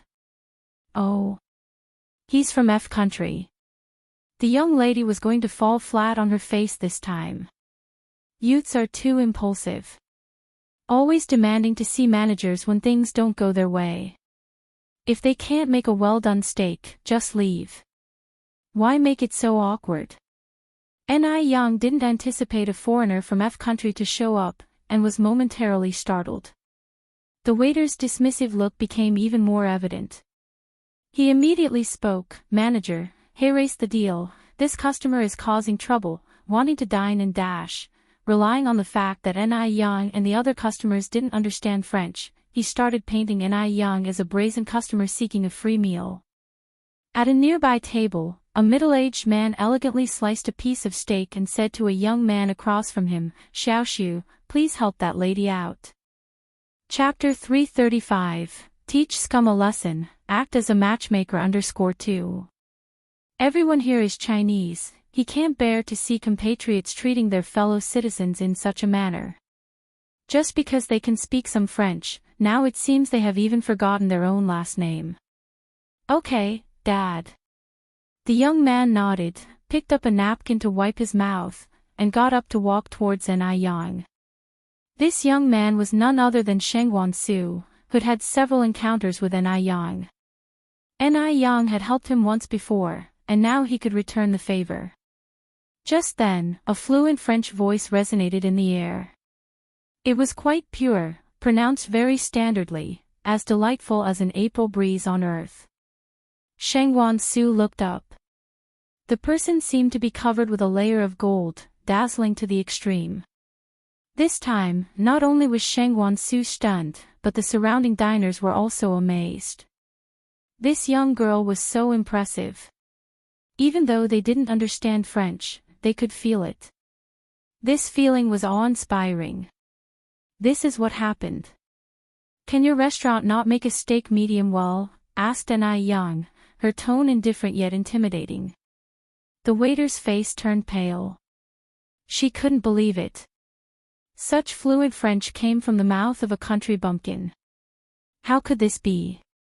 If Ni Yang could speak French, what did that make her? A joke? After understanding what happened, the restaurant manager bowed, saying respectfully, "We are extremely sorry for the unpleasant dining experience. I will arrange for your steak to be prepared. Our customers are our benefactors. Whether you want a medium-well steak, or even a well-done steak, we will follow your instructions. Also, all your meal orders today will be on us." The restaurant manager's attitude showed a lot of sincerity. Ni Yang replied, "It's not necessary to waive the bill, just make one of the steak medium well." Ni Yang wasn't the type that wanted to take advantage of situations, all she wanted was a positive attitude and a proper result. "Alright, please wait a moment." As soon as he finished speaking, the restaurant manager turned his gaze to the waitress. "You will no longer be working here from now on." "Manager, I was wrong. I will never dare to do it again." The waitress was sweating profusely. How could she lose this job? She was earning 100 yuan monthly at this place. Where could she get a job that would pay her 100 yuan a month? The waiter hurriedly apologized to Ni Yang. "I'm so sorry. It was unintentional. I beg you to forgive me. Please give me another chance, I truly do not want to lose this job." Ni Yang smiled faintly. "Sorry, I'm just a customer. The decision to keep you or not lies with your superior, and this is beyond my control. If it had been someone else who didn't understand French, they would have been cheated today." Ni Yang isn't a saint. In her book, she only repays kindness with kindness and pay back hostility with hostility. She does not repay hostility with kindness. People must always pay a price for their words and actions. Hearing her words, the waitress' mind went blank and she stumbled out of the restaurant, escorted by others. Shangguan Su returned to his own seat, but the surprise on his face had not completely faded. How should he put it? He really hadn't expected that Ni Yang could speak French, and she did it so well, too. Shangguan's father, Shangguan Dehui, also had an admiring look in his eyes. This young girl really was an exceptional talent. Indeed, one should never judge a book by its cover. Now they could see there are really talented and beautiful people in this world. Looking at Ni Yang in surprise, Ni Tsuehua was dumbfounded because she never knew that Ni Yang could speak another country's language. Yang, you just... Ni Yang squeezed Ni Kuihua's hand. "Mom, what I just spoke was French. Do you remember the educated youth named Nguye from our village?" "Yes, I do," Ni Tsuehua nodded. Ni Yang continued, "My French was taught by Nguye." Indeed, there was once an educated youth named Nguye in Dam village who had taught Ni Yang some basic French phrases. So Ni Yang's statement wasn't wrong. "Oh, I see," Ni Tsuehua said with an understanding look in her eyes. Ni Yang nodded. Soon, all the dishes were served. Ni Yang picked up the pure milk for little Ni Yun to drink. Seeing the milk, little Ni Yun burst into a happy laugh. Faced with the exquisite Western meal, Ni Tsuehua seemed a bit at a loss. Chapter 336, Teach the Scum a Lesson, Be the Matchmaker _3. Yang, why aren't there any chopsticks? Ni Yang laughed and said, "Mom, this is Western cuisine. Western meals are eaten with a fork and knife. Look at me, I hold the fork in my left hand, and the knife in my right hand." As she spoke, Ni Yang elegantly cut off a piece of the steak, speared it with her fork, and put it in her mouth. "Wait!" Ni Tsuihua interrupted in surprise. "What's this, Mom?" Ni Yang asked, turning her gaze to Ni Tsuihua in confusion. Yang, this meat is not cooked. There's still blood dripping from it. They should take it back quickly and cook it thoroughly." Ni Yang smiled slightly and explained, "This is what a medium-rare steak looks like. It's tender and juicy, and it tastes great." Ni Tsuihua expressed her confusion. "How can you eat the beef that isn't fully cooked? What if it got you sick? What if you catch mad cow disease?" Ni Yang responded, "Mom, that's a misconception. In fact, a medium-rare steak is not only edible but also much more flavorful and nutritious than fully cooked beef. It's like the durian we had last night, it doesn't look appetizing, but it tastes wonderful." Ni Tsuihua frowned slightly, "Really?" Ni Yang continued to encourage her, "Why would I deceive you? Mom, try the steak on your dish." Ni Tsuihua was hesitant. No matter what, she still can't accept raw, bloody meat. The very sight of it made her skin crawl. Ni Yang reassured her, "Mom, don't worry. What I ordered for you is medium well. It won't be bleeding." Ni Tsuihua finally relaxed, picked up the knife and fork, and began to cut the steak as she had seen Ni Yang do it. Ni Yang had made it look straightforward while cutting, but when Ni Tsuihua tried it, the utensils seemed to have become dulled. Ni Yang got up with a chuckle, went to Ni Tsuihua's side, slightly leaned over and gently guided her hand to teach her how to operate the knife and fork. "Mom, like this, and then this." After a moment, the entire steak was cut into nice little pieces. Ni Tsuihua stabbed a piece of beef and put it in her mouth. The beef was sprinkled with lemon juice and black pepper, so it didn't have a gamey taste, and it was neither tough nor chewy.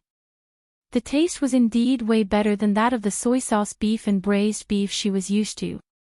Ni Yang handed her a piece of steak from her dish. "Mom, now try this medium-rare piece." Ni Tsuihua hesitantly accepted it, closed her eyes, and slowly chewed it in her mouth. The taste.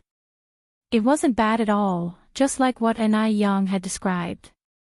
The texture was excellent, tender and juicy, and it was delightfully bouncy when she bit into it. Even though it tasted great, Ni Tsuihua still preferred the medium well-done beef. The idea of eating raw meat was a mental block she still hadn't been able to get over. Seeing Ni Tsuihua's reaction, Ni Yang didn't force her and continued to teach her how to eat escargot.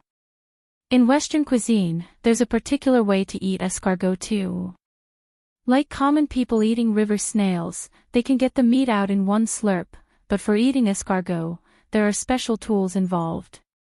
Looking at the 6 big escargots in the dish, Ni Tsuihua expressed her astonishment. Yang, why are these river snails white?" It's not that Ni Tsuihua hasn't seen escargot before. But these escargots were so big and unlike the ones she had seen in the fields, she mistook them for river snails. Ni Yang explained, "Mom, these are escargot." Hearing this, Ni Tsuihua was completely floored. Escargot. Escargot is the term used in the local dialect for snails. Ni Yang nodded, "Yes, escargot. But don't worry, Mom, these are not like the wild snails. These are edible ones and their English name is Helix pomatia. Can escargots be eaten as well?" Ni Tsuihua conveyed her doubt. "Foreigners are too strange. They eat things no one else does." Eating the raw meat that was still bloody seemed bad enough, but now even escargots are being thrown in the mix. How frightening. Ni Yang expertly chose a piece of escargot and handed it to Ni Tsuihua. "Mom, give this a try." Ni Tsuihua repeatedly refused. No, in the countryside, even ducks don't eat escargot." Ni Yang laughed. Mom, do you know how much each of these escargots cost? If you don't eat them, there's no way I can eat all 6 by myself. How much? Ni Yang said, 28 yuan each. What? 28 yuan each. Ni Tsuihua looked incredulously. Ni Yang nodded. Then this whole dish would be 168 yuan. Ni Yang continued to nod her head. We only spent 158 yuan for dinner at the state-owned restaurant last time, but now a plate of escargot meat costs 168 yuan. It's just too expensive. Chapter 337, Teach the Scum a Lesson, Be the Matchmaker _4. Ni Tsuihua reluctantly accepted the escargot, closing her eyes as she ate it. As she ate, Ni Tsuihua suddenly realized that expensive food indeed had its worth. This foreign escargot tasted even better than the river snails. While indulging in French escargot and rich, aromatic cappuccino with a violin playing gracefully in the background, Ni Yang experienced relaxation like never before. When the pizza was delivered, Ni Tsuihua thought it was a pancake. Ni Yang laughed as she explained it was pizza. Ni Tsuihua uttered astonishment at her own lack of knowledge. Ni Yang said, Mom, Western food has just started to penetrate our domestic market. There are only 2 places in Beijing that serve it. It's quite normal for you not to know, knowledge grows gradually, one can't grow fat with a single gulp.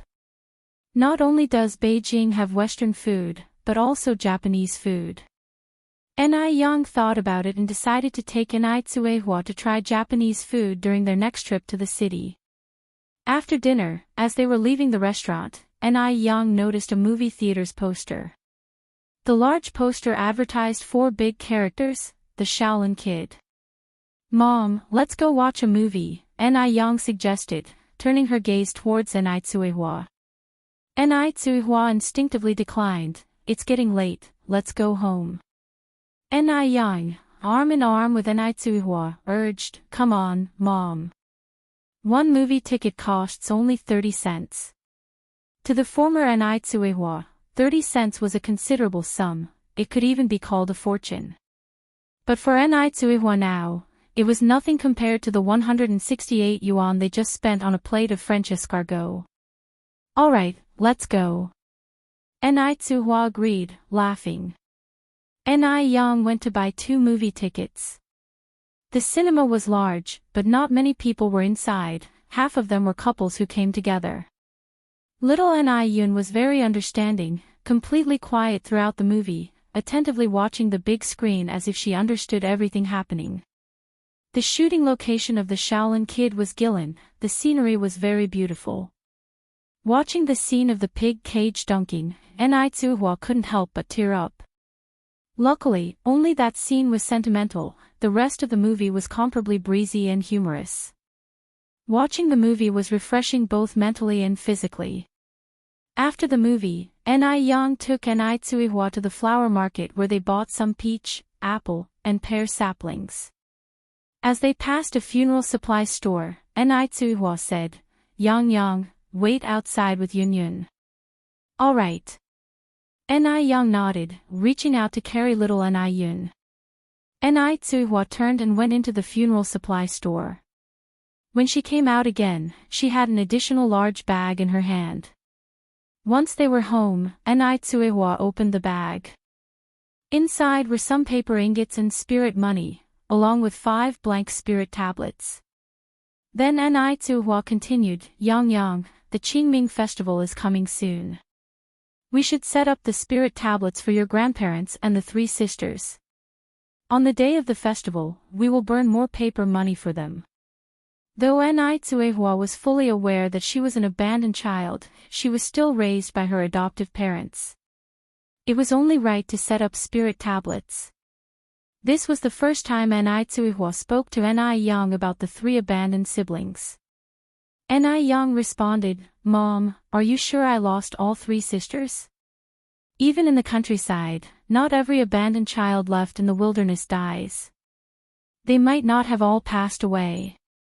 At that time, Ni Yang was too young and naive to know where exactly the three sisters were abandoned.